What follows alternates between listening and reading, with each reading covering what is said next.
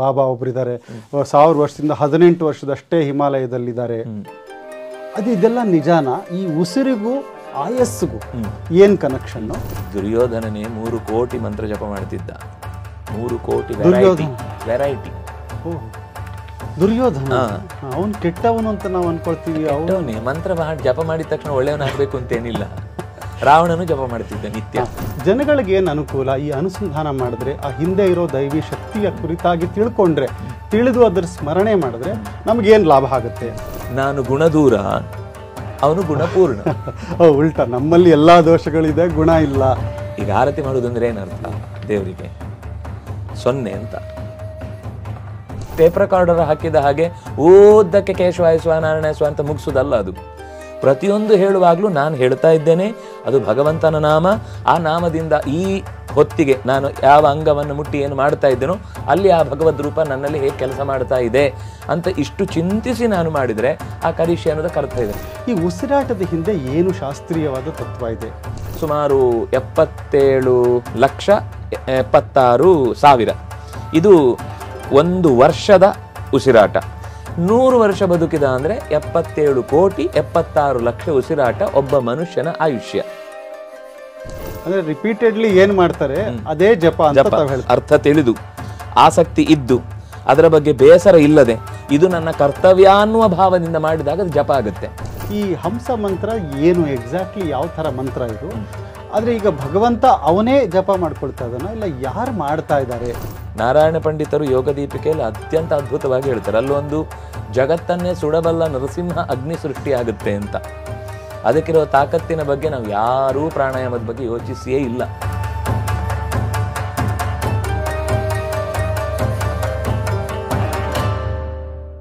Vedic ವೆಲ್ನೆಸ್ನ ಇವತ್ತಿನ special ಎಪಿಸೋಡ್ಗೆ ತಮಗೆಲ್ಲ ಸ್ವಾಗತ. ನಾವು ಮೊದಲು ಒಂದು ಎಪಿಸೋಡ್ ಮಾಡಿದ್ವಿ, ತುಂಬ ಪಾಪ್ಯುಲರ್ ಆಗಿತ್ತು. ಆತ್ಮದ ಪಯಣ ಅನ್ನೋ ಒಂದು ವಿಷಯದ ಬಗ್ಗೆ, ಜೀವದ ಜರ್ನಿ ಹೇಗಿರುತ್ತೆ, ಒಬ್ಬ ಮನುಷ್ಯ ಸತ್ತ ತಕ್ಷಣ ಯಾವ್ಯಾವ ಲೋಕಗಳಿಗೆ ಹೋಗಿ ಏನೇನೆಲ್ಲ ಆಗುತ್ತೆ ಅನ್ನೋದ್ರ ಬಗ್ಗೆ ನಾವು ಮಾತಾಡಿದ್ವಿ. ಸಾವು ಒಂದು ಕ್ಷಣ, ಹುಟ್ಟು ಒಂದು ಕ್ಷಣ. ಈ ಸಾವು ಹುಟ್ಟಿನ ಮಧ್ಯೆ ಏನು ಜೀವನ ಇರುತ್ತಲ್ಲ, ಅದರಲ್ಲಿ ಬರೋ ಕಷ್ಟಗಳನ್ನು ನಿಭಾಯಿಸೋದೇನಿದೆ ಅದೇ ದೊಡ್ಡ ವಿಷಯ ಅಂತ. ಇವತ್ತು ನಾವು ಮಾತಾಡ್ತಿರೋದು ಈ ಜೀವನದ ಬಗ್ಗೆ. ಅಂದರೆ ಜೀವನ ಅಂದರೆ ಉಸಿರಾಟದ ಬಗ್ಗೆ ಇವತ್ತಿನ ಎಪಿಸೋಡು. ಇದರಲ್ಲಿ ಏನು ದೊಡ್ಡ ವಿಷಯ ಇದೆ, ನಮ್ಮ ಪಾಡಿಗೆ ನಾವು ಉಸಿರಾಡ್ತಾನೆ ಇದ್ದೀವಿ ಅಂತ. ಆದರೆ ಅದರ ಹಿಂದೆ ತುಂಬ ಅದ್ಭುತವಾದ ರಹಸ್ಯಗಳಿದೆ. ನಮ್ಮನ್ನು ಉಸಿರಾಡಿಸ್ತಾ ಇರೋ ಆ ದೈವಶಕ್ತಿ ಏನು, ಈ ಎಲ್ಲ ವಿಷಯಗಳ ಬಗ್ಗೆ ಶಾಸ್ತ್ರದಲ್ಲಿ ಹೇಳಿದಂತಹ ಏನೇನು ವಿವರಗಳಿದೆ ಅದನ್ನೆಲ್ಲ ನಮಗೆ ತಿಳಿಸ್ಕೊಡೋಕ್ಕೆ ಅಂತ ಇವತ್ತು ನಮ್ಮ ಜೊತೆ ಇದ್ದಾರೆ ಪಂಡಿತರಾದ ಶ್ರೀ ಕೃಷ್ಣರಾಜ್ ಆಚಾರ್ಯ ಕುತ್ಪಾಡಿಯವರು. ಆಚಾರ್ಯ ನಮಸ್ಕಾರ, ವೆಲ್ಕಮ್ ಟು ದ ಎಪಿಸೋಡ್. ಆಚಾರ್ಯರು ಪೂರ್ಣಪ್ರಜ್ಞ ವಿದ್ಯಾಪೀಠದಲ್ಲಿ ಪ್ರಾಧ್ಯಾಪಕರಾಗಿದ್ದಾರೆ. ಬಹಳ ವರ್ಷಗಳಿಂದ ಅವರು ಪಾಠ ಪ್ರವಚನಗಳಲ್ಲಿ ತೊಡಗಿಸ್ಕೊಂಡಿದ್ದಾರೆ. ಅಷ್ಟೇ ಅಲ್ಲ, ನನಗೆ ತುಂಬ ಇಷ್ಟವಾದಂತಹ ಆಚಾರ್ಯರು, ಅವರ ಮಾತುಗಳನ್ನು ಪ್ರವಚನಗಳನ್ನು ನಾನು ತುಂಬ ವರ್ಷದಿಂದ ಕೇಳ್ಕೊಂಡು ಬಂದಿದ್ದೀನಿ. ಬರೀ ಶಾಸ್ತ್ರದ ವಿಷಯ ಅಷ್ಟೇ ಅಲ್ಲದೆ ಎಲ್ಲ ಲೌಕಿಕ ವಿಷಯಗಳ ಬಗ್ಗೆ ಅಪ್ಡೇಟ್ ಆಗಿರುವಂತಹ ಆಚಾರ್ಯರು ಇವರು.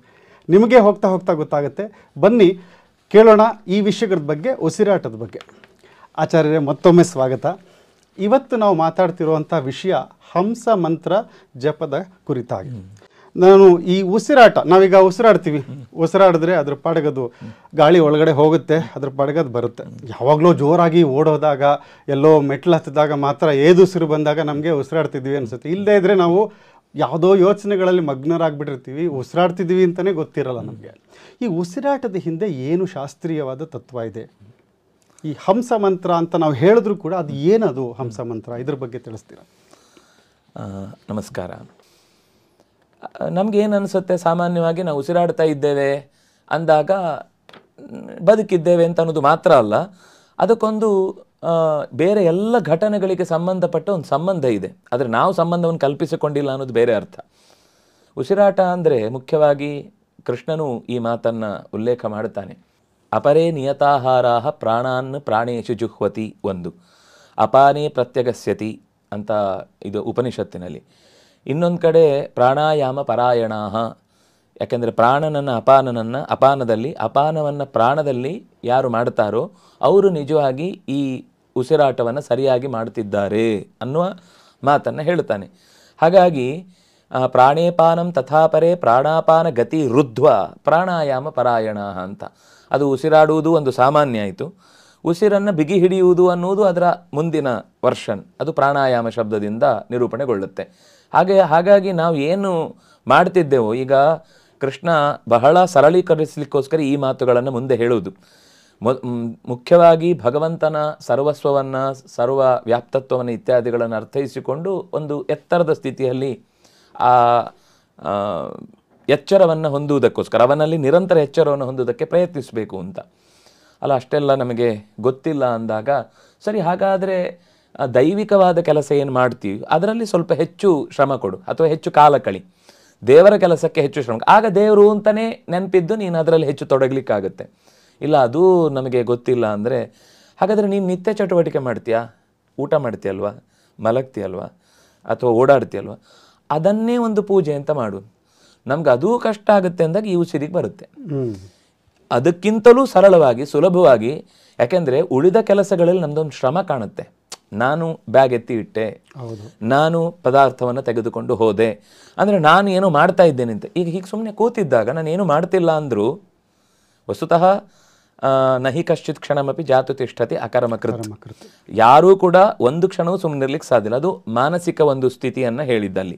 ಆದರೆ ಅದರ ಜೊತೆಗೆ ದೈಹಿಕವಾಗಿ ನೋಡಿದ್ರು ಶ್ವಾಸೋಚ್ಛ್ವಾಸ ಆಗ್ತಾ ಇದೆ ಅಂದರೆ ನಾವು ಗಮನ ಕೊಡದೇ ಇದ್ರೂ ಆಗ್ತಾ ಇದೆ. ಈ ಉಸಿರಾಟದ ಕ್ರಿಯೆಗೆ ಹಂಸ ಮಂತ್ರ ಅಂತ ಇದೆಯಾ? ಇದ್ರದ್ದು ಹೇಗೆ ಶಾಸ್ತ್ರದಲ್ಲಿ ಏನಿದೆ? ಅದೇ ಒಂದು ಅಜಪ ಜಪ ಅಂತಾನೆ ಇದನ್ನೇ ಕರೆಯುವುದು. ಹಂಸ ಮಂತ್ರ ಅಂತ ಅದರ ಪರ್ಯಾಯ ಪದ ಅದು. ಯಾಕೆಂದರೆ ಅಜಪ ಅನ್ನೋದಕ್ಕೆ ಅರ್ಥ ಹಂಸ ಅಂತ. ಇನ್ನು ಮುಖ್ಯವಾಗಿ ಈ ಶಬ್ದವನ್ನು ಗಮನಿಸಿದರೆ ಜಪ ಆಗ್ತಾ ಇರುತ್ತೆ, ಆದರೆ ನಾವು ಜಪ ಮಾಡ್ತಿಲ್ಲ ನೇರವಾಗಿ. ಯಾಕೆಂದರೆ ನಮಗೆ ಗೊತ್ತೇ ಇಲ್ಲ. ಯಾವಾಗಲೂ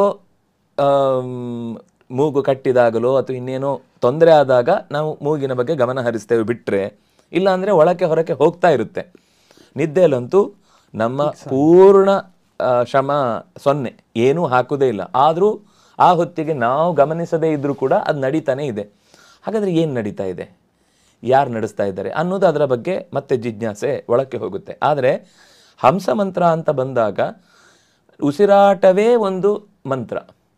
ಬಾಯಿ ತೆಗೆಯದೇ ಇದ್ದರೂ ಶಾರೀರಿಕವಾಗಿ ಒಂದು ಕ್ಷಣವೂ ಬಿಡದೆ, ಯಾಕೆಂದರೆ ನಮಗೆ ಬೇರೆ ಜಪಕ್ಕೆ ಕೂತ್ರೆ ಒಂದು ಸ್ವಲ್ಪ ಹೊತ್ತಾದ್ಮೇಲೆ ಸಾಕು ಅನಿಸ್ಬಿಡುತ್ತೆ, ಎದ್ದು ಬಿಡ್ತೀವಿ.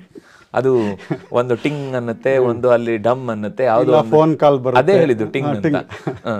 ಏನೋ ಈ ಥರ ಆದ ತಕ್ಷಣ ಮನಸ್ಸು ಏನೋ ತುಂಬ ಈ ಜಗತ್ತು ಮುಳುಗಿ ಹೋಗುವಂಥ ಒಂದು ಮೆಸೇಜ್ ಬಂದಿರುತ್ತೆ, ಅದನ್ನು ನೋಡಬೇಕು ಅಂತ ಎದ್ದು ಹೋಗುತ್ತೆ ಮನಸ್ಸು. ಆದರೆ ಎಲ್ಲ ಮಂತ್ರಗಳಿಗೂ ಒಂದು ತಡೆ ಇದ್ದರೂ ಕೂಡ ಈ ಉಸಿರಾಟ ಅನ್ನುವುದಕ್ಕೆ, ಹೊಸದ ಉಸಿರಾಟಕ್ಕೆ ತಡೆ ಇಲ್ಲ. ಅದನ್ನು ಮಂತ್ರ ಅಂತ ಚಿಂತಿಸಿದರೆ ಎಷ್ಟು ದೊಡ್ಡ ಪ್ರಾಫಿಟ್ ಆಗಬಹುದು ಅನ್ನೋದನ್ನು ಯೋಚಿಸಿ ಹಿರಿಯರು ಅದಕ್ಕೆ ಅಜಪ ಜಪ ಅಥವಾ ಹಂಸ ಮಂತ್ರ ಅಂತ ಕರೆದ್ರು. ಇಷ್ಟು ನಾವು ಉಸಿರಾಟವನ್ನು ಹಂಸ ಮಂತ್ರ ಅಂತ ಯಾಕೆ ಕರೀತಾರೆ ಅಂದರೆ, ಬಿಡದೇ ಆಗಬೇಕಾದ ಕ್ರಿಯೆ. ಉಳಿದದ್ದೆಲ್ಲವಕ್ಕೂ ಒಂದಕ್ಕೆ ಮಧ್ಯದಲ್ಲಿ ಸ್ವಲ್ಪ ತಡೆ ಇದೆ. ಆದರೆ ಈ ವ್ಯವಸ್ಥೆ ಅನ್ನೋದು ತಡೆಯಿಲ್ಲದೆ ಮಾಡಬಹುದಾದದ್ದಾದ್ರಿಂದ ಅದಕ್ಕೊಂದು ರೂಪ. ನಾನು ಆಗ ಹೇಳಿದೆ, ದೈವಿಕವಾದ ಕೆಲಸದಲ್ಲೇ ತೊಡಗಲಿಕ್ಕಾಗಲಿಲ್ಲ ಅಂದರೆ ನೀನು ಮಾಡುವ ಕೆಲಸವನ್ನೇ ದೈವಿಕವಾಗಿಸು. ಮಲಗ್ತೀಯಾ, ಮಲಗ್ತಿ. ತಲೆ ಇಟ್ಟು ಮಲಗುವಾಗ ಭಗವಂತನ ಪಾದವೇ ನನಗೆ ತಲೆದಿಂಬಾಗಿದೆ ಅಂತ ಅಂದ್ಕೊಂಡು ಅವನಿಗೆ ಶರಣಾಗಿದ್ದೇನೆ ಅಂತ ಮಲಗು, ಆಯ್ತಲ್ಲ. ನೀನು ಮಲಗಬೇಕಾದ ಅನಿವಾರ್ಯ, ನೀನಾಗಿ ತಲೆ ಬಾಗಲ್ಲ. ಆದರೆ ತಲೆ ಬಾಗಿದಾಗ ಅದು ಭಗವಂತನ ಪಾದದಲ್ಲಿ ಇದೆ, ಅವನೇ ನನಗೆ ಶರಣಾಗತಿ, ಅವನನ್ನು ಹೊರತುಪಡಿಸಿ ನನಗೆ ಯಾರು ಇಲ್ಲ ಅನ್ನೋ ಎಚ್ಚರ ನಿನಗೆ ಬಂತು ಅಂದರೆ ನೀನಾಗಿ ಪ್ರದಕ್ಷಿಣೆ ಬರಲ್ಲ. ತಲೆ ಬಾಗಲ್ಲ ಅನ್ನೋದಕ್ಕಿಂತ ಸಮಯ ಇಲ್ಲ, ಸಮಯ ಇಲ್ಲ ಅಂತ ಹೇಳ್ಬೋದು. ಅದು ಸಮಯ ಇಲ್ಲ, ಯಾವಾಗ ಈ ಸೋತಾಗ ಮಾತ್ರ ಬಾಗುದು, ಕಷ್ಟ ಬಂದಾಗ. ಉಳಿದ ಸಮಯದಲ್ಲಿ ನಾನೇ, ಅದು ಇನ್ಬಿಲ್ಟ್, ಅದು ಒಳಗಿನಿಂದ ನಾನೇ ಅನ್ನೋದು ನಾವು ಎಷ್ಟು ಬೇಡ ಅಂದ್ರೂ ಬಂದೇ ಬರುತ್ತೆ. ಅದು ಯಾಕೆಂದರೆ ಅಹಂ ಅನ್ನುವ ಒಂದು ಪ್ರವೃತ್ತಿ ಇದೆ.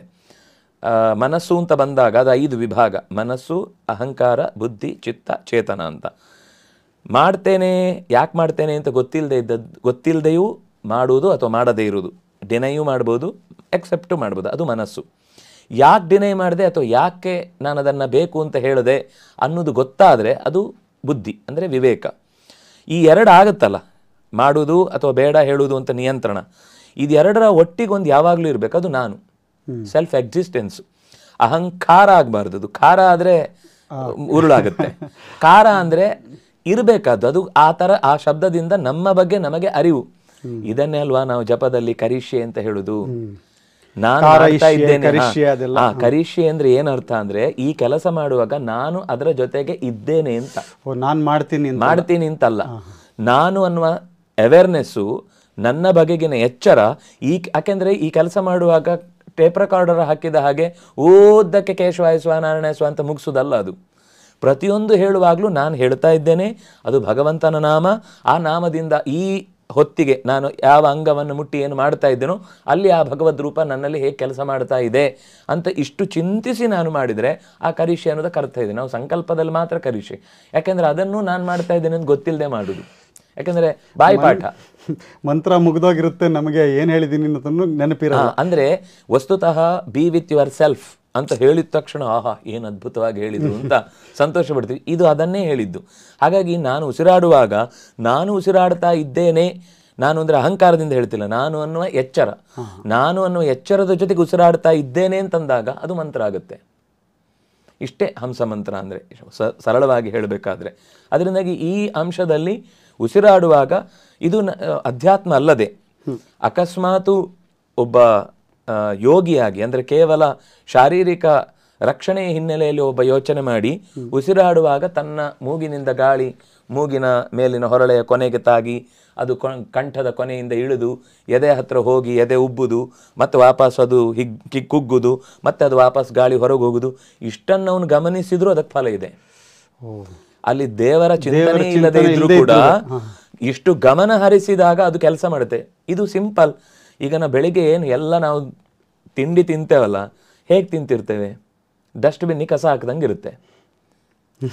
ಮಾತಾಡ್ಕೊಂಡು ಓಡಾಡ್ಕೊಂಡು ಏನೋ ಮಾಡ್ಕೊಂಡು ಸಂಜೆ ಕೇಳಿ ಏನ್ ತಿಂದ್ರಿ ಬೆಳಿಗ್ಗೆ ಅಂದ್ರೆ ನೆನಪೇ ಇಲ್ಲ. ಯಾಕೆಂದ್ರೆ ನಾನು ತಿನ್ನುವಾಗ ನಾನು ಏನ್ ತಿಂತಾ ಇದ್ದೇನೆ, ಈ ತಿನ್ನುವ ಪ್ರತಿಯೊಂದು ತುತ್ತಿನಲ್ಲಿರುವ ರಸ ಏನು, ರುಚಿ ಏನು, ಇದರ ಸ್ವಾರಸ್ಯ ಏನು. ಅಧ್ಯಾತ್ಮ ಬಿಡಿ, ಸಾಮಾನ್ಯ ಬದುಕಿನಲ್ಲಿ ಒಂದು ಆಸ್ವಾದನೆಯ ಸ್ವಭಾವವೇ ಹೊರಟು ಹೋಗಿದೆ. ಮಗುವಿಗೂ ತಿನ್ನಿಸುವಾಗ ಎದುರುಗಡೆಯಿಂದ ಮೊಬೈಲ್ ಇಟ್ಟು ಬಾಯಿಗೆ ತಳ್ತಾ ಇರುತ್ತೆ. ಅದಕ್ಕೇನು ಅಂದ್ರೆ ಮೊಬೈಲ್ ತೋರಿಸಿದ್ರೆ ಬಾಯಿ ತೆಗಿಬೇಕು, ಇಷ್ಟೇ ಅದರ ತಲೆಯಲ್ಲಿ ಓಡ್ತಾ ಇರುತ್ತೆ. ಹೊರತು ಇದು ನನಗೆ ಹಸಿವಾಗಿದೆ, ಇದರಲ್ಲಿ ಒಂದು ರುಚಿ ಇದೆ, ಇದಕ್ಕೊಂದು ಹೆಸರಿದೆ, ಈ ಪದಾರ್ಥ ನಾನು ತಿಂತಾ ಇರೋದು ಏನೋ ಒಂದಕ್ಕೆ, ಎಂಥದ್ದು ಗೊತ್ತಿಲ್ಲ. ನಾವು ಹಾಗೆ ಯಂತ್ರ ಮಾಡ್ತಾ ಇದ್ದೇವೆ. ಇದು ನಮ್ಮ ದೊಡ್ಡವರ ಸಮಸ್ಯೆಯೂ ಹೀಗೇನೆ. ಅದರಿಂದ ಯಾವಾಗ ಉಸಿರಾಟದಲ್ಲೂ ನಮಗೆ ಈ ಯಂತ್ರದ ಹಾಗಾದಾಗ ಇಷ್ಟು ದಿವಸ ಗಾಳಿ ಒಳಗೆ ಹೊರಗೆ ಬಿಟ್ಟು ಆ ಪ್ರಾಣಿ ಹೋಯ್ತು ಅಂತಾಗುತ್ತೆ. ನಾನು ತಮಾಷೆ ಕೆಲವೊಮ್ಮೆ ಹೇಳೋದುಂಟು, ಮೂಗಿಗೆ ಯಾಕೆ ಹತ್ತಿ ಇಡ್ತಾರೆ ಅಂತಂದರೆ ಸೈನ್ಸ್ ಬೇರೆ ಇದೆ. ಇಷ್ಟು ದಿವಸ ಇವನು ಮೂಗಲ್ಲಿ ಗಾಳಿ ಹೋಗ್ತಾ ಇತ್ತು ಅಂತ ಎಲ್ರಿಗೂ ಗೊತ್ತಾಗ್ಲಿ, ಈಗ ಹೋಗ್ತಿಲ್ಲ ಅಂತ ಹಾಗಾಗುತ್ತೆ ಕೆಲವೊಮ್ಮೆ. ಅಂದರೆ ಒಂದು ಅಂಶದಲ್ಲಿ ನಮಗೆ ಬದುಕಿನ ಉದ್ದಕ್ಕೂ ನಾನು ಅನ್ನುವ ಎಚ್ಚರ ಇದ್ದಾಗ ನಾವು ಉಸಿರಾಡಿದರೆ ಅದು ಮಂತ್ರ ಆಗಿ ಬಿಡುತ್ತೆ. ಇಷ್ಟು ಅವರು ಹಂಸ ಮಂತ್ರ. ಅಂದರೆ ನಾನು ಆಗ ಹೇಳಿದೆ, ನೇರವಾಗಿ ಅಧ್ಯಾತ್ಮದ ಚಟುವಟಿಕೆ ದೈವಿಕ ಕರ್ಮಗಳಲ್ಲಿ ತೊಡಗಲಿಕ್ಕೆ ಆಗಲಿಲ್ಲ ಅಂದರೂ ನಿತ್ಯದ ಅನುಷ್ಠಾನವನ್ನೇ ಮಾಡುವಾಗ ಅದನ್ನು ದೈವಿಕವಾಗಿ ಭಗವಂತನ ಪ್ರಜ್ಞೆಯ ಪೂರ್ವಕವಾಗಿ ಜೋಡಿಸು, ಅದು ಮಂತ್ರ ಆಗುತ್ತೆ. ಅದು ಅಧ್ಯಾತ್ಮದ ಬಾಗಿಲನ್ನು ತೆರೀಲಿಕ್ಕೆ ಬೇಕಿರುವ ಒಂದು ಸಾಧನ ಆಗುತ್ತೆ ಅಂತ ಅವರು ಹೇಳಿದ್ದು. ಈ ಅಜಪ ಜಪ ಅಂತ ಹೇಳಿದ್ರಿ, ಅಂದ್ರೆ ಅಜಪ ಅಂದ್ರೆ ಜಪ ಮಾಡದೇ ಇರೋ ಮಾಡೋ ಜಪ ಅಂತ ಅದು ಅರ್ಥ? ಅದೇ, ನಾವು ಜಪ ಮಾಡದೇ ಇದ್ರು ಸೈಲೆಂಟ್ ಆಗಿರ್ತೀನಿ ನಾನು ಸುಮ್ಮನೆ ಇದ್ರೂ ಕೂಡ, ಅಂದ್ರೆ ಜಪ ಮಾಡುದು ಅಂದ್ರೆ ನಮ್ಮ ತಲೆಯಲ್ಲಿನ ಅಭ್ಯಾಸ, ನಿರಂತರ ಆ ಶ್ಲೋಕವನ್ನು ಶಬ್ದಗಳನ್ನು ಹೇಳ್ತಾ ಇರೋದು, ಅಥವಾ ಉಪಾಂಶುವಿನಲ್ಲಿ ಏನು ಹೊರಗಿನಿಂದ ಕೇಳದಂತೆ ನನ್ನ ಬಾಯಿ ತುಟಿ ಮಾತ್ರ ಅಲಗಾಡ್ತಾ ಇರುತ್ತೆ ಆ ರೀತಿ. ಒಟ್ಟು 3 ತರ ಗಟ್ಟಿಯಾಗಿ ಹೇಳುವುದು, ಬಾಯಿಯನ್ನು ಅಲ್ಲಾಡಿಸಿ ಹೇಳುದು, ಒಳಗಿನಿಂದ ಧಾರಣೆ ಮಾಡುದು. ಅದರಲ್ಲಿ ಉಪಾಂಶ ತುಂಬಾ ಅಗತ್ಯ, ಪ್ರಾಕ್ಟೀಸ್ ಚೆನ್ನಾಗಿ ಆಗುವ ತನಕ. ಇಲ್ಲ ಅಂದ್ರೆ ನಿದ್ದೆ ಬಂದ್ಬಿಡುತ್ತೆ. ಹೊರಗೆ ಹೇಳೋದು ಉಪಾಂಶನ ಅಲ್ಲ, ಹೊರಗೆ ಹೇಳುವುದು ಉಚ್ಚ, ಅದು ಗಟ್ಟಿಯಾಗಿ. ಅದು ನೀವು ಎಲ್ರಿಗೋಸ್ಕರ ಮಾಡುವುದು ಅಂತಾದಾಗ ಅವರು ಕೇಳಿಸಿಕೊಂಡು ಅವರಲ್ಲೂ ಒಂದು ಶಕ್ತಿ ಸಂಚಯ ಆಗಿ ಅವರಿಗೆ ಪ್ರಭಾವ ಬೀರುವುದಕ್ಕೆ ಮಾಡುವುದು ಅಂತಂದಾಗ ಅದು ವಿಷ್ಣು ಸಹಸ್ರನಾಮ ಜೋರಾಗಿ ಹೇಳಬೇಕು. ಗಾಯತ್ರಿ ಇತ್ಯಾದಿಗಳನ್ನ ಮಾಡುವಾಗ ನಾವು ಮಾತಿನ ಮೂಲಕ ಅದು ಶಬ್ದ ತುಟಿ ಅಕ್ಷರಗಳು ಉಚ್ಚಾರಣೆ ಆಗ್ತಾ ಇರಬೇಕು, ಆದರೆ ಶಬ್ದ ಹೊರಗೆ ಬರಬಾರ್ದು. ಇದಕ್ಕೆ ಉಪಾಂಶ ಅಂತ ಹೆಸರು. ಯಾಕೆ ಇದು ಬೇಕು ಅಂದರೆ, ನಾವು ಸುಮ್ಮನೆ ಈ ದೊಡ್ಡವ್ರು ಮಾಡ್ತೀನಿ ನಾನು ಮಾಡ್ತಾ ಇದ್ದೇನೆ ಅಂತ, ಮಗು ಅದು ಕೂಡ ಮಾಡ್ತಾ ಇದೆ ಅಂತ ಹೇಳುತ್ತೆ. ಯಾಕೆಂದರೆ ಅದಕ್ಕೆ ಏನು ಮಾಡಬೇಕು ಅಂತ ಗೊತ್ತಿಲ್ಲ. ಹಾಗೆ ಏನಾಗುತ್ತೆ, ಸ್ವಲ್ಪ ಹೊತ್ತಾದ್ಮೇಲೆ ಆ ಮಂತ್ರ ಒಳಗಿನಿಂದ ಅಲ್ಲಿಗೆ ಜಾಡ್ಯಕ್ಕೆ ಒಳಗಾಗಿ ನಿದ್ದೆ ಬಂದ್ಬಿಡುತ್ತೆ. ಕಣ್ಣು ಮುಚ್ಕೊಂಡು ಕೂತಿರ್ತಾನೆ, ಬಹಳ ಹೊತ್ತು ಕೂತಿದ್ದಾನೆ ಅಂತ. ಆಮೇಲೆ ಎಷ್ಟೊಂದು ಧ್ಯಾನ ಮಾಡ್ತಾರೆ, ಕೆಲವರು ಬಸ್ಸಲ್ಲೇ ಧ್ಯಾನ ಮಾಡ್ತಿರ್ತಾರೆ, ಅವ್ರು ಸ್ಟಾಪ್ ಬಂದಾಗ ಇಳಿದು ಹೋಗ್ತಾರೆ. ಅಂದ್ರೆ ಆ ತರ ಎಲ್ಲವೂ ಧ್ಯಾನ ಆಗುವ ಸಾಧ್ಯತೆ ಇಲ್ಲ. ಹಾಗಾಗಿ ತುಟಿ ಅಲ್ಲಾಡ್ತಾ ಇದ್ರೆ ನಮ್ಗೆ ಆ ಅಕ್ಷರಗಳ ಮೇಲೆ ಗಮನ ಹರಿದು ಆ ಅಕ್ಷರಗಳ ಅರ್ಥಕ್ಕೆ ಮನಸ್ಸು ಹೋಗಿ ನಮಗೆ ಹೆಚ್ಚು ಹೊತ್ತು ಅದರಲ್ಲಿ ಔದಾಸೀನ್ಯ ಬಾರದ ಹಾಗೆ ಆ ಮಂತ್ರದ ಹೆಚ್ಚು ಫಲವನ್ನು ಪಡೀಲಿಕ್ಕೆ ಅನುಕೂಲ ಆಗುತ್ತೆ ಅನ್ನೋ ದೃಷ್ಟಿಯಿಂದ ಅದನ್ನು ಉಪಾಂಶ ಅಂತ ಹೇಳುದು. ಇದೂ ಕಾಣದಂತೆ ಒಳಗಿನಿಂದ ಜಪ ಆಗ್ತಾ ಇದ್ರೆ ಅದು ಅಜಪ ಜಪ ಅಂತ. ಅಜಪ ಅನ್ನೋ ಶಬ್ದಕ್ಕರ್ಥ ಹಂಸ ಅಂತ. ಹಂಸ ಅಂತ ಶಬ್ದದ ಅರ್ಥ. ನಾವು ಅರ್ಥ ಮಾಡ್ಕೊಳ್ಳೋದು ಅಜಪ, ಜಪ ಇಲ್ಲ ಆದ್ರೆ ಜಪ. ಏನರ್ಥ ಅಂದ್ರೆ ಅದು ಹೊರಗಿನಿಂದ ನಾವು ಮಾಡ್ತಾ ಇಲ್ಲದೆ ಇದ್ರೂ ಕೂಡ ಅಲ್ಲೊಂದು ಜಪ ಆಗ್ತಾ ಇದೆ. ನಮ್ಗೆ ಅದರ ಫಲ ಸಿಗದೆ ಹೋಗ್ಬೋದು, ಯಾಕೆಂದ್ರೆ ನಾವು ಅದರ ಬಗ್ಗೆ ಎಚ್ಚರ ಇಲ್ಲ. ಆದ್ರೆ ಎಚ್ಚರದಿಂದ ಫಲ ಪಡಿಲಿಕ್ಕಾಗುತ್ತೆ ಅಂಥದ್ದೊಂದು ಜಪ ನಾನು ಪ್ರತ್ಯೇಕವಾಗಿ ಕೂತು ಮಾಡದೇ ಇದ್ರು ಮಾಡ್ತಾ ಇರುವುದರ ಬಗ್ಗೆ ಎಚ್ಚರ ಆದರೆ ನಂಗೊಂದು ಪುಣ್ಯ ಸುಲಭವಾಗಿ ಪಡ್ಕೊಳ್ಳಿಕ್ಕೆ ಸಾಧ್ಯ ಆಗುತ್ತೆ ಅನ್ನೋದು. ತುಂಬ ಚೆನ್ನಾಗಿ ತಿಳಿಸ್ಕೊಟ್ರಿ ಆಚಾರ್ಯ. ಅಂದರೆ ಅಜಪ ಅಂದ್ರೇನೆ ಹಂಸ ಅಂತ ಹೇಳಿದ್ರೆ. ಈ ಮುಂದೆ ಹೋಗೋದಾದ್ರೆ ಈ ಪ್ರಶ್ನೆನಲ್ಲಿ ಇದು ಎಲ್ಲಿ ಉಲ್ಲೇಖ ಬಂದಿದೆ, ಇದರ ಬಗ್ಗೆ ಎಲ್ಲಿ ಶಾಸ್ತ್ರಗಳಲ್ಲಿ ಎಲ್ಲಿ ಇದರ ವಿಚಾರ? ತುಂಬ ಕಡೆ ಉಲ್ಲೇಖ ಇದೆ. ಮುಖ್ಯವಾಗಿ ನಮಗೆ ಬಹಳ ಪರಿಚಯದಲ್ಲಿ ಇರುವ ಗ್ರಂಥಗಳು ಬಂದಾಗ ಗೀತೆಯಲ್ಲಿ ಈ ಮಾತಿನ ಬಗ್ಗೆ ಇದೆ. ಆಮೇಲೆ ಹರಿಕಥಾಮೃತ ಸಾರದಲ್ಲಿ ಶ್ವಾಸ ಸಂಧಿ ಅಂತಲೇ ಒಂದು ಪ್ರತ್ಯೇಕವಾಗಿ ಸುಮಾರು 29 ಶ್ಲೋಕಗಳಲ್ಲಿ ಅಂದರೆ ಸಾಲುಗಳಲ್ಲಿ ಅದರ ವಿವರಣೆ ಇದೆ. ಆಮೇಲೆ ಆಚಾರ್ಯರು ವಿಶೇಷವಾಗಿ ತಂತ್ರಸಾರ ಸಂಗ್ರಹದಲ್ಲಿ ಈ ವಿಷಯದ ಬಗ್ಗೆ ಅಂದರೆ ಅದಕ್ಕೆ ಧ್ಯಾನ ಏನು, ಅದರ ಅಕ್ಷರ ಸ್ವರೂಪ ಏನು, ತಂತ್ರಗಳಲ್ಲಿ ಎಲ್ಲ ಕಡೆ ಬಂದದ್ದು. ಬಹುಶಃ ಅದೊಂದು ಹೇಳಿದರೆ ಎಲ್ಲಿ ತಂತ್ರ ಗ್ರಂಥಗಳಲ್ಲಿ ಬಂದಿದೆಯೋ ಅದರ ಎಲ್ಲದರ ಎಸೆನ್ಸ್ ಸಾರವನ್ನು ತೆಗೆದು ಒಂದು ಕಡೆ ಆಚಾರ್ಯರು ಕೊಟ್ಟು ಬಿಟ್ಟಿದ್ದಾರೆ. ಇನ್ನೊಂದು ಯಾಕೆ ಇದನ್ನೇ ಉಲ್ಲೇಖ ಮಾಡಿದೆ ಅಂದರೆ ಬೇರೆ ತಂತ್ರ ಗ್ರಂಥಗಳಲ್ಲೂ ಇದೆ. ಈಗ ಶಾರದಾ ತಿಲಕದಲ್ಲಿದೆ, ರುದ್ರಯಾಮಲದಲ್ಲಿದೆ, ಇನ್ನೂ ಅನೇಕ ಇಂತಹ ಸಂಹಿತೆ ಗ್ರಂಥಗಳಲ್ಲಿದೆ. ಆದರೆ ಕಲಿಯುಗದಲ್ಲಿ ಯಾವುದು ಫಲ ಕೊಡುತ್ತೆ ಅಂತ ನೋಡಿ ಆಚಾರ್ಯರು ಹೆಕ್ಕಿಕೊಟ್ಟ ಮಂತ್ರಗಳು ಇಲ್ಲಿರುವುದು ಯಾವುದರಲ್ಲಿ? ತಂತ್ರಸಾರ ಸಂಗ್ರಹದಲ್ಲಿ. ಹಾಗಾಗಿ ಅದನ್ನು ಹೇಳಿದ ಮೇಲೆ ನಾವು ಉಳಿದದ್ರ ಬಗ್ಗೆ ಯೋಚನೆ ಮಾಡಬೇಕಾದ ಅಗತ್ಯ ಇಲ್ಲ. ಯಾಕೆಂದ್ರೆ ಈಗ 100 ಮಂತ್ರ ಇದೆ ಇದಕ್ಕಿಂತ ಬೇರೆ ಹೋದ್ರೆ. ಬರೀ ಶ್ವಾಸ ಮಂತ್ರದ ವಿಭಾಗಗಳಲ್ಲಿಯೇ ಬೇಕಾದಷ್ಟು ಬೇರೆ ಬೇರೆ ಮಂತ್ರಗಳು ಸಿಗ್ತವೆ. ಆದ್ರೆ ಇಲ್ಲಿ ಯಾವುದು ಫಲ ಕೊಡುತ್ತೆ? ಫಲ ಕೊಡದೆ ಹಾಗೆ ನೀವು ಪುರಾಣಗಳಲ್ಲಿ ನೋಡಿದ್ರೆ ಸಾವಿರಾರು ಮಂತ್ರಗಳಿವೆ. ಸಾವಿರ ಅಲ್ಲ, ಲಕ್ಷ ಮಂತ್ರ ಇದೆ. ದುರ್ಯೋಧನನೇ 3 ಕೋಟಿ ಮಂತ್ರ ಜಪ ಮಾಡ್ತಿದ್ದ. 3 ಕೋಟಿ ವೆರೈಟಿ. ದುರ್ಯೋಧನ ಅವನು ಕೆಟ್ಟವನು ಅಂತ ನಾವು ಅನ್ಕೊಳ್ತೀವಿ. ಅವನೇ ಮಂತ್ರ ಜಪ ಮಾಡಿದ ತಕ್ಷಣ ಒಳ್ಳೆಯವನಾಗಬೇಕು ಅಂತೇನಿಲ್ಲ. ರಾವಣನು ಜಪ ಮಾಡ್ತಿದ್ದ ನಿತ್ಯ. ಅವನೇನು ಜಪ ಯಾಕೆ ಮಾಡ್ತಿದ್ದ? ತಾನು ಸಮರ್ಥನಾಗಬೇಕು, ಸೂಪರ್ ನ್ಯಾಚುರಲ್ ಪವರ್ಗಳಿಂದ ನನಗೆ ಬೇಕಾದ ಸಿದ್ಧಿಯನ್ನು ಪಡಿಬೇಕು ಅಂತ ಹೊರದು ಜಪ ಮಾಡ್ತಾರೆ ಅಂದ ತಕ್ಷಣ ಒಳ್ಳೆಯವರು ಕೆಟ್ಟವರು ಹೇಳಿಕ್ ಬರುದಿಲ್ಲ. ಜಪದ ಉದ್ದೇಶ ಏನು, ಜಪದ ಕ್ರಮ ಏನು, ಜಪದಿಂದ ಅವರು ಏನು ಲಾಭ ಪಡೆದ್ರು ಅದನ್ನು ಹೇಗೆ ಬಳಸ್ಕೊಳ್ತಾರೆ ಇದರ ಮೇಲೆ ಡಿಪೆಂಡು. ನನಗೆ ಕೆಲವೊಂದ್ಸಲ ಅನ್ಸುದು ನಾವು ರಾವಣನಿಗಿಂತಲೂ ಕಡೆ ಅಂತ. ಯಾಕೆ ಅಂದರೆ ರಾವಣ ತನ್ನ ಮನಸ್ಸಿನ ಮಂತ್ರದ ಬಲದಿಂದ ಪುಷ್ಪಕವನ್ನು ಕರ್ಕೊಂಡು ಹೋಗ್ತಿದ್ದ. ಅದಕ್ಕೇನು ಫ್ಯೂಯಲ್ ಇರಲಿಲ್ಲ. ನಾವು ಇವತ್ತು ಸಾಮಾನ್ಯ ಹೇಳುವುದುಂಟು, ರಾಮಾಯಣದಲ್ಲೂ ವಿಮಾನ ಇತ್ತು. ನಾವು ಇವತ್ತಿನ ವಿಮಾನದ ಬಗ್ಗೆ ಹೇಳಲೇ ಇಲ್ಲ ಅಲ್ಲಿ. ಅದು ಯಂತ್ರ ವಿಮಾನ ಬೇರೆ, ತಂತ್ರ ವಿಮಾನ ಬೇರೆ, ಮಂತ್ರ ವಿಮಾನ ಬೇರೆ. ಮಂತ್ರ ವಿಮಾನ ಅಂತ ಅನ್ನೋದು ಮನಸ್ಸಿನ ಶಕ್ತಿಯಿಂದ ನಡೆಯುವುದು. ನಮಗಷ್ಟು ಶಕ್ತಿ ಇದೆಯಾ ಇವತ್ತು? ಆ ಮಾನಸಿಕವಾದ ಬಲದಿಂದ ಎಲಿವೇಟ್ ಆಗಿ ಎಲ್ಲಿಗೆ ಬೇಕಾದರೂ ಹೋಗ್ತೇನೆ ಅಂತ ಮಾಡ್ಕೊಳ್ಳಿಕ್ಕಾಗತ್ತಾ ನಮ್ಮ ದೇಹವನ್ನು? ಅಂದರೆ ಅವರು ಅಷ್ಟು ದುರುಳಾಗಿದ್ದರು, ಮನಸ್ಸಿನ ಮೇಲೆ ಹಿಡಿತಾ ಇತ್ತು. ಆ ಹಂತವನ್ನು ಯೋಚನೆ ಮಾಡುವಾಗ ಯಾಕದು ಅಂತಂದರೆ ನಮಗೆ ವಸ್ತುತಃ ಅವರಿಗಿಂತ ಹೆಚ್ಚು ಅವಕಾಶ ಇದೆ. ಆ ಮಂತ್ರದ ಸರಳವಾದ ಅರ್ಥ, ಸಮೀಚೀನವಾದ ಅರ್ಥ ಮತ್ತು ಸ್ಪಷ್ಟವಾದ ಒಂದು ದಾರಿ ಇದೆ. ಅದನ್ನೇ ಆಚಾರ್ಯರು ಆ 72 ಮಂತ್ರಗಳನ್ನು, ಇದು ಕೆಲವೆಲ್ಲ ಆ್ಯಡ್ ಆಗುತ್ತೆ, ಅಂದರೆ ಅದನ್ನು ಬಿಡಿಸಿದಾಗ ಒಂದು ಮಂತ್ರ ಆಗುತ್ತೆ, ಸೇರಿಸಿದಾಗ ಒಂದು ಮಂತ್ರ ಆಗುತ್ತೆ ಅಂತ ಮುಖ್ಯವಾಗಿ 72 ಅಂತ ಇಟ್ಕೊಳ್ಬಹುದು. ಅಷ್ಟು ಮಂತ್ರಗಳನ್ನು ಹುಡುಕಿ ಕೊಟ್ಟ ಮೇಲೆ ನಾವು ಉಳಿದ ಕಡೆ ಹೋಗಬೇಕಾದ ಅಗತ್ಯ ಇಲ್ಲ ಅನ್ನೋದಕ್ಕೋಸ್ಕರ ತಂತ್ರಸಾರ ಒಂದು ಹೇಳಿದರೆ ಎಲ್ಲ ಮೂಲಗಳನ್ನು ಹೆಕ್ಕಿ ನಾವು ಒಂದು ಕಡೆ ಗುಡ್ಡೆ ಹಾಕಿದಾಗ ಆಯಿತು. ಅದರಿಂದಾಗಿ ಅಲ್ಲಿ ಹೇಳಿದ ಸಾರವನ್ನು ಸ್ವೀಕಾರ ಮಾಡಿದರೆ ಎಲ್ಲ ಕಡೆಯ ಹಂಸ ಮಂತ್ರದ ಸಾರವನ್ನು ಸಂಗ್ರಹಿಸಿದಾಗ ಆಗುತ್ತೆ. ಈ ಹಂಸ ಮಂತ್ರ ಏನು, ಎಕ್ಸಾಕ್ಟ್ಲಿ ಯಾವ ಥರ ಮಂತ್ರ ಇದು? ಈ ಮಂತ್ರದಲ್ಲಿ ಅರ್ಥ ಅನುಸಂಧಾನ ಏನು ಅಂತ, ಯಾವುದ್ರ ಬಗ್ಗೆ ಇರೋದು, ಯಾವ ದೇವತೆ ಬಗ್ಗೆ ಇದೆಯಾ ಇದು? ಮುಖ್ಯವಾಗಿ ಜೀವನದ ಸಾರ ಅದು ಭಗವಂತನೇ. ಹಾಗಾಗಿ ಅವನನ್ನೇ ಹೇಳಲಿಕ್ಕೆ ಹೋಗಬೇಕು. ಎಲ್ಲದರ ಎಸೆನ್ಸ್ ಯಾವುದೋ ಅದು ಎಲ್ಲ ಶಬ್ದದ ಅರ್ಥ. ಬೇರೆ ಏನೇ ಅರ್ಥ ಇದ್ರೂ ಕೂಡ ಅದು ತಾತ್ಕಾಲಿಕ ಅರ್ಥ ಇರ್ಬೋದು, ವಿಭಾಗ ಮಾಡಿದ ಅರ್ಥ ಇರ್ಬೋದು, ಅಥವಾ ಒಂದು ಸೀಮಿತ ಅವಧಿಗೆ ಸಂಬಂಧಪಟ್ಟ ಅರ್ಥ ಇರ್ಬೋದು. ಈಗ ನೀವು ಆತ್ಮದ ಅರ್ಥ ಹೇಳಿದ್ರಿ, ಅಂದ್ರೆ ಮೊದಲು ದೇಹ, ಆಮೇಲೆ ಮನಸ್ಸು, ಆಮೇಲೆ ಅದು ಜೀವ, ಆಮೇಲೆ ಅಂತರ್ಯಾಮಿ ಅಂತ. ಅಂದ್ರೆ ಆ ಥರ ನೀವು ಹೇಳೋದು ಆ ಶಬ್ದದ ಆ ಶಬ್ದದ ಅಂತತಃ ಅರ್ಥ ಏನಿದೆಯೋ ಅದು ಮುಖ್ಯ ಅರ್ಥ. ಅಂದ್ರೆ ಪರಮ ಮುಖ್ಯ ಅರ್ಥ, ಮುಖ್ಯ ಅರ್ಥ, ಅಮುಖ್ಯ ಅರ್ಥ ಅಂತ 3 ವಿಭಾಗ ಮಾಡ್ಕೊಳ್ಬೋದು. ಮಗು ಮನೆ ಮುಂದೆ ನಿಂತಿದ್ದಾಗ ತೆಂಗಿನ ಮರದಿಂದ ಒಂದು ತೆಂಗಿನಕಾಯಿ ಬಿತ್ತು. ಅಮ್ಮ ಏನದು? ತೆಂಗಿನಕಾಯಿ. ಮನೆಯಲ್ಲಿ ಅಮ್ಮ ಏನು ಮಾಡಿದ್ಲು, ತೆಗೆದು, ಈಗಿನ ತಾಯರಲ್ಲ ಆಗಿನ ತಾಯರು ಅದನ್ನ ಕತ್ತಿಯಿಂದ ತೆಗೆದು ಸಿಪ್ಪೆ ಸುಲಿದು ಅದನ್ನು ಬಿಟ್ಲು. ಅಮ್ಮ ತೆಂಗಿನಕಾಯಿ ಎಸಿತಾ ಇದ್ದೇನೆ. ಮಗು ಅದಲ್ಲ ತೆಂಗಿನಕಾಯಿ, ಅದು ತೆಂಗಿನಕಾಯಿ ಸಿಪ್ಪೆ, ಇದು ತೆಂಗಿನಕಾಯಿ ಅಂತ ಅದನ್ನು ತೆಗೆದ್ಲು. ತೆಗೆದ್ಮೇಲೆ ಅವ್ರ ಮನೇಲಿ ಸಂಸ್ಕಾರ ಇತ್ತು, ಒಡೆದು ದೇವ್ರಿಗೆ ನೈವೇದ್ಯ ಮಾಡಿ ಅದನ್ನು ಹೆರೆದು ಗೆರಟೆಯನ್ನು ಬಿಸಾಕಿದ್ಲು.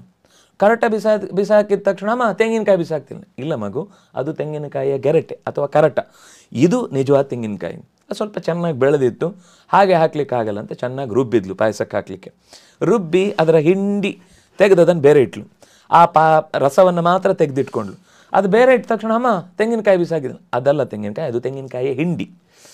ತೆಂಗಿನಕಾಯಿ ಅಂದರೆ ಅದರ ಎಸೆನ್ಸ್, ರಸ, ಕಾಯಿ ಹಾಲೇನಿದೆ ಅದು ನಿಜವಾದ ತೆಂಗಿನಕಾಯಿ. ಈ ರಸ ಇದ್ರೆ ಮಾತ್ರ ಈ ಹಿಂಡಿಗೆ ತೆಂಗಿನಕಾಯಿ ಅಂತಾರೆ, ಈ ಕರಟಕ್ಕೆ ತೆಂಗಿನಕಾಯಿ ಅಂತಾರೆ, ಈ ಸಿಪ್ಪೆಗೆ ತೆಂಗಿನಕಾಯಿ ಅಂತಾರೆ. ಇದು ಇಲ್ಲದೆ ಹೋಗಿದ್ರೆ ಅದನ್ನು ಗೊಡ್ಡು ಅಂತಾರೆ. ಒಳಗೆ ತೆಂಗಿನಕಾಯಿಯ ಸಾರ ಇಲ್ಲ ಅಂದರೆ ಅದನ್ನು ನೀವು ದೇವರ ಪೂಜೆಗಾಗಲಿ ಅಥವಾ ಯಾವುದಕ್ಕಾಗಲೂ ಬಳಸೋದನ್ನು ಎತ್ತಿ ಎಸಿತಾರಷ್ಟೇ. ಅದು ಬೆಳೆಯಲಿಕ್ಕೂ ಮುಂದೆ ಮೊಳಕೆ ಬರೆಸ್ಲಿಕ್ಕೂ ಆಗಲ್ಲ ಅದು. ಹಾಗಾಗಿ ಯಾವುದು ಹಾಗಾದರೆ ತೆಂಗಿನಕಾಯಿ ಅಂದರೆ ಯಾವುದು ಎಸೆನ್ಸ್, ಮೋರ್, ಇಡೀ ವಸ್ತುವಿನ ಮೂಲ ಯಾವುದು ವಸ್ತುವು ಅದು ಇಡೀ ತೆಂಗಿನಕಾಯಿ ಶಬ್ದದ ಅರ್ಥ. ಹಾಗಾದರೆ ಇದಕ್ಕೆಲ್ಲ ಯಾಕೆ ಅರ್ಥ ಬಂತು ಅಂದರೆ ಒಳಗೆ ಆ ರಸ ಇದ್ದು ಅದರ ಜೊತೆಗಿದ್ದಾಗ, ಅದರ ಹೊರಗಿನ ಸಿಪ್ಪೆ ಆಗಲಿ ಏನೇ ಆಗಲಿ, ಹಾಗೆ ಇಡೀ ದೇಹದಲ್ಲಿ ಇದರ ಒಳಗೆ ಇದಕ್ಕೆ ಸಂಬಂಧಪಟ್ಟ ಚಟುವಟಿಕೆಯ ಬಿಂಬರೂಪನಾಗಿ ಭಗವಂತ ಇದ್ದರೆ ಮಾತ್ರ ಇದಕ್ಕೆ ಈ ಚಟುವಟಿಕೆ ಅಥವಾ ಈ ಆಕೃತಿ, ಈ ಶಕ್ತಿ, ಈ ರೂಪ, ಈ ಚಟುವಟಿಕೆ ಇದೆಲ್ಲವೂ ನಡೆಸಲಿಕ್ಕೆ ಮೂಲ ಕಾರಣನಾದಂತಹ ಭಗವಂತನೇ ಹಂಸ ಶಬ್ದದ ಅರ್ಥ. ಹಾಗಾದರೆ ಹಂಸ ಅಂದರೆ ಏನು? 2 ಶಬ್ದ ಇದೆ, ಹಂ ಮತ್ತು ಸಹ. ಇದನ್ನು ಅದಲು ಬದಲು ಮಾಡಿದರೆ, ಸ್ಥಳ ಬೇರೆ ಮಾಡಿದರೆ ಹಾಗೆ ಇನ್ನೊಂದು ಮಂತ್ರ ಆಗುತ್ತೆ ಅಂತ, ಅದು ಸೋಹಂ ಆಗುತ್ತೆ. ಏನು ಹಾಗಂದರೆ? ಹಂ ಅಂದರೆ ಓಹಾಕ್ ತ್ಯಾಗೆ ಅನ್ನುವ ಒಂದು ಶಬ್ದದಿಂದ ಬಂದ ಜಹಾತಿ, ಸರ್ವದೋಷಗಳನ್ನು ಕೂಡ ದೂರೀಕರಿಸಿಕೊಂಡವನು, ಯಾವ ದೋಷಗಳನ್ನು ತನ್ನ ಬಳಿಗೆ ಸಾರದಂತೆ ತಡೆಯಬಲ್ಲವನು ಅಥವಾ ತನ್ನಗೆ ಅಂಟಿಸಿಕೊಳ್ಳದವನು. ಇದು ಹಂ ಶಬ್ದದ ಅರ್ಥ. ಅದು ಹಂ 0 ಏನು ಅಂದರೆ ಹಾ ಸಾಕಿತ್ತು. ಹಂ ಅಂದರೆ ಬಿಂದುರಪ್ಯವಧಾರಣೆ. ಇದು ಯಾವತ್ತೋ ಒಂದು ದಿವಸ ಕೆಲವರು ಈಗ ಬಿಟ್ಟಿದ್ದಾರೆ ಅಂದ್ರೆ ಮೊದಲು ಇತ್ತು ಅಂತಾಯ್ತು. ಮುಂಚೆ ಅವರು ಸೇವನೆ ಮಾಡ್ತಾ ಇದ್ರು ಎಲ್ಲ ಪಾನಗಳನ್ನು, ಆದ್ರೆ ಈಗ ಬಿಟ್ಟಿದ್ದಾರೆ. ಹಾಗೆ ದೇವರು ರಿಟೈರ್ ಆದ್ಮೇಲೆ ದೋಷ ದೂರ ಆಯ್ತು ಅಂದ್ರೆ ಯಾವಾಗ ದೂರ ಆಯ್ತು? ಯಾವಾಗ ಒಂದ್ ದಿವಸ ಇತ್ತು ದೋಷ, ಈಗ ದೂರ ಆಯ್ತು ಅಂದ್ರೆ ಇಲ್ಲ, ಯಾವತ್ತೂ ದೋಷವೇ ಅವನಿಗೆ ತಾಗಿಲ್ಲ, ದೋಷವೇ ಅವನಿಗೆ ಅಂಟಿಲ್ಲ. ಅದು 0 ಅನ್ನೋದು ಅವಧಾರಣವನ್ನು ಹೇಳುತ್ತೆ. ಇಲ್ಲ, ಅವನಲ್ಲಿ ದೋಷದ ಲೇಪವೇ ಇಲ್ಲ, ದೋಷದ ಸ್ಪರ್ಶವೇ ಇಲ್ಲ. ಇದು ಹಂ. ಇನ್ನು ಸಹ ಅಂದಾಗ ಅದು ಸಾರ, ಸಾರಭೂತವಾದದ್ದು, ಎಲ್ಲ ಕಡೆ ಇರುವಂತಹ ವಸ್ತುವಿನ ಎಸೆನ್ಸ್. ಅದು ಸಾರ ಶಬ್ದದ್ದೇ ಸರಳೀಕೃತವಾದ, ನಾವು ಸರಿಗಮ ಪದನಿ ಅನ್ನುವ ಆ ಪದಗಳಿಗೆಲ್ಲ ಶಾಸ್ತ್ರೀಯವಾಗಿ ಉಪನಿಷತ್ತಿನ ಹಿನ್ನೆಲೆಯಲ್ಲಿ ಹೋದರೆ ಪ್ರತಿಯೊಂದು ಅಕ್ಷರವೂ ದೇವರ ಹೆಸರೇ. ಅದು ಆ ಹೆಸರಿನ ಹಿನ್ನೆಲೆಯಲ್ಲಿ ಹೋದಾಗ ಅವನಿಗೆ ಸಾಪಾಸ ಹಾಡುವಾಗ ಗಾನಕ್ಕಿಂತ ಹೆಚ್ಚು ಅದರ ಒಳಗಿನ ಭಾವ ಒಂದು ಹೋಗುತ್ತಲ್ಲ ಅಲೆ, ಅದರೊಳಗೆ ಅವನು ಮುಳುಗಿ ಹೋದಾಗ ವೀಣಾವಾದನ ತತ್ವಜ್ಞನಾದವನಿಗೆ ಮೋಕ್ಷ ಸುಲಭ ಅಂತ ಐತರೆಯ ಉಪನಿಷತ್ ಹೇಳುವ ಮಾತು. ಅಂದ್ರೆ ನಾದದಿಂದ ಬೇಗ ಭಗವಂತನನ್ನು ಒಲಿಸಿಕೊಳ್ಳುವುದು ಸಾಧ್ಯ. ಯಾಕಂದ್ರೆ ಮೂರ್ಛೆ ತನಕ ಹೋಗುತ್ತದು. ಭಕ್ತಿಯ ಪರಾಕಾಷ್ಠೆಗೆ ಹೋಗಿ ಭಗವಂತನಲ್ಲಿ ತಲ್ಲೀನನಾಗುವುದಕ್ಕೆ ಬೇಕಿರುವಂತಹ ಒಂದು ಹೃದಯದ ಅಲೆಗಳನ್ನು ಅದು ಹುಟ್ಟು ಹಾಕುತ್ತೆ ಅನ್ನುವ ಕಾರಣಕ್ಕಾಗಿ. ಹಾಗಾಗಿ ಸ ಅಂದರೆ ಅದು ಆಧಾರ, ಇಡೀ ಜಗತ್ತಿನ ಮೂಲ. ನಾವು ಯಾಕೆಂದ್ರೆ ಉಳಿದ ಎಲ್ಲ ಸ್ವರಗಳು ಸೇರುವುದು ಸಾದ ಅಡಿಯಲ್ಲೇ. ಅದಕ್ಕೆ ಅದು ಸಾರ ಅಂದ್ರೆ ತಳ. ಶುರು ಮಾಡಿದ್ರೆ ಸಾ ಪಾ ಸಾ ಅಂತ ಹಾಡ್ತೀವಿ. ಅದು ಸರಿ ಗ ಮ ಪ ದ ನಿ ಸ, ಕೊನೆಗಳಿರುವುದು ಸಾನೆ. ಈ ತುದಿಯಿಂದ ಆ ತುದಿಯ ತನಕ ಇರುವುದು ಸಾನೆ. ಆದ್ರೆ ನನಗೆ ಹಂಸ ಅನ್ನುವಲ್ಲಿ ಆ ಸಕಾರ ಅನ್ನೋದು ಎಲ್ಲ ತುದಿ ಮೊದಲುಗಳ ಮಧ್ಯದ ಭಾಗವನ್ನ ತನ್ನೊಳಗೆ ಹಿಡಿದಿಟ್ಟುಕೊಂಡಿದೆ ಅನ್ನುವ ಅರ್ಥದಲ್ಲಿ ಸ ಅಂತ ಶಬ್ದ ಬಂತು. ಅದರ ಅರ್ಥ ಗುಣಪೂರ್ಣ ಅಂತ. ಸಾರ ಅಂದ್ರೆ ಏನು? ಎಸೆನ್ಸ್, ಅದರದ್ದು ಮುಖ್ಯ, ಅದರ ಕಂಟೆಂಟ್ ಏನು, ಆ ಗುಣ ಅವನಲ್ಲಿ ಇದ್ರೆ ಮಾತ್ರ ಉಳಿದವರಲ್ಲಿ ಆ ಗುಣ ಕಾಣೋದು ಸಾಧ್ಯ. ನಾನು ಕನ್ನಡಿಯ ಮುಂದೆ ನಿಂತಾಗ ಚೆನ್ನಾಗಿ ಅಲಂಕಾರ ಮಾಡ್ಕೊಂಡಿದ್ರೆ ಮಾತ್ರ ಕನ್ನಡಿಯಲ್ಲಿ ಆ ಅಲಂಕಾರ ಕಾಣುತ್ತೆ. ಅದಕ್ಕೆ ಮಸಿ ಬಳದಿದ್ರೆ ಮುಖಕ್ಕೆ ಅಲ್ಲೂ ಮಸಿ ಕಾಣುತ್ತೆ, ನಕ್ರೆ ನಕ್ಕ ಕಾಣುತ್ತೆ. ಅಂದರೆ ನನ್ನಲ್ಲಿ ಏನಿದೆಯೋ ಅದು ಕನ್ನಡಿಯಲ್ಲಿ ಕಾಣುತ್ತೆ. ಹಾಗೆ ಭಗವಂತನಲ್ಲಿ ಏನು ಗುಣಗಳಿದೆಯೋ ಅದು ಲೋಕದಲ್ಲಿ ಎಲ್ಲ ಕಡೆ ನಮಗೆ ಕಾಣಿಸ್ಲಿಕ್ಕೆ ಸಾಧ್ಯ. ಅದರಿಂದಾಗಿ ಸಾರ ಅಂದರೆ ಗುಣಪೂರ್ಣ, ಅವನು ದೋಷ ದೂರ, ಅವನು ಗುಣಪೂರ್ಣ ಅನ್ನೋದನ್ನು ಹಂ ಮತ್ತು ಸಹ, ದೋಷಗಳಿಲ್ಲದೆ ಗುಣಗಳಿಂದಲೇ ತುಂಬಿಕೊಂಡವನು. ಉಲ್ಟಾ ಮಾಡಿದರೆ ಅದು ಸ್ವಾರಸ್ಯ ಏನು ಅಂದರೆ ದೋಷ ದೂರ ಅಂದರೆ ಗುಣಪೂರ್ಣ ಅಂತ ಅರ್ಥ. ಆದ್ರೆ ನಾವು ಸ್ವಲ್ಪ ಬುದ್ಧಿವಂತರಲ್ವಾ, ಹಾಗಾಗಿ ನಮ್ಗೆ ಬಿಡಿಸಿ ಹೇಳಬೇಕಾಗುತ್ತೆ. ಆದ್ರೆ ಎರಡರ ಅರ್ಥವು ಒಂದೇ ಅಂತ. ಗುಣಪೂರ್ಣ ಅಂದ್ರೆ ದೋಷ ಇಲ್ಲ ಅಂತಾನೆ ಅರ್ಥ. ಯಾಕೆಂದ್ರೆ ಪೂರ್ಣ ಆಗಬೇಕು ಅಂದ್ರೆ ದೋಷ ಹೋಗ್ಲೇಬೇಕು. ಅಥವಾ ದೋಷ ಯಾವುದೂ ಇಲ್ಲ ಅಂದ್ರೆ ಅಲ್ಲಿ ಏನೋ ಗುಣ ಇದ್ರೆ ಮಾತ್ರ ದೋಷ ಇಲ್ಲದೆ ಇರುವುದು ಸಾಧ್ಯ. ಏನೂ ಇಲ್ಲ ಅನ್ನೋದು ಇರ್ಲಿಕ್ಕೆ ಸಾಧ್ಯ ಇಲ್ಲ. ಕಲ್ಗುಂಡಿಗಾದ್ರೂ ಮೆಣಸು ಗುಡ್ಲಿಕ್ಕೆ ಒಂದು ಶಕ್ತಿ ಇದೆ, ಆ ಉಪಯೋಗ ಆಗುತ್ತೆ. ನೀವು ನಿರ್ಗುಣ ಅಂದುಬಿಟ್ರೆ, ಏನು ಗುಣವೇ ಇಲ್ಲ ಅಂದುಬಿಟ್ರೆ ಅದು ಗುಂಡಿಗಿಂತಲೂ ಕಡೆ. ಅಜ್ಞಾನದ ಸ್ಪರ್ಶವೇ ಇಲ್ಲದ ಜ್ಞಾನ ಒಂದಿರಬಹುದು. ಈ ವಿಷಯ ನಮಗೆ ವೇದ ಹೇಳುತ್ತೆ. ಅದನ್ನು ಈ ಹಂಸ ಮಂತ್ರದ ಮೂಲಕ ತಿಳಿಸ್ತಾರೆ. ಇದನ್ನು ಒಂದು ಸಣ್ಣ ನಮ್ಮ ಅನುಭವಕ್ಕೆ ತಂದುಕೊಳ್ಳುವುದಾದರೆ, ಅಂದರೆ ದುಃಖವೇ ಇಲ್ಲದ ಸುಖ ಒಂದಿದೆ. ಎಲ್ಲಿದೆ? ನಿದ್ದೆಯಲ್ಲಿದೆ. ಎಂದಾದ್ರೂ ಕೆಟ್ಟ ನಿದ್ದೆ ಬಂತು ಅಂತ ಹೇಳ್ತಾನ? ನಿದ್ದೆ ಕೆಟ್ಟಿತು ಅಂತ ಹೇಳಿದ್ರೆ ಕೆಟ್ಟ ಕನಸು ಬೀಳುತ್ತೆ. ಅದೇ ನಿದ್ದೆ ಕೆಟ್ಟಿತು ಅಂತ ಹೇಳ್ಬೋದು, ಕೆಟ್ಟ ಕನಸು ಬಿತ್ತು ಅಂತ ಹೇಳ್ಬೋದು. ಆದರೆ ಡೀಪ್ ಸ್ಲೀಪ್ ಅಥವಾ ಸೌಂಡ್ ಸ್ಲೀಪ್ ಏನಿದೆ ಅದು ಯಾವತ್ತೂ ಕೂಡ ದುಃಖದ ಸ್ಪರ್ಶಕ್ಕೊಳಗಾಗುವುದಿಲ್ಲ. ಸುಖವಾಗಿ ನಿದ್ದೆ ಬಂತು. ಸುಖವಾಗಿ ನಿದ್ದೆ ಬರುವಾಗ ಸುಖ ಗೊತ್ತಿಲ್ಲ, ಎದ್ದ ಮೇಲೆ ಇಷ್ಟೊತ್ತು ಸುಖವಾಗಿ ನಿದ್ದೆ ಬಂತು ಅಂತ ನನಗೆ ಗೊತ್ತಿದೆ. ಆದರೆ ಎಂದೂ ಕೂಡ ಒಂದು ನಿದ್ದೆ ಮಾಡಿದವು ನನಗೆ ದುಃಖವಾಗಿ ನಿದ್ದೆ ಬಂತು ಅಂತ ಹೇಳುವುದಿದೆಯಾ? ಇಲ್ಲ. 3 ಸ್ಟೇಜು: ಎಚ್ಚರ, ಕನಸು, ನಿದ್ದೆ. ಈ ಕನಸು ಮತ್ತೆ ಎಚ್ಚರದಲ್ಲಿ ಸುಖ ದುಃಖಗಳಿವೆ. ಆದ್ರೆ ನಿದ್ದೆಯಲ್ಲಿ ಇಲ್ಲಿ ತನಕ ಯಾವನಿಗೂ ದುಃಖದ ಅನುಭವ ಆಗಿಲ್ಲ. ಅದರಿಂದಾಗಿ ದುಃಖ ಸ್ಪರ್ಶ ಇಲ್ಲದ ಸುಖ ಒಂದಿದೆ ಅಂತ ಸ್ಯಾಂಪಲ್ ದೇವ್ರು ನಮ್ಗೆ ನಿದ್ದೆಯಲ್ಲಿ ಕೊಟ್ಟದ್ದು. ಯಾವಾಗಲೂ ನಿದ್ದೆ ಮಾಡಿ ಅಂತಲ್ಲ, ಇದನ್ನು ಎಚ್ಚರದಲ್ಲಿ ಪಡ್ಕೊಳ್ಳಿ ಅಂತ ತಿಳಿಸ್ಲಿಕ್ಕೆ. ಅಂದ್ರೆ ಅವಾಗ ಬರೋ ಒಂದು ಸುಖದಿಂದ ನಾವು ಎಲ್ಲಾನು ಫೇಸ್ ಮಾಡ್ತಾ ಇದೀವಿ. ಫೇಸ್ ಮಾಡೋದು ಅನ್ನೋದ್ರ ಜೊತೆಗೆ ಅದೊಂದು ಒಬ್ಬ ಯೋಗಿಗೆ ಅಥವಾ ಸಾಧಕನಿಗೆ ಅದೊಂದು ಮಾಡೆಲ್. ಈ ತರ ಸುಖ ಎಲ್ಲ ಕಡೆನೂ ಇದೆ ಅಂತ. ಯಾಕೆ ಅಂದ್ರೆ ನೀವು ಗಮನಿಸಿ, ಅದು ವಿಶ್ವದಲ್ಲಿದ್ದಾಗ ಹೊರಗೆ ಇದ್ದೇವೆ ನಾವು, ದೇವ್ರು ಇಲ್ಲಿದ್ದಾನೆ, ನಾವು ದೇವರಿಂದ ಇಲ್ಲಿ ತನಕ ದೂರ ಬಂದ್ವಿ, ಹಾಗಾಗಿ ಹೆಚ್ಚು ಸುಖ ದುಃಖ ಇದೆ. ಇಲ್ಲಿಂದ ನಿಧಾನಕ್ಕೆ ಇಲ್ಲಿಗೆ ಬಂದ್ವಿ, ಅದು ತೈಜಸ. ಯಾವಾಗ ದೇವ್ರ ಹತ್ರಕ್ಕೆ ಬಂದ್ವಿ, ಜೀವ ಅಲ್ಲಿ ಹೋಯ್ತು, ಆಗ ದುಃಖವೇ ಇಲ್ಲ, ಸುಖ. ಹಾಗಾಗಿ ಸುಖ ಎಲ್ಲಿದೆ ಅಂದ್ರೆ ಒಳಗಿದೆ, ಹೊರಗಿಲ್ಲ. ದೇವ್ರ ಹತ್ರ ಎಷ್ಟಿರ್ತೀರೋ ಅಲ್ಲಿ ಸುಖ ಇದೆ ಅಷ್ಟೇ. ದೂರ ಹೋದಷ್ಟು ದುಃಖ ಜಾಸ್ತಿ ಆಗುತ್ತೆ. ಅಂದ್ರೆ ನೀವು ಹೇಳೋದು ಅನುಭವದಲ್ಲಿ ಏನಾದರೂ ಒಂದು ಎಕ್ಸಾಂಪಲ್ ಕೊಡಬೇಕಿಲ್ಲ. ಅಂದ್ರೆ ನಾವು ಶಾಸ್ತ್ರದಲ್ಲಿ ಸುಖವೇ ಇರುವಂತಹ ವಿಷಯ ಇದೆ ಅಂತ ಹೇಳ್ಬಿಟ್ಟು ನಾವು ಏನೂ ಎಕ್ಸಾಂಪಲ್ಸ್ ಕೊಡದೇ ಇದ್ರೆ, ಹಾಗಾಗಿ ನಮಗೆ ಇದು ಅನುಭವಿಸೋದಕ್ಕೆ ಇದೆ ಅಂತ. ಸಿಂಪಲ್. ನೋಡಿ ಸುಖ ಆಗುತ್ತೆ, ಕೇಳಿ ಸುಖ ಆಗುತ್ತೆ, ಮೂಸಿ ಸುಖ ಆಗುತ್ತೆ, ತಿಂದು ಸುಖ ಆಗುತ್ತೆ, ಮುಟ್ಟಿ ಸುಖ ಆಗುತ್ತೆ, ಅಥವಾ ಆಲೋಚಿಸಿ ಸುಖ ಆಗುತ್ತೆ, ಹಿಂದೆ ತಿಂದದ್ದೇ ಮಂಡಿಗೆ ನೆನೆಸ್ಕೊಂಡು ಸುಖ ಆಗುತ್ತೆ. ನಿದ್ದೆಯಲ್ಲಿ ಇದು ಒಂದೂ ಇಲ್ಲ. ಹೌದು. ಕಣ್ಣೆಚ್ಚರ ಇಲ್ಲ, ಕಿವಿ ಎಚ್ಚರ ಇಲ್ಲ, ಮೂಗೆಚ್ಚರ ಇಲ್ಲ, ಬಾಯಿ ಎಚ್ಚರ ಇಲ್ಲ, ಕೈ ಎಚ್ಚರ ಇಲ್ಲ, ಎಲ್ಲವೂ ಕನಸಲ್ಲ ನಾನು ಹೇಳ್ತಾ ಇರೋದು, ಸುಷುಪ್ತಿ, ನಿದ್ದೆ. ಪರಮ ನಿದ್ದೆಯಲ್ಲಿ ಈ ಯಾವ ಇಂದ್ರಿಯಗಳ ಸ್ಪರ್ಶವೂ ಇಲ್ಲದೆ ಇದ್ರೂ ಕೂಡ ಸುಖ ಆಗ್ತಾ ಇದೆ. ಹಾಗಾದ್ರೆ ಸುಖ ಎಲ್ಲಿದೆ? ಹೊರಗೆ ಬಂದದ್ದಲ್ಲ, ಹೊರಗೆ ಇಲ್ಲ ಸುಖ. ಈ AC ನಂಗೆ ಚಳಿ ಆಗ್ತಾ ಇದೆ ಅಂತ ಅನ್ಸಿದ್ರೆ ನಾನು ಇದೇ ಬೇಡ ಅಂತೇನೆ. ಅದೇ ಟೈಮಿಗೆ ನೀವೇ ಇದು ಬೇಕು ಅಂತೀರಿ, ಯಾಕಂದ್ರೆ ನಿಮ್ಗೆ ಸೆಕೆ ಆಗ್ತಾ ಇದೆ ಅಂತ. ಒಂದೇ ವಸ್ತು ಅಥವಾ ಬೇಡ, ನೀವೇ ನಿಮ್ಗೆ ಜ್ವರ ಬಂತು ಅಂತ ಇಟ್ಕೊಂಡಾಗ ಅದೇ ಎಸೆ ನೀವೇ ಬೇಡ ಅಂತೀರಿ. ಮರುಕ್ಷಣ ಸರಿ ಹೋಯ್ತು ಅಂತಂದಾಗ ಹಾಕಿ ಅಂತೀರಿ. ಹಾಗಾದ್ರೆ ಒಂದು ವಸ್ತು ಸುಖಕ್ಕೂ ಕಾರಣ ಆಗುತ್ತೆ, ದುಃಖಕ್ಕೂ ಕಾರಣ ಆಗುತ್ತೆ ಅಂದ್ರೆ ವಸ್ತುತಃ ಕಾರಣ ವಸ್ತು ಅಲ್ಲ.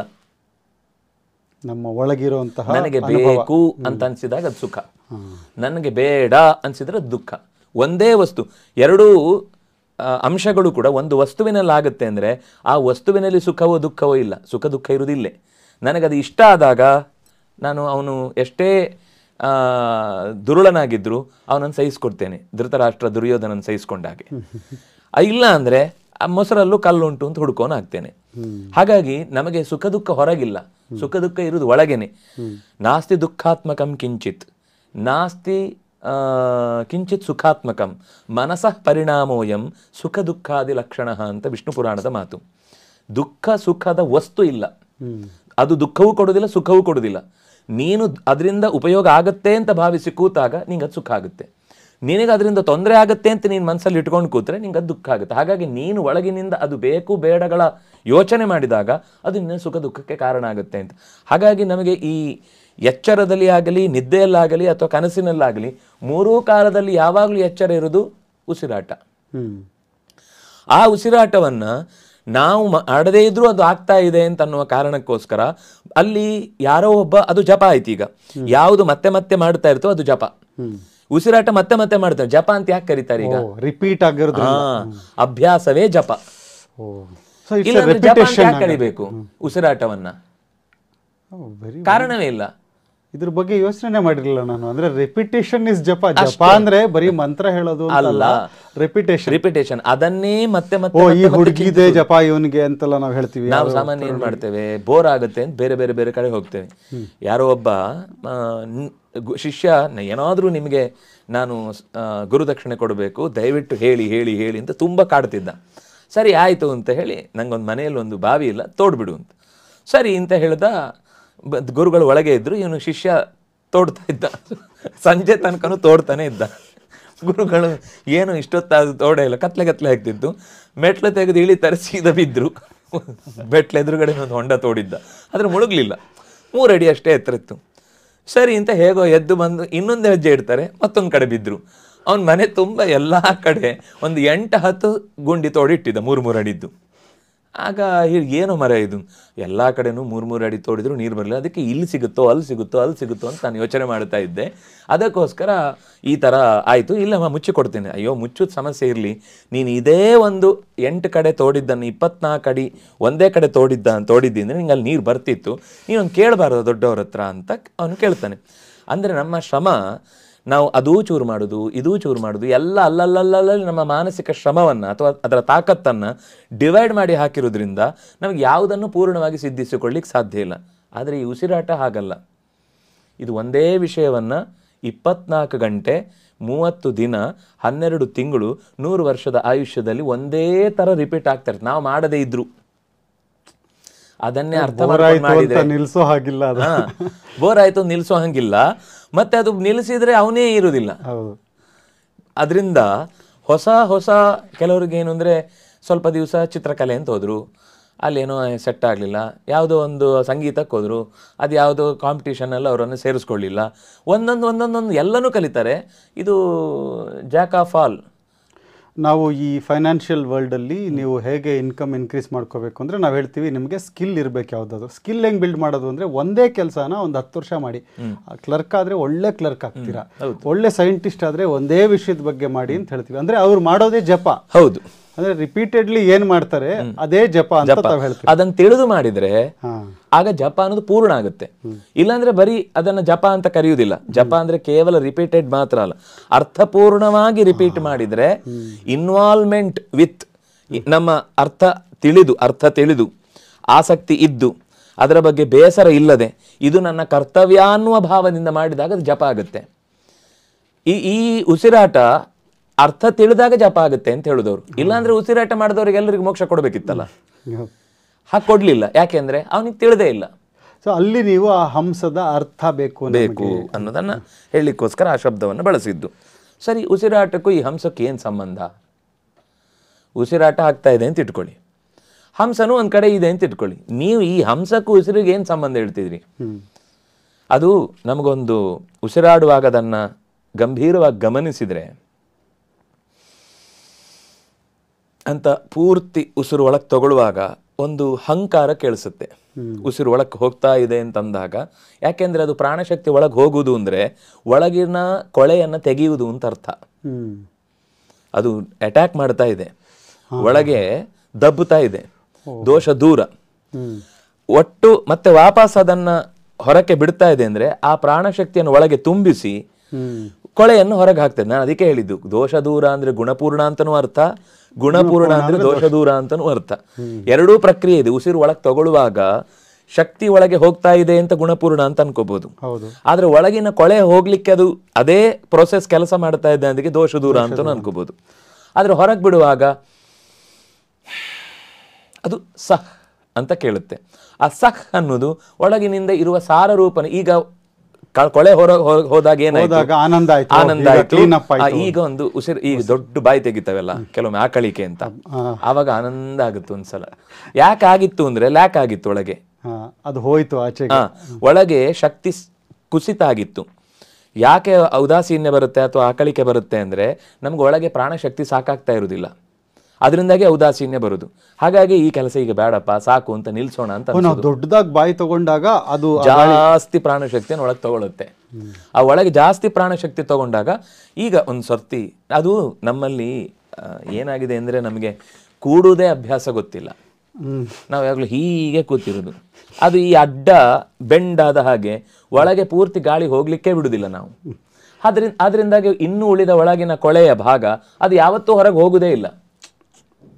ಅದಕ್ಕೆ ಓಡಾಡುವಾಗ ನೇರ ಓಡಾಡುವುದರಲ್ಲಿ ಒಂದು ಲಾಭ ಏನು ಅಂದರೆ ಆಗ ಸ್ವಲ್ಪ ಗಾಳಿ ಪೂರ್ಣ ಚಕ್ರ ತಿರುಗ್ಲಿಕ್ಕೆ ಶುರುವಾಗುತ್ತೆ.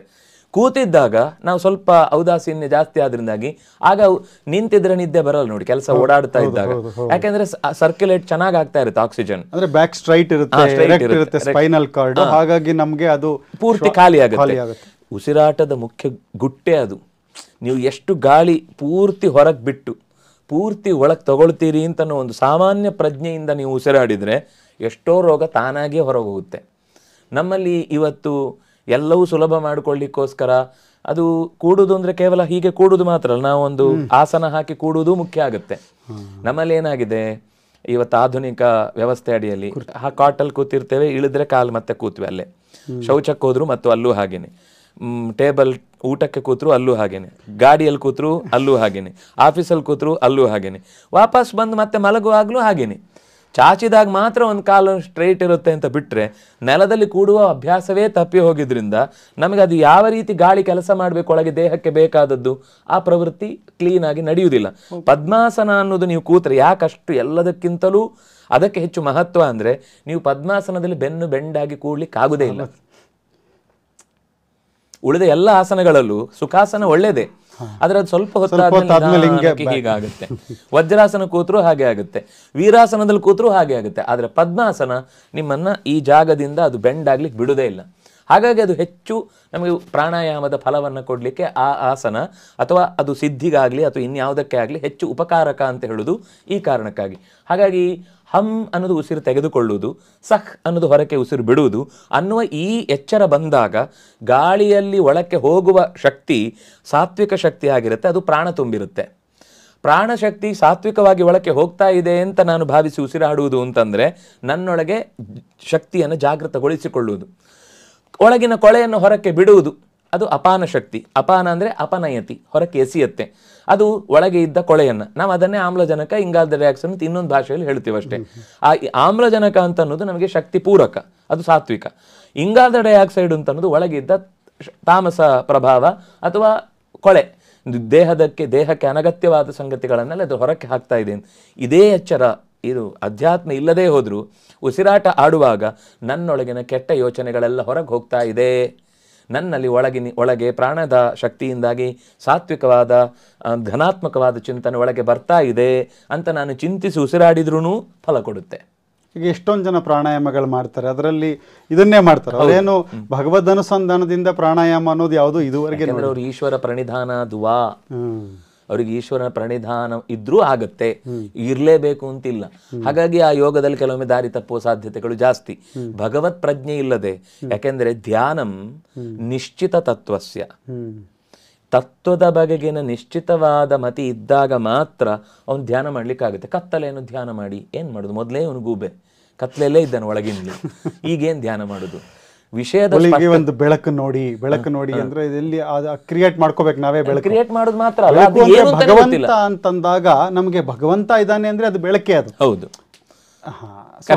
ಯಾಕೆಂದ್ರೆ ಈಗ ಆ ವಸ್ತುವಿನ ಪರಿಚಯ ಇಲ್ಲದೆ ನಾವು ಏನೇ ಕಲ್ಪಿಸಿಕೊಂಡ್ರು ಅದು ಅಲ್ಲದೆ ಹೋದ್ರೆ ಅದಕ್ಕೆ ಋಷಿಗಳ ಮಾತು ಬೇಕು, ಅದಕ್ಕೆ ವೇದದ ಮಾತು ಬೇಕು, ಅದಕ್ಕೆ ಜ್ಞಾನಿಗಳ ಮಾತು ಬೇಕು, ಅದಕ್ಕೆ ಕಂಡವರ ಮಾತು ಬೇಕು. ಕಂಡವರ ಮಾತಾಗುದಿಲ್ಲ. ಈಗ ಎಲ್ಲರೂ ಗುರುಗಳೇ, ಕೈಯಲ್ಲಿ ಒಂದು ಹೀಗೆ ಇಟ್ಕೊಂಡು ಹಿಂದೆ ಒಂದು ಲೈಟ್ ತೋರಿಸಿದ್ರೆ ಅವ್ರ ಹತ್ರ ಇಲ್ಲ ಅಂತ ತೋರಿಸಿದ್ರೆ ಅವ್ರು ಗುರೂಜಿ ಆಗಿಬಿಡ್ತಾರೆ. ನಾನು ಯಾವುದೇ ಕಾರ್ಯಕ್ರಮವನ್ನು ತಮಾಷೆಗೆ ಅಂತ ಹೇಳ್ತಿಲ್ಲ, ಆದರೆ ಅದರ ಗಾಂಭೀರ್ಯ ಏನು ಅಂತ ತಿಳಿಯದೆ ಅದನ್ನು ಒಂದು ವ್ಯಾಪಾರದ ಕೇಂದ್ರವಾಗಿಸ್ತಾ ಇರುವುದು ಮಾತ್ರ ತುಂಬ ವಿಷಾದಕರ. ಭಾರತದ ಹೆಸರು ಹೇಳಿಕೊಂಡು ವಿದೇಶದ ಜನರು ಇದಕ್ಕೋಸ್ಕರ ಹುಡ್ಕೊಂಡು ಓಡಿ ಬರ್ತಾರೆ. ಇಲ್ಲಾಂದ್ರೆ 63 ಕೋಟಿ ಜನ ಪ್ರಯಾಗದಲ್ಲಿ ಬಂದು ಮಿಂದು ಹೋದ್ರು ಅಂತ ಅನ್ನೋದನ್ನ ಯಾವುದಾದ್ರೂ ಬೇರೆ ದೇಶದಲ್ಲಿ ಕಲ್ಪಿಸಿಕೊಳ್ಳಿಕ್ಕಾದ್ರೂ ಆಗತ್ತಾ?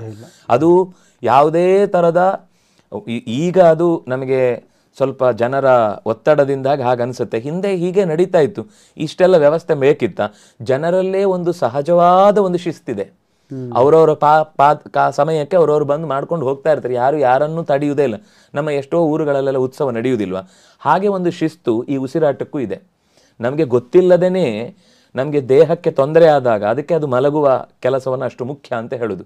ಮಲಗುವುದರಲ್ಲಿ ನಮಗೆ ಬೇಕಾದದ್ದು ಮುಖ್ಯವಾಗಿ ನೀರು ಮತ್ತು ನಿದ್ದೆ. ನಿದ್ದೆಯಲ್ಲಿ ಪ್ರಧಾನ ಈ ಉಸಿರಾಟ. ಈ ಉಸಿರಾಟ ನಿದ್ದೆಯಲ್ಲಿ ಆರಾಮವಾಗಿ ಪೂರ್ಣ ಪ್ರಮಾಣ, ಅದಕ್ಕೆ ನಾವು ಸಾಮಾನ್ಯ ಮೈ ಕೈ ಮಡಚಿ ಮಳ್ಕೊಳ್ಳೋದು ಇತ್ಯಾದಿಗಳನ್ನು ಮಾಡಬಾರ್ದು ಅಂತ ಹೇಳ್ತಾರೆ. ಆದಷ್ಟು ಪೂರ್ತಿ ದೇಹದ ಅಂಗಾಂಗಗಳನ್ನು ತೆರೆದ ರೀತಿಯಲ್ಲಿ ಮಲಗಬೇಕು ಅಂತ ಹೇಳೋದು ಈ ಕಾರಣಕ್ಕೆ. ಕೆಲವೊಮ್ಮೆ ದೇಹಕ್ಕೆ ಆಯಾಸ ಆಗಿರುತ್ತೆ, ಬೇಕು ಅಂತ ಅನ್ನಿಸ್ಬೋದು, ಆದರೆ ಸ್ವಲ್ಪ ಹೊತ್ತಾದರೂ ನಾವು ಆ ರೀತಿ ಉಸಿರಾಟದ ಕಡೆಗೆ ಗಮನ ಕೊಟ್ಟು ಆ ಶವಾಸನ ಅಂತ ಹೇಳೋದು ಅದಕ್ಕೆ ಎಲ್ಲದಕ್ಕಿಂತ ಸುಲಭ ಮತ್ತು ಇಷ್ಟ. ಮಲಗಿ ಬಿಟ್ಟರೆ ಎಲ್ಲರಿಗೂ ಈಸಿ, ಶ್ರಮ ಇಲ್ಲದೆ ಇರೋದು ಶವಾಸನ ಅಂತ. ಆದರೆ ನಮ್ಮ ಶವದ ಭಾವವನ್ನು ತಪ್ಪಿಸುವ ಆಸನ ಅದು. ದೇಹ ಶವ ಅಂದರೆ ಅದು ಮಲಿನ ಅಂತ, ಮಲಿನ ಆಗದಂತೆ ತಡೆಯುವ ಆಸನ. ಅದರಿಂದಾಗಿ ಈ ಉಸಿರಾಟದ ಪ್ರಕ್ರಿಯೆಯಲ್ಲಿ ಕೊಳೆ ಹೋಗುವುದು ಮತ್ತು ಒಳಗೆ ಗುಣವನ್ನು ಸ್ವೀಕರಿಸುವುದು ಅನ್ನುವ ಅರ್ಥದಲ್ಲಿ ಹಂಸ ಮಂತ್ರದ ಚಿಂತನೆ ಮಾಡಬೇಕು. ಅದರ ಅರ್ಥ ಅದು ಸ್ವತಃ ಭಗವಂತನೇ, ಆ ಮಂತ್ರದ ಅರ್ಥ ಭಗವಂತನೇ. ಇನ್ನು ಮುಂದೆ ಮತ್ತೆ ಅಸೋಹಂ ಅಂದ್ರೆ ಏನು? ಅಸೋಹಂ ಅಂತ ಬಂದಾಗ ನಮ್ಮಲ್ಲಿ ಇವತ್ತೊಂದು ಬೇರೆನೇ ರೀತಿಯಾದ ಕಲ್ಪನೆ ಇದೆಯಲ್ವಾ? ಹಂಸ ಮಂತ್ರವೇ ಸೋಹಂ ಹೇಗಾಯಿತು? ಮತ್ತೆ ಇನ್ನೂ ಅದರ ಜೊತೆಗೆ ಅದನ್ನು ನಾವು ತ್ಯಾಗ ಮಾಡುವುದು ಅಂತಂದಾಗ ಸ್ವಾಹ ಅನ್ನೋ ಶಬ್ದಕ್ಕೆ ಏನರ್ಥ ಅಂತ ನೀವು ಮತ್ತೆ ಮುಂದೆ ಅದರ ಜಿಜ್ಞಾಸೆ ಕೇಳಿದ್ರೆ ಹೇಳ್ತೇನೆ. ಆಚಾರ್ಯ, ಇವಾಗ ಮುಂದಿನ ಕಾರ್ಯಕ್ರಮ, ಮುಂದಿನ ಸೆಕ್ಷನ್ಗೆ ನಾವು ಹೋಗೋದಾದರೆ, ಈಗ ನೀವು ಹೇಳಿದ್ರಿ ಭಗವಂತನ ಅದು ಗುಣಪೂರ್ಣ ದೋಷ ದೂರ ಅಂತ ಹೇಳುತ್ತೆ ಹಂಸ ಅನ್ನುವಂತಹ ಭಗವಂತನ ನಾಮ ಅಂತ. ಆದರೆ ಈಗ ಭಗವಂತ ಅವನೇ ಜಪ ಮಾಡ್ಕೊಳ್ತಾ ಇದ್ದಾನ, ಇಲ್ಲ ಯಾರು ಮಾಡ್ತಾ ಇದ್ದಾರೆ ಅನ್ನೋದು ಈಗ ಮಧ್ವಾಚಾರ್ಯರ ಗ್ರಂಥಗಳಲ್ಲಿ ಹೇಳಿರುವಂಥ ವಿಷಯ. ಆದರೆ ಯಾರು ಇದನ್ನು ಮಾಡ್ತಾ ಇದ್ದಾರೆ? ತುಂಬ ಒಳ್ಳೆ, ಅವನ ಧ್ಯಾನನ ಅವನೇ ಮಾಡ್ಕೊಳ್ತಾ ಇದ್ದಾನ ಭಗವಂತ? ನಾನೇ ಗುಣಪೂರ್ಣ, ನಾನೇ ದೋಷ ದೂರ ಅಂತ ಮಾಡ್ತಿದ್ದಾನ, ಇಲ್ಲ ಬೇರೆ ಯಾರಾದರೂ ಮಾಡ್ತಾ ಇದ್ದಾರಾ? ತುಂಬ ಸ್ವಾರಸ್ಯಕರವಾದ ಪ್ರಶ್ನೆ. ಸ್ವಲ್ಪ ನಮ್ಮನ್ನೇ ನಾವು ಗಮನಿಸಿಕೊಂಡ್ರೆ ಇಲ್ಲೇ ಉತ್ತರ ಇದೆ. ಉಸಿರು ಅಂತ ಒಂದು ನಾವು ಶಬ್ದ ಬಳಸ್ತೇವೆ. ಕವು ಪ್ರಾಣಸ್ಯ ಪ್ರಾಣ ಅಂತ, ಪ್ರಾಣನನ್ನು ಈ ತಲವಕಾರ ಅಂತ ಒಂದು ಉಪನಿಷತ್ತು, ಅದರ ಆರಂಭದಲ್ಲಿ ಕೇನೇಷಿತಂ ಪತತೆ ಪ್ರೇಷಿತಂ ಮನಃ ಕೇನ ಪ್ರಾಣ ಪ್ರಥಮ ಪ್ರೈತಿಯುಕ್ತ ಕೇನೇಷಿತಾಂ ವಾಚಮಿಮಾಂ ವದಂತಿ ಚಕ್ಷುಶ್ರೋತ್ರಂ ಕೌದೇವೋ ಯುನಕ್ತಿ ಅಂತ ಮಹಾದೇವ ಮತ್ತು ಚತುರ್ಮುಖನ ಮಾತಿನ ಮಧ್ಯದಲ್ಲಿ ಈ ಮನಸ್ಸು ಹೇಗೆ ಓಡುತ್ತೆ, ಈ ಕಣ್ಣು ಹೇಗೆ ನೋಡುತ್ತೆ, ಈ ಕಿವಿ ಹೇಗೆ ಕೇಳುತ್ತೆ, ಈ ಬಾಯಿ ಹೇಗೆ ಆಡುತ್ತೆ, ಈ ಮನಸ್ಸು ಹೇಗೆ ಚಿಂತಿಸುತ್ತೆ, ಈ ಉಸಿರು ಹೇಗೆ ಹೋಗುತ್ತೆ, ಈ ಉಸಿರು ಯಾರು ಮಾಡ್ತಿದ್ದಾರೆ, ಈ ಉಸಿರಾಟದ ಪ್ರಕ್ರಿಯೆ ಒಳಗೆ ಇರುವಂಥ ದೊಡ್ಡ ಶಕ್ತಿ ಯಾರು? ನಾವು ಸಾಮಾನ್ಯ ತಕ್ಷಣ ಉಸಿರು ಅಂದರೆ ಉಸಿರಿನ ದೇವತೆ ಅಂತ ಹೇಳ್ತೇವೆ. ಅದಕ್ಕೆ ಅವನು ಚತುರ್ಮುಖನ ಮಾತು ಸವು ಪ್ರಾಣಸ್ಯ ಪ್ರಾಣ. ಈ ಪ್ರಾಣನನ್ನೂ ಕೂಡ ನಡೆಸುವ ಒಬ್ಬ ಪ್ರಾಣ ಇದ್ದಾನೆ, ಅವನೇ ಮುಖ್ಯ ಪ್ರಾಣ. ನಾವು ಮುಖ್ಯ ಪ್ರಾಣ ಅಂದರೆ ಸಾಮಾನ್ಯ ಪ್ರಾಣದೇವನನ್ನು ಹೇಳ್ತೇವೆ. ಉಪನಿಷತ್ ಹೇಳುವುದು ಇವನು ಮಧ್ಯಮ ಪ್ರಾಣ. ನಾವು ಯಾರನ್ನು ಉಸಿರಿನ ದೇವತೆ ಅಂತ ಹೇಳ್ತೇವೆ, ಮುಖ್ಯ ಪ್ರಾಣ ಅಂತ ಹೆಸರಿದೆ, ಇಲ್ಲ ಅಂತಿಲ್ಲ. ಯಾಕೆಂದರೆ 49 ಪ್ರಾಣರಲ್ಲಿ ಮುಖ್ಯ ಇವನೇ, ಆದ್ರಿಂದಾಗಿ ಇವನನ್ನು ಮುಖ್ಯ ಪ್ರಾಣ ಅಂತ ಕರೆದ್ರು. ಆದರೆ ಪ್ರಾಣ ಪ್ರಪಂಚವನ್ನೇ ತೆಗೆದುಕೊಂಡು ಅಕಸ್ಮಾತ್ ಹೇಳಿದ್ರೆ ಇವನು ಮಧ್ಯಮ ಪ್ರಾಣ. ಅಂದ್ರೆ ಈ ಮಧ್ಯಮ ಪ್ರಾಣನಿಗೂ ಯಾರು ಪ್ರಾಣನೋ ಅವನು ಮಹಾಪ್ರಾಣ ಅಥವಾ ಮುಖ್ಯ ಪ್ರಾಣ. ಆಗ ನಾವು ಮಂತ್ರದ ಅರ್ಥ ಏನ್ ತಿಳ್ಕೊಂಡ್ವಿ, ಅದು ಮುಖ್ಯ ಪ್ರಾಣ ಅಥವಾ ಪರಮಾತ್ಮ. ಆದ್ರೆ ಅವನನ್ನೇ ಅವನು ಜಪ ಮಾಡುವುದು ಅನ್ನೋದು ನಮಗೆ ಉಪಯೋಗ ಇಲ್ಲ. ಅವನಿಗೆ ಬೇಕಾದ ಸಾಧನೆ ಮಾಡ್ತಾನೆ, ಇಲ್ಲಿ ಯಾಕೆ ಮಾಡಬೇಕು? ಹಾಗಾದ್ರೆ ಸವು ಪ್ರಾಣಸ್ಯ ಪ್ರಾಣ ಅಂತ ಬಂತಲ್ವ, ಈ ಪ್ರಾಣನನ್ನೂ ಯಾರು ಉಸಿರಾಡುವಂತೆ ಮಾಡ್ತಾ ಇದ್ದಾನೋ ಅವನೇ ಮಹಾಪ್ರಾಣ ಅಂತ. ಈ ಪ್ರಾಣನನ್ನು ಉಸಿರಾಡುವಂತೆ ಮಾಡುವುದು ಯಾಕೆ ಅಂದ್ರೆ ಅವನನ್ನ, ಪರಮಾತ್ಮನನ್ನ ಅವನು ತನ್ನ ಪ್ರಾಣ ಅಂತ ಚಿಂತಿಸ್ತಾ ಇದ್ದಾನೆ. ಈ ಯಾವ ನಮ್ಮ ಉಸಿರಿನ ದೇವತೆ ಇದ್ದಾನೆ ಅವನು ಪರಮಾತ್ಮನನ್ನು ಜಪಿಸ್ತಾ ಇದ್ದಾನೆ, ಅವನು ಪರಮಾತ್ಮನನ್ನು ಚಿಂತಿಸ್ತಾ ಇದ್ದಾನೆ. ಹಾಗಾಗಿ ಅವನು ಪ್ರಾಣ. ಏನು ಚಿಂತಿಸ್ತಾ ಇದ್ದಾನೆ? ವಸ್ತುತಃ ಬೇರೆ ಬೇರೆ 100 ಮುಖಗಳಲ್ಲಿ ಅವನ ಉಪಾಸನೆ ಇದೆ. ಇದು ಒಂದು ಸಣ್ಣ ಅಂಶ ಅಷ್ಟೇ, ಇದೇ ಏನು ಪ್ರಧಾನ ಅಂಶ ಅಲ್ಲ. ಇದು ಮಾಡ್ತಾ ಇರೋದು ಅವನಿಗೋಸ್ಕರನೂ ಅಲ್ಲ. ಅವನ ಸಾಧನೆ ಅವನು ಬೇಕಾದಷ್ಟು ಬೇರೆ ಕಡೆ ಮಾಡ್ತಾನೆ ಇರ್ತಾನೆ. ನಮಗೋಸ್ಕರ ನಾವು ಆರಂಭದಲ್ಲಿ ಏನು ಮಾಡ್ಲಿಕ್ಕಾಗದೇ ಇದ್ರೂ ನಮಗೋಸ್ಕರ ನಾವು ಮಾಡಿಕೊಳ್ಳುವುದನ್ನಾದರೂ ದೇವರ ಕಾರ್ಯ ಮಾಡ್ತೇವೆ ಅಂತ ಒಬ್ಬ ಯಾರಾದರೂ ಸಂಕಲ್ಪ ಮಾಡಿದರೆ ಅವನಿಗೋಸ್ಕರ ಪ್ರಾಣನೇ ಪರಮಾತ್ಮನ ಚಿಂತನೆಯನ್ನ ಅವನು ದೋಷ ದೂರ, ಅವನು ಗುಣಪೂರ್ಣ, ಅವನು ದೋಷ ದೂರ, ಅವನು ಗುಣಪೂರ್ಣ ಅಂತ ಮತ್ತೆ ಮತ್ತೆ ಜಪಿಸುವ ಅರ್ಥದಲ್ಲಿ ಹಂಸ ಮಂತ್ರವನ್ನ ನಮಗೋಸ್ಕರ ಅವನೇ ಕೂತು ಈ ಬೆಳಗ್ಗಿನಿಂದ ಮರು ದಿವಸದ ಬೆಳಗ್ಗಿನ ತನಕದ ಅಷ್ಟು ಹೊತ್ತಿನಲ್ಲಿ 24 ಗಂಟೆಯಲ್ಲಿ ನಿರಂತರ ಆ ಪ್ರಾಣದ ಶ್ವಾಸೋಚ್ಛ್ವಾಸದ ಕ್ರಮವನ್ನ ಅವನು ನಡೆಸ್ತಾ ಇದ್ದಾನೆ. ಹಾಗಾಗಿ ಇಲ್ಲಿ ಯಾರು ಮಾಡ್ತಾ ಇದ್ದಾನೆ ಅನ್ನುವ ಪ್ರಶ್ನೆಗೆ ಉತ್ತರ ಸ್ವತಃ ಪ್ರಾಣನೇ ಮಾಡ್ತಾ ಇದ್ದಾನೆ, ಮಹಾಪ್ರಾಣನ ಕುರಿತಾಗಿ, ಪರಮಾತ್ಮನ ಕುರಿತಾಗಿ. ಅವನು ಯಾಕೆ ಮಾಡ್ತಿದ್ದಾನೆ ಅಂದ್ರೆ ಅವನಿಗೆ ಅವನು ಪ್ರಾಣ. ಈಗ ವಾಯುದೇವರು ಅಂತ ನಾವೇನು ಹೇಳ್ತೀವಿ, ಅವರು ಮಧ್ಯಮ ಪ್ರಾಣ. ಹೌದು, ಹೌದು. ಅದರಲ್ಲಿ ವಾಯುದೇವರು ನಮ್ಮಲ್ಲಿ ಕುಳಿತು ಈ ಒಳಗಿರುವಂತಹ ನಮ್ಮ ಅಂತರ್ಯಾಮಿ ಭಗವಂತನನ್ನ ಅವನು ಗುಣಪೂರ್ಣ, ದೋಷ ದೂರ ಅಂತ ಚಿಂತಿಸ್ತಾ ಇದ್ದಾನೆ ಅಂತ. ಇದು ಈ ತರ ಅವರು ನಮ್ಮಲ್ಲಿ ಕುಳಿತು ಅಂದ್ರೆ ಈಗ ಎಷ್ಟೋ ಜೀವಿಗಳಿದ್ದಾರೆ, ಎಷ್ಟೊಂದು ಪ್ರಾಣಿಗಳಿದ್ದಾರೆ. ಯಾಕಂದ್ರೆ ಅದು ಬೇರೆ ಪ್ರಾಣಿಗಳು, ಪಕ್ಷಿಗಳಿರ್ಬೋದು, ಎಲ್ಲಾನು ಉಸಿರಾಡ್ತಾ ಇದೆ. ಎಲ್ಲರಲ್ಲೂ ಇದ್ದಾರೆ ಅಂತನ ಪ್ರಾಣದೇವ, ಮುಖ್ಯ ವಾಯುದೇವರು ಎಲ್ಲರಲ್ಲೂ ಪ್ರಾಣದೇವರು ಇದ್ದಾರೆ, ಎಲ್ಲರಲ್ಲೂ ಈ ಜಪ ನಡೀತಾ ಇರುತ್ತೆ. ಆದ್ರೆ ಮನುಷ್ಯನಿಗೊಂದು ವಿಶೇಷತೆ ಏನು ಅಂತಂದ್ರೆ, ನಾನು ಉಸಿರಾಡ್ತಾ ಇದ್ದೇನೆ ಅಂತ ಅವನಿಗೊಂದು ಗಮನ ಬರ್ಲಿಕ್ಕೆ ಅವಕಾಶ ಇದೆ. ಬೇರೆ ಪ್ರಾಣಿಗಳಿಗೆ ಈ ಅವಕಾಶ ಇಲ್ಲ, ಚಿಂತಿಸುವಂತ ಮನಸ್ಸಿಲ್ಲ, ವಿವೇಕ ಇಲ್ಲ ಉಳಿದ ಪ್ರಾಣಿಗಳಿಗೆ. ವಸ್ತುತಃ ನೀವು ಗಮನಿಸಿದ್ರೆ ನಮ್ಗಿಂತ ಚೆನ್ನಾಗಿ ಅವುಗಳು ಪ್ರಾಣಾಯಾಮ ಮಾಡುತ್ತವೆ ಪ್ರಾಣಿಗಳಲ್ಲಿ. ಅದ್ರ ಪ್ರಾಕೃತಿಕ ಅದು. ಈಗ ಹುಟ್ಟಿದ ತಕ್ಷಣವೇ ಒಂದು ಮರಿ ಯಾವ್ದಾದ್ರು ನೀರಿಗೆ ಬಿತ್ತು ಅಂದ್ರೆ ಅದು ಸಾಯಲ್ಲ, ಈಜ್ಕೊಂಡು ಬರುತ್ತೆ. ಎಲ್ಲದಕ್ಕೂ ಮನುಷ್ಯನನ್ನು ಹಾಕಿದ್ರೆ ಮುಳುಗೆ ಹೋಗ್ತಾನೆ. ಇವನಿಗೆ ಏನಿದೆ ಅಂದ್ರೆ ತಲೆ ನನಗೆಲ್ಲ ಗೊತ್ತಿದೆ ಅಂತಿದೆ. ಹಾಗಾದ್ರೆ ನೀನು ಕಲ್ತ್ಕೊಂತ ಬಿಟ್ಟಿದ್ದಾನೆ, ಇನ್ಸ್ಟಿಂಕ್ಟ್ ಕೊಟ್ಟಿಲ್ಲ ಯಾವುದನ್ನು, ಅವನು ಅದನ್ನು ಅಭ್ಯಾಸ ಮಾಡ್ಕೊಂಡು ಕಲಿಬೇಕಾಗಿದೆ. ಹಾಗೆ ಪ್ರಾಣದ ವ್ಯವಸ್ಥೆಯು ಕೂಡ, ಅದರಲ್ಲೂ ಕೂಡ ಈಗ ಟ್ರೈಬಲ್ಸ್ ಗಳೆಲ್ಲ ಅವ್ರು ಯಾರು ಸಾಯಲ್ಲ ಅಂದ್ರೆ ನ್ಯಾಚುರಲಿ ಪ್ರಕೃತಿಯಲ್ಲಿ ಅಂದ್ರೆ ಅವರ ಜೀವನ ಶೈಲಿಯೇ ಹಾಗಿರುತ್ತಾದ್ರಿಂದ ಆ ಮಗುವಿಗೂ ಹೊಟ್ಟೆಯಲ್ಲಿರ್ಬೇಕಾದ್ರೆ ಆ ತಾಯಿ ಮಾಡುವ ಪ್ರತಿಯೊಂದು ಚಟುವಟಿಕೆಯಿಂದ ಅದಕ್ಕೆ ಪ್ರಾಕೃತಿಕವಾದ ತನ್ನ ಬದುಕನ ಸೇಫ್ ಮಾಡ್ಕೊಳ್ಳೋದು ಹೇಗೆ ಅಥವಾ ಎದುರಿಸೋದು ಹೇಗೆ ಅನ್ನೋದು ಅದಕ್ಕೆ ಗೊತ್ತಾಗಿರುತ್ತೆ. ಈಗ ನಮ್ಮಲ್ಲಿ ಕೆಲವೊಮ್ಮೆ ಮನೆಗಳಲ್ಲಿ ಸಣ್ಣ ಮಕ್ಕಳು ಅಜ್ಜ ಅಜ್ಜಿಯರು ಹೇಳ್ತಿರ್ತಾರೆ, ನಮ್ಗೆ ಏನು ಗೊತ್ತಿಲ್ಲ ಈ ಮಗು ಎಷ್ಟು ಚೆನ್ನಾಗಿ ಫೋನ್ ಯೂಸ್ ಮಾಡುತ್ತೆ ಅಂತ. ಅವ್ರು ಏನು ಎಲ್ಲಿವರೆಗೆ ಇರುತ್ತೆ ಅಂದ್ರೆ ನಮ್ಮ ಮನೇಲಿ ಒಂದು ಮರಿ ವಿಜ್ಞಾನಿ ಹುಟ್ಟುಬಿಟ್ಟಿದೆ ಅಂತ. ಅದು ಮರಿ ವಿಜ್ಞಾನಿ ಅಲ್ಲ, ಈ ತಾಯಿ ತಂದೆ ಇಬ್ರು ಕೂಡ ಹೊಟ್ಟೆಯಲ್ಲಿ ಇರ್ಬೇಕಂತ ಸಿಕ್ಕಾಪಟ್ಟೆ ಯೂಸ್ ಮಾಡಿದ್ರೆ ಅಂತ ಗೊತ್ತಾಗಿದೆ ಅಷ್ಟೇ. ನೀವು ಅದೇ ಒಳ್ಳೇದು ಕಲಿಸಿದ್ರೆ, ಹರಿವಂಶನ ಓದಿದ್ರೆ, ಮಹಾಭಾರತ ಓದಿದ್ರೆ, ರಾಮಾಯಣ ಓದಿದ್ರೆ, ಸಂಗೀತ ಕೇಳಿದ್ರೆ, ಸಾಮಗಾನ ಕೇಳಿದ್ರೆ ಆ ಮಗುವಿಗೆ ಅಂಥದ್ದೇ ಒಂದು ಸಮಾಧಾನದ ನೇಚರು ಮತ್ತೆ ಎಲ್ಲವನ್ನೂ ಸಮಾಧಾನ ಸ್ವೀಕರಿಸುವ ಎಚ್ಚರ ಬರ್ತಿತ್ತು. ಈಗ ನಾವು ಯೂಟ್ಯೂಬಲ್ಲಿ ನೋಡ್ತೀವಿ 2 ವರ್ಷದ ಮಗು ಒಳ್ಳೊಳ್ಳೆ ಹಾಡುಗಳು ಹಾಡುತ್ತವೆ, 5 ವರ್ಷದ ಮಕ್ಕಳು ಎಲ್ಲ ಭಗವದ್ಗೀತೆ. ಅದರ ಹಿಂದೆ ಒಂದು ಪೂರ್ವ ಜನ್ಮದ ಸಂಸ್ಕಾರ ಐತೆ. ಕೃಷ್ಣ ಅದನ್ನ ಗೀತೆಯಲ್ಲಿ ಸ್ಪಷ್ಟವಾಗಿ ಹೇಳ್ತಾನೆ. ಯಾಕೆಂದ್ರೆ ನಮಗೆ ಸಾಧನೆ ಮಾಡಿ ಮಧ್ಯದಲ್ಲೇ ಒಬ್ಬ ತೀರಿಕೊಂಡ ಅಂದ್ರೆ ಅವನ ಸಾಧನೆ ಏನು ಅಂತ ಅರ್ಜುನ ಪ್ರಶ್ನೆ ಕೇಳ್ತಾನೆ. ಅದಕ್ಕೆ ಹೇಳ್ತಾನೆ, ಇಲ್ಲೆಲ್ಲ ಫೇಲ್ ಮಾಡುವುದಿಲ್ಲ. ಈ ಜನ್ಮದಲ್ಲಿ ಅವನು ಅಕಸ್ಮಾತ್ ಅರ್ಧ ಮುಗಿಸಿದ್ರು, ಮುಂದಿನ ಜನ್ಮದಲ್ಲಿ ಅವನ 6ನೇ ಕ್ಲಾಸ್ನಿಂದನೇ 5 ಕ್ಲಾಸ್ ಕಲಿತು ಅವನು ಫೇಲ್ ಆಗಿ ಹೋದ, ಅಥವಾ ಅವನ ಜೀವನದ ಸಾಧನೆಯ ಅವಧಿ ಯೋಗ ಭ್ರಷ್ಟನಾದ. ಮುಂದೇನು ಅಂದ್ರೆ ಅವನನ್ನು 6ನೇ ಕ್ಲಾಸಿಂದನೇ ಕರ್ಕೊಂಡು ಹೋಗ್ತಾನೆ. ಮುಂದೆ ಒಂದು ಸಣ್ಣ ಕ್ರ್ಯಾಶ್ ಕೋರ್ಸ್ ಇರುತ್ತೆ. ಅದು ಹೇಗೆ ಅಂತಂದ್ರೆ ಯಾವುದೋ ಒಂದು ಒಳ್ಳೆಯ ಪರಿಸರ ಸಿಗುತ್ತೆ, ಶುಚೀನಾಂ ಶ್ರೀಮತಾಂಗೆ ಯೋಗ ಭ್ರಷ್ಟೋಭಿಜಾಯತೆ ಅಂತ. ಹಾಗಾಗಿ ಪ್ರಾಣಿಗಳಲ್ಲಿ ಜೀವನದ ಸಹಜವಾದ ಗುಣಗಳು ಇರುವ ಹಾಗೆ ಮನುಷ್ಯನಿಗೂ ಅವಕಾಶ ಇದೆ. ಆದರೆ ಅವನು ಆ ಮಗು ಹೊಟ್ಟೆಯಲ್ಲಿದ್ದಾಗ ಹೇಗೆ ಪ್ರಹ್ಲಾದ ನಾರದರ ಉಪದೇಶದಿಂದ ಎಲ್ಲವನ್ನೂ ತಿಳ್ಕೊಂಡು ಗುರುಗಳ ಹತ್ರನೇ ಪ್ರಶ್ನೆ ಮಾಡಿ ಗುರುಗಳು ಕಕ್ಕಾಬಿಕ್ಕಿ ಆದಾಗ ಉಳಿದ ಹುಡುಗರೆಲ್ಲ ನಿನಗೆಲ್ಲ ಇಷ್ಟು ಹೆಂಗೆ ಗೊತ್ತಿದೆ ಅಂತ ಕೇಳಿದಾಗ ಅವನು ಹೇಳ್ತಾನೆ, ನಮ್ಮ ಅಮ್ಮನಿಗೆ ನಮ್ಮ ಗುರುಗಳು ಹೇಳ್ತಾ ಇದ್ರು ಕೂಡ ಅಮ್ಮ ನಿದ್ದೆ ಮಾಡಿದ್ಲು, ಪಾಪಳಿಗೆ ಸುಸ್ತಾಗ್ತಿತ್ತು, ಆದರೆ ನಾನು ಕೇಳಿಸ್ಕೊಳ್ತಾ ಇದ್ದೆ. ನಿದ್ದೆ ಆದರೆ ನಿಂಗೆ ಯಾಕೆ ಹೇಳಿದ್ರು ಅಂದರೆ ನಾನು ಹೂ ಅಂತಿದ್ದೆ ಅಂತ ಅವನು ಹೇಳ್ತಾನೆ. ನಾನು ಹೂ ಅಂತಿದ್ದೆ, ಅದನ್ನ ನಾರದರು ಕೇಳ್ತಿದ್ರು, ಹಾಗಾಗಿ ನನಗೋಸ್ಕರನೇ ಅವ್ರು ಹೇಳಿದ್ದು. ಇವತ್ತು ಅದೆಲ್ಲ ನಂಗೆ ನೆನಪಿದೆ. ಇವತ್ತು ವಿದೇಶಗಳಲ್ಲೆಲ್ಲ ಮಕ್ಕಳಿಗೆ ಗರ್ಭದಲ್ಲಿಯೇ ಒಂದು ಕ್ಲಾಸ್ ಇದೆ. ಅವರಿಗೆ ಬೇರೆ ಬೇರೆ ಶಿಕ್ಷಣದ ವ್ಯವಸ್ಥೆಯನ್ನು ಒಂದಿಷ್ಟು ಮಾಡುತ್ತಾರೆ. ಯಾಕೆಂದ್ರೆ ಮಗುವಿದ್ದಾಗಲೇ ಅದನ್ನ ತಾವು ಏನು ಅನ್ಕೊಳ್ತೀವೋ ಆ ಕ್ಷೇತ್ರದಲ್ಲಿ ಮುಂದುವರಿಸಬೇಕು ಅಂತ. ಇದು ಹೊಸ್ತಲ್ಲ ಅಂತ ಹೇಳುದು. ಇದು ಗರ್ಭದಲ್ಲಿ ಇರಬೇಕಾದ್ರೆ ಮಗುವಿಗೆ ಈ ಶಿಕ್ಷಣ ಇದೆ ಅನ್ನೋದನ್ನ ಭಾಗವತವೇ ಹೇಳುತ್ತೆ. ಪ್ರಹ್ಲಾದನ ಕಥೆ ಒಂದು ಸಾಕು.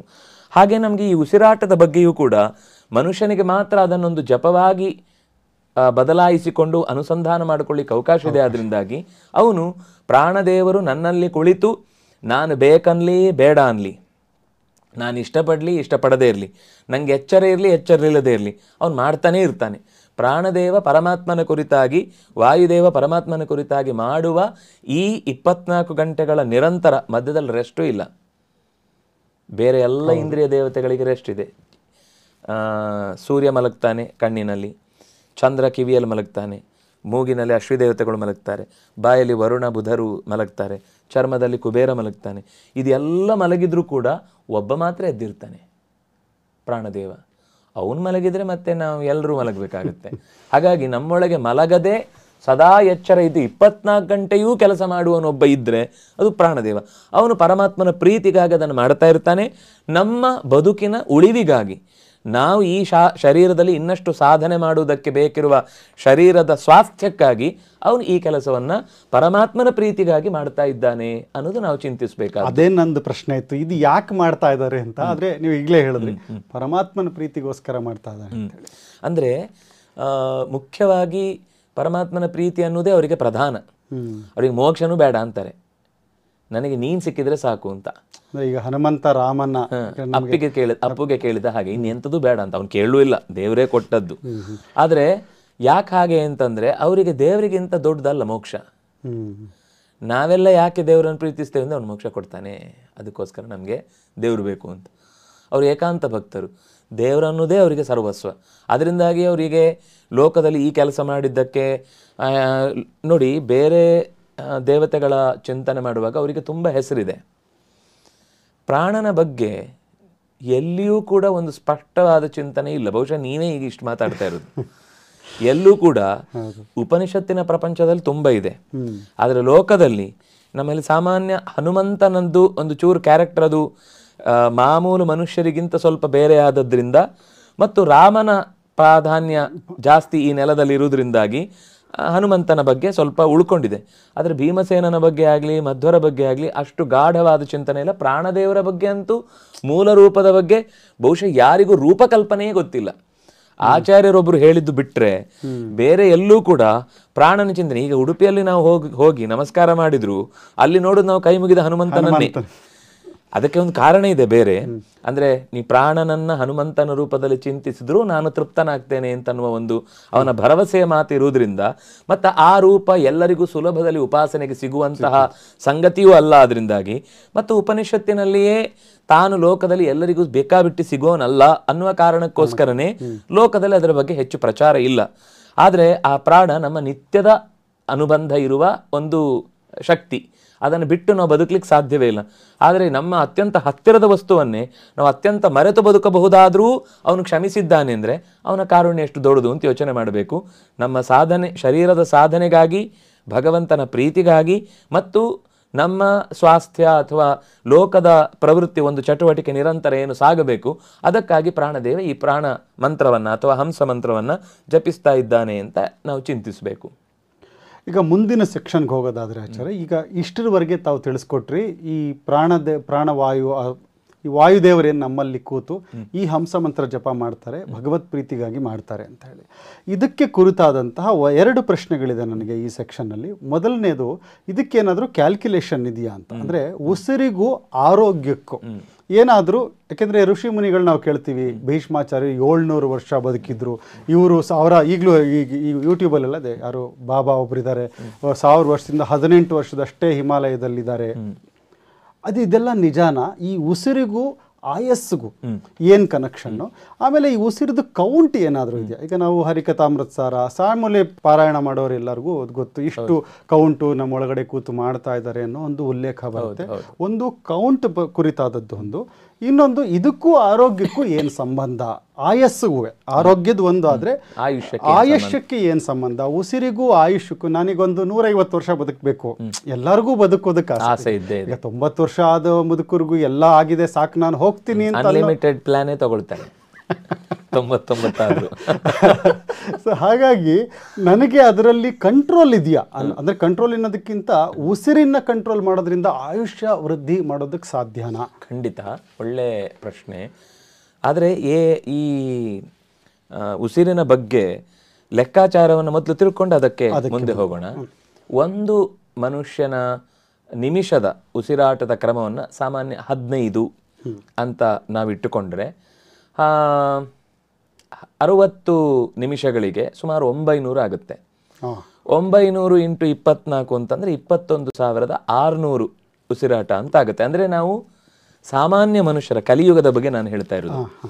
ಕಲಿಯುಗಕ್ಕೆ ಯಾಕೆ ಹೇಳ್ತಾ ಇದ್ದೇನೆ ಅಂದ್ರೆ, ಒಬ್ಬ ಮನುಷ್ಯನಿಗೆ ಶತಂಜೀವೇಮ 100 ವರ್ಷ ಬದುಕೋಣ ಅಂತ ಎಲ್ಲರದ್ದು ಆಸೆ. 100 ಯಾವಾಗ ಆಗುತ್ತೆ ಅನ್ನೋದು ಅವನಿಗೆ ಬಿಟ್ಟದ್ದು. ಇವನು 60ಕ್ಕೆ 100 ಆಗ್ಬೋದು, 100ಕ್ಕೆ 100 ಆಗ್ಬೋದು, 1000ಕ್ಕೂ 100 ಆಗ್ಬೋದು. ಇದೇನು ನೀವೀಗ ಪ್ರಶ್ನೆ? ಹೌದು, ನೀವೀಗ ಚೆನ್ನಾಗಿ ಹೇಳಿದ್ರಿ. 15 ಇಂಟು ನಾವು ಇದಕ್ಕೆ ತುಂಬಾ ಜಾಸ್ತಿ ಮಹತ್ವ ಕೊಡ್ತೀವಿ. ಯಾಕಂದ್ರೆ ನಂಬರ್ ಅಂದ್ರೆ ಕರಾರುವಕ್ಕಾಗಿ ತಿಳ್ಕೊಬಹುದು. ಎಕ್ಸಾಕ್ಟ್ಲಿ ಈಗ ನೀವು ಹೇಳಿದ್ರಿ 15 ಇಂಟು 60 900 ಇಂಟು 24 hours 21,600 21,600 ಅಂತ. ಇದ್ರ ಮುಂದೆ ನೀವು ಯಾವ ತರ ಇದ್ರದ್ದು ಎಕ್ಸ್ಪ್ಲನೇಷನ್ ಕೊಡ್ತೀರಾ? ಈಗ ಇದು 24 ಗಂಟೆಗೆ 21,900 ಆಯ್ತು ಇಂಟು 360 ಅಂದ್ರೆ ನೀವೀಗ 15 ಅಂತ ತಗೊಂಡ್ರೆ ಅಂದ್ರೆ ಈಗ 60 ಸೆಕೆಂಡ್ ಅಂದ್ರೆ 4 ಸೆಕೆಂಡ್ ಅಂತ ಆಗುತ್ತೆ. ಹೌದು, ಒಂದು ಉಸಿರಿಗೆ 4 ಸೆಕೆಂಡ್ ಆಗುತ್ತೆ. ಅಂದ್ರೆ 2 ಸೆಕೆಂಡ್ ಉಸಿರು ಒಳಗೆ ಹೋಗ್ಲಿಕ್ಕೆ, 2 ಸೆಕೆಂಡ್ ಉಸಿರು ಹೊರಗೆ ಬರ್ಲಿಕ್ಕೆ. ಇದು ತುಂಬಾ ನಾರ್ಮಲ್ ಆದ ಲೈಫಿನ ಬಗ್ಗೆ ನಾನು ಹೇಳ್ತಾ ಇದ್ದೇನೆ. ಪ್ರಾಣಾಯಾಮದ ಸಮಯದ ಬಗ್ಗೆ ನಾನು ಮಾತಾಡ್ತಿಲ್ಲ. ನಾವು ಇನ್ ಜನರಲ್ ಓಡಾಡುವಾಗ ಬರುವಾಗ ಅನುಪಾತದ ದೃಷ್ಟಿಯಿಂದ ತೆಗೆದುಕೊಂಡ್ರೆ ಈ ಹಿನ್ನೆಲೆಯಲ್ಲಿ ಮತ್ತೆ ನಾವು ಬರೋಣ ಆರೋಗ್ಯದ ಬಗ್ಗೆ. ಇದು ಸಾಮಾನ್ಯ ಉಸಿರು. ಇದರ ಕೌಂಟ್ ಈಗ 24 ಗಂಟೆಗೆ 21,600 ಆಯಿತು ಅಂದರೆ ಇಂಟು 360 ಅಂದರೆ ಸುಮಾರು 77,76,000. ಇದು 1 ವರ್ಷದ ಉಸಿರಾಟ. 100 ವರ್ಷ ಬದುಕಿದ ಅಂದರೆ 77,76,00,000 ಉಸಿರಾಟ ಒಬ್ಬ ಮನುಷ್ಯನ ಆಯುಷ್ಯ. ಎಕ್ಸ್ಟ್ರಾರ್ಡಿನರಿ. 77,76,00,000 ಉಸಿರಾಟ ಮುಗಿಯಿತು ಅಂದ್ರೆ ಅವನ 100 ವರ್ಷ ಮುಗಿಯಿತು. ಈಗ ಯೋಚನೆ ಮಾಡಿ, ಉಸಿರು ಮುಗಿಬೇಕು. ಇಲ್ಲಾಂದ್ರೆ ಯಾವ ಕ್ಯಾಲೆಂಡರ್ ಪ್ರಕಾರ ಮಾಡುದು? ದೃಗ್ಗಣಿತನ, ಆರ್ಯಭಟೀಯನ, ಅಥವಾ ಇನ್ಯಾವುದೋ ಸೂರ್ಯ ಸಿದ್ಧಾಂತನ? 365 ದಿವಸ ಇದೆ, ಒಂದರಲ್ಲಿ 360 ಇದೆ. ಯಾಕಂದ್ರೆ ಅದು ಒಂದು ರೀತಿ. ನಾನು ಲೆಕ್ಕಾಚಾರದ ದೃಷ್ಟಿಯಿಂದ ಹೇಳಿದ್ರೆ ಒಬ್ಬೊಬ್ಬರದ್ದು ಒಂದೊಂದು ಲೆಕ್ಕದಲ್ಲಿ ಬರುತ್ತೆ. ಅಥವಾ ಪಂಚಾಂಗದ ದೃಷ್ಟಿ ಬಿಟ್ಟು ನಾವು ಗಣಿತವನ್ನೇ ತೆಗೆದುಕೊಂಡ್ರೆ ಸೂರ್ಯನ ಗತಿಯನ್ನು ಇಟ್ಟುಕೊಂಡು, ಚಂದ್ರನ ಗತಿಯನ್ನು ಇಟ್ಕೊಂಡು, ನಕ್ಷತ್ರದ ಗತಿಯನ್ನು ಇಟ್ಕೊಂಡು, ಗುರುವಿನ ಗತಿ ಇಟ್ಕೊಂಡು, ಆವರೇಜ್ ಗತಿ ಇಟ್ಕೊಂಡು, ಈಗ 5 ಕ್ರಮ ಇದೆ: ಅನುವತ್ಸರ, ಇಡಾವತ್ಸರ, ಪರಿವತ್ಸರ, ಸಂವತ್ಸರ, ವತ್ಸರ ಅಂತ. ವತ್ಸರ ಅನ್ನೋದು ಬಡ್ಡಿ, ಲೋಕದ ವ್ಯವಹಾರಕ್ಕೋಸ್ಕರ ಮಾಡಿದವರು. ಅಂದ್ರೆ ನೀವು ಇಲ್ಲ ನಾನು ಚಂದ್ರಮಾನದ ಪ್ರಕಾರ ಹೇಳಿದ್ದು ಇನ್ನೂ 5 ದಿವಸ ಬಾಕಿ ಇದೆ ಅಂತ ನೀವು ಗಲಾಟೆ ಮಾಡ್ಲಿಕ್ಕಿಲ್ಲ ಅಂತ. ಲೋಕದ ಆರ್ಥಿಕ ವ್ಯವಹಾರಕ್ಕೋಸ್ಕರ 360 ಅನ್ನೋದು ಒಂದು ಜನರಲ್ ಅದು ವರ್ಕ್ ಆಗುತ್ತೆ. 360 ಡಿಗ್ರಿ ಅಂದ್ರೆ ಒಂದು ಸರ್ಕಲ್ ಆಗುತ್ತೆ. ಅಲ್ಲಿಗೆ ಅದು ನೀನು ಮತ್ತೆ 361ನೇ ದಿವಸ ಆಯ್ತು ಅಂದ್ರೆ 2ನೇ ವರ್ಷದ ಬಿತ್ತು ನಿಂಗೆ ಟ್ಯಾಕ್ಸು. ಆದ್ರೆ ಇದು ಲೋಕದ ವ್ಯವಹಾರಕ್ಕೆ. ಇದು ಬಿಟ್ಟು ಇನ್ನು 4 ಶಾಸ್ತ್ರೀಯ ವ್ಯವಹಾರಗಳನ್ನು ಬಳಸುವುದರಲ್ಲಿದೆ. ಅದರಲ್ಲಿ 2 ತುಂಬಾ ಪ್ರಧಾನ. ಒಂದು ಚಾಂದ್ರಮಾನದ ಕ್ರಮದಲ್ಲಿ ಹೇಳುವಂಥದ್ದು, ಇನ್ನೊಂದು ಸೌರಮಾನದ ಕ್ರಮದಲ್ಲಿ ಹೇಳುವಂಥದ್ದು. ಚಾಂದ್ರಮಾನ ಅಂತಂದ್ರೆ 355 ದಿನ. 355 ದಿನಕ್ಕೆ ಚಂದ್ರನ ಗತಿಯನ್ನು ಇಟ್ಟುಕೊಂಡು ಮಾತಾಡುತ್ತೆ. 365.3 ಅನ್ನುವಂಥದ್ದು ಸೌರಮಾನದ ಕ್ರಮ. ಅದಕ್ಕೆ ಹೆಸರು ಸಂವತ್ಸರ ಅಂತ. ಇದಕ್ಕೆ ಅನುವತ್ಸರ, ಸೂರ್ಯನನ್ನು ಅನುಸರಿಸಿ ಮಾಡಿದ್ರಿಂದಾಗಿ ಅನುವತ್ಸರ. ಅಂದ್ರೆ ಸಮ್ಯಕ್, ಇದು ಪೂರ್ಣ. ಇವತ್ತಿಗೆ ಆಧುನಿಕರು ಕೂಡ ಫೆಬ್ರವರಿಯಲ್ಲಿ 29 ಯಾಕೆ ತಗೊಳ್ತಾರೆ ಅಂದರೆ ಸೂರ್ಯನ ಗತಿಯನ್ನು ಆ ಒಂದು ದಿವಸಕ್ಕೆ ಅಡ್ಜಸ್ಟ್ ಮಾಡ್ಲಿಕ್ಕೋಸ್ಕರ. ನಮ್ಮಲ್ಲಿ ಚಾಂದ್ರಮಾನದಲ್ಲೂ ಪ್ರತಿ ವರ್ಷದ 10 ದಿನ ಉಳಿದದ್ದನ್ನು ಉಪಯೋಗಿಸಿ 3ನೇ ವರ್ಷಕ್ಕಾಗುವಾಗ ಒಂದು ಅಧಿಕ ಮಾಸ ಬರುತ್ತೆ. ಅಧಿಕ ಮಾಸ ಯಾಕೆ ಬರುತ್ತೆ? ಒಂದೊಂದು ವರ್ಷದ 10 ದಿನ ತಗೊಂಡು 3 ವರ್ಷದ 30 ದಿನ ಸೇರಿಸಿ ಅಡ್ಜಸ್ಟ್ ಮಾಡೋ ಕ್ರಮ. ಅದು ಅದಕ್ಕೆ ಅನುವತ್ಸರ. ಇನ್ನೊಂದು ಇಡಾವತ್ಸರ. ಇಡಾವತ್ಸರ ಅಂದ್ರೆ ಈ ನಕ್ಷತ್ರಗಳ ಮಾನ. ಒಂದು ನಕ್ಷತ್ರದ 27 ದಿನಗಳ ಸರ್ಕಲ್ 12 ಬಾರಿ ತಿರುಗಿದ್ರೆ 324 ದಿನ ಆಗುತ್ತೆ. ತುಂಬಾ ಕಡಿಮೆ ಆಯ್ತು. ಅದು ನಕ್ಷತ್ರಮಾನ ಅಂತ ಒಂದು ವ್ಯವಸ್ಥೆ ಇದೆ. ಅದು ಕೆಲವು ಕಡೆ ಜ್ಯೋತಿಷ್ಯ ಗ್ರಂಥಗಳಲ್ಲಿ ಅದರ ಉಲ್ಲೇಖ ಇದೆ. ಅದಕ್ಕೆ ಪ್ರತ್ಯೇಕ ಕಾರಣಗಳಿವೆ. ಹೇಳ್ತಿರೋದು 100 ವರ್ಷ ಕ್ಯಾಲ್ಕುಲೇಷನ್ ಹೆಂಗ್ ಮಾಡಬಹುದು ಅಂತ. ಇನ್ನೊಂದು ಕೊನೆಯದ್ದು ಗುರುವಿನ ಪ್ರಯಾಣ. ಗುರುವಿನ ಪ್ರಯಾಣ ಸುಮಾರು 390 ದಿನ, ಒಂದು ವರ್ಷಕ್ಕಿಂತ ಚೂರು ಜಾಸ್ತಿ. ಅದು ಕೂಡ ಎಕ್ಸಾಕ್ಟ್ ಆಗಿ ಹೀಗೆ ಎಂತಿರುವುದಿಲ್ಲ. ಒಂದು ವರ್ಷ 389 ಬರ್ಬೋದು, 390 ಬರ್ಬೋದು, 391 ಬರ್ಬೋದು, ಹೀಗೆ ವ್ಯತ್ಯಾಸ ಆಗ್ತಾ ಇರುತ್ತೆ. ಈ 4ರಲ್ಲಿ 2 ಪ್ರಧಾನ, ಸೌರ ಮತ್ತು ಚಾಂದ್ರ. ಈ 2 ವರ್ಷಗಳನ್ನು ಇಟ್ಟುಕೊಂಡಾಗ ಇದೆರಡನ್ನು ನೀವು ಒಟ್ಟು ಮಾಡಿದ್ರೆ ಮತ್ತೆ 360 ಬರುದು. 355, ಅದು 365, ಆವರೇಜ್ ಇಸ್. ಅದಕ್ಕೆ ಅವರು ಜನರಲ್ ಆದ 360 ಅಂತ ಒಂದು ವ್ಯವಹಾರದ್ದು ಅಂತ ಕೊಟ್ಟದ್ದು. ಅಂದ್ರೆ ಈ 360 ದಿನ ಅಂತ ಕೊಟ್ಟಾಗ ನಿಮ್ಗೆ ಏನಾಯ್ತು, ಒಟ್ಟು ಒಂದು ವರ್ಷದಲ್ಲಿ 77,76,000 ಉಸಿರಾಟ ಆಯ್ತು. 77 ಕೋಟಿ ಅದು ಜೀವಮಾನಕ್ಕೆ. ಇದು ಒಂದು ವರ್ಷ ಇಂಟು 100 ಅದ್ ಮಾಡಿದ್ರೆ ಅಷ್ಟಾಗುತ್ತೆ.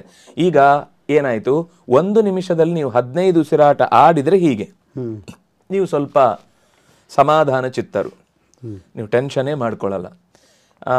ನಿಧಾನಕ್ಕೆ ಉಸಿರಾಡಿಕ್ಕೆ ಶುರು ಮಾಡಿದ್ರೆ 16 ಇದ್ದದ್ದನ್ನ 15 ಇದ್ದದ್ದನ್ನ 8ಕ್ಕೆ ಇಳಿಸಿದ್ರಿ ಅಂತಂದ್ರೆ ಸುಮಾರು ಅರ್ಧಕ್ಕೆ ಬಂತು ಅಂತ ಇಟ್ಕೊಳ್ಳಿ. ನೀವು ಅದನ್ನೇ ಎಲ್ಲಾ ಸಮಯದಲ್ಲೂ ಮೇಂಟೈನ್ ಮಾಡ್ಬೇಕು, ಯಾಕಂದ್ರೆ ಉಸಿರಾಟ ನಿರಂತರ.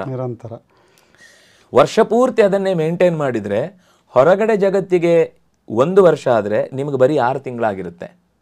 ಅಂದ್ರೆ ನಾನು 8 ಸೆಕೆಂಡ್ಗೆ ಒಂದು ಉಸಿರು ತಗೊಳ್ತೀನಿ. ಹೌದು, ಒಂದು ಉಸಿರು ತಗೊಂಡ್ರೆ ಉಸಿರು ತಗೊಂಡು ನಿಧಾನಕ್ಕೆ. ಯಾಕೆಂದ್ರೆ ಯಾಕೆ ಹಾಗೆ ಹೇಳಿದೆ ಅಂದ್ರೆ ಚತುರ್ಮುಖನಾಗ್ಲಿ ಅಥವಾ ಭಗವಂತನಾಗ್ಲಿ ಲೆಕ್ಕ ಹಾಕೋದು ಉಸಿರಿನ ಲೆಕ್ಕಾಚಾರದ ಮೇಲೆ, ಇವಂದು ಎಷ್ಟು ಆಯುಷ್ಯ ಆಯ್ತು ಅಂತ. ಈ ಆಯುಷ್ಯವನ್ನ ಅವನು ಎಷ್ಟು ನಿಧಾನಕ್ಕೆ ಕಳ್ಕೊಳ್ಬೇಕು ಅಥವಾ ಉಳಿಸ್ಕೊಳ್ಬೇಕು ಅಂತಿದ್ರೆ ಉಸಿರಿನ ನಿಧಾನವನ್ನ ಅವನು ಅನುಸರಿಸಬೇಕಾಗುತ್ತೆ. ಉಸಿರೆಷ್ಟು ನಿಧಾನ ಆಗಿರುತ್ತೋ ಅಷ್ಟು ಅವನ ಆಯುಷ್ಯ ವೃದ್ಧಿ ಆಗ್ತಾ ಹೋಗುತ್ತೆ. ಇದು ಪ್ರಾಣಿಗಳಲ್ಲಿ ಗಮನಿಸಿದ್ರೆ ನಿಮ್ಗೆ ಚೆನ್ನಾಗಿ ಗೊತ್ತಾಗುತ್ತೆ. ಈಗ ನಾಯಿಯ ಮೂಗನ್ನು ಗಮನಿಸಿ ಅಥವಾ ಬೆಕ್ಕಿನ ಮೂಗನ್ನು ಗಮನಿಸಿ, ಅದರ ಫಾಸ್ಟ್ ಅನ್ನ ನೀವು ಗಮನಿಸಿ, ಅದಕ್ಕೆ ಸುಮಾರು 20 ವರ್ಷ 15ರಿಂದ 20 ವರ್ಷ ಆಯುಷ್ಯ. ನೀವು ಅದರ ಮೂಗನ್ನು ಗಮನಿಸಿ ಲೆಕ್ಕ ಹಾಕಿದ್ರೆ ಅದು ಕೂಡ 78,77,00,000 ಉಸಿರಾಟವನ್ನು ಮುಗಿಸಿಯೇ ಶರೀರ ಬಿಡುದು. ಅಂದ್ರೆ ಅಷ್ಟಕ್ಕೆ 20 ವರ್ಷದಲ್ಲಿ ಅಷ್ಟು ಮುಗಿಸ್ಬಿಟ್ಟಿರುತ್ತೆ, ಎಷ್ಟು ಮುಗ್ದು ಹೋಗುತ್ತೆ. ಫಾಸ್ಟ್ ಆಗಿ. ಅದೇ ಆನೆಯನ್ನು ಗಮನಿಸಿ, ಅದೇ ಆಮೆಯನ್ನು ಗಮನಿಸಿ, ಅವುಗಳದ್ದು ನಮಕ್ಕಿಂತ ನಿಧಾನ ಉಸಿರು. ಆದ್ರಿಂದ ಅದು ಸುಮಾರು 200 ವರ್ಷ 150 180 ವರ್ಷ ಈ 300 ವರ್ಷದ ತನಕನೂ ಅನಾಯಾಸವಾಗಿ ಬದುಕುತ್ತೆ ಆಮೆ. ಯಾಕಂದ್ರೆ ಅದರ ಉಸಿರಾಟ ತೀರಾ ನಿಧಾನ. ನಮಗೂ ಈ ಉಸಿರಾಟದ ಕಲೆಯನ್ನ ಅಭ್ಯಾಸ ಮಾಡಿದ್ರೆ, ನಾವು ಬಸ್ಸಲ್ಲಿ ಓಡ್ತಾ ತಿನ್ನುದು, ಗಾಡಿಯಲ್ಲಿ ಬರ್ತಾ ಮಾಡುದು, ಇದೆಲ್ಲ ಅಭ್ಯಾಸ ಅಂದ್ರೆ ನಾವು ಈ ಹೊರಗಿನ ನಾಗರಿಕತೆಯ ಬದುಕನ್ನೂ ಇಟ್ಟುಕೊಂಡು ಇದು ಮಾಡ್ತೇನೆ ಅಂದ್ರೆ ಆಗುದಿಲ್ಲ. ಅದು ಇದ್ರೂ ಕೂಡ ನಮ್ಮ ಮನಸ್ಸು ಅಷ್ಟು ಸ್ಥಿಮಿತದಲ್ಲಿದೆ ಅಂತ ಆದ್ರೆ ಮಾತ್ರ ಈ ಉಸಿರಾಟದ ಹತೋಟಿಯನ್ನು ಹಿಡಿತವನ್ನು ಸಾಧಿಸ್ಲಿಕ್ಕೆ ಸಾಧ್ಯ ಆಗುತ್ತೆ. ಹಾಗಾಗಿ ನಮ್ಮ ಉಸಿರಾಟದ ಲೆಕ್ಕಾಚಾರದಿಂದಲೇ ಆಯುಷ್ಯ ಗಣನೆ ಇರುವುದಾದ್ರಿಂದಾಗಿ ಆಯುಷ್ಯ ವೃದ್ಧಿ ಆಗಬೇಕು ಅಂದ್ರೆ ನಿಧಾನ ಉಸಿರಾಡಿ.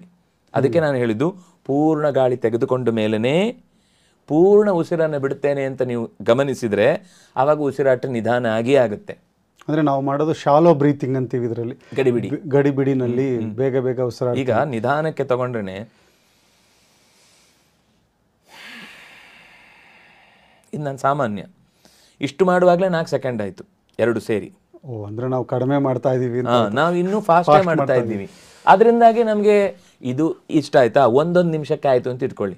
ಯಾವಾಗ ನೋಡಿದ್ರು ಟೆನ್ಷನ್, ಯಾವಾಗ ನೋಡಿದ್ರು ಓಡು, ಯಾವಾಗ ನೋಡಿದ್ರು ಗಲಾಟೆ ಮಾಡು.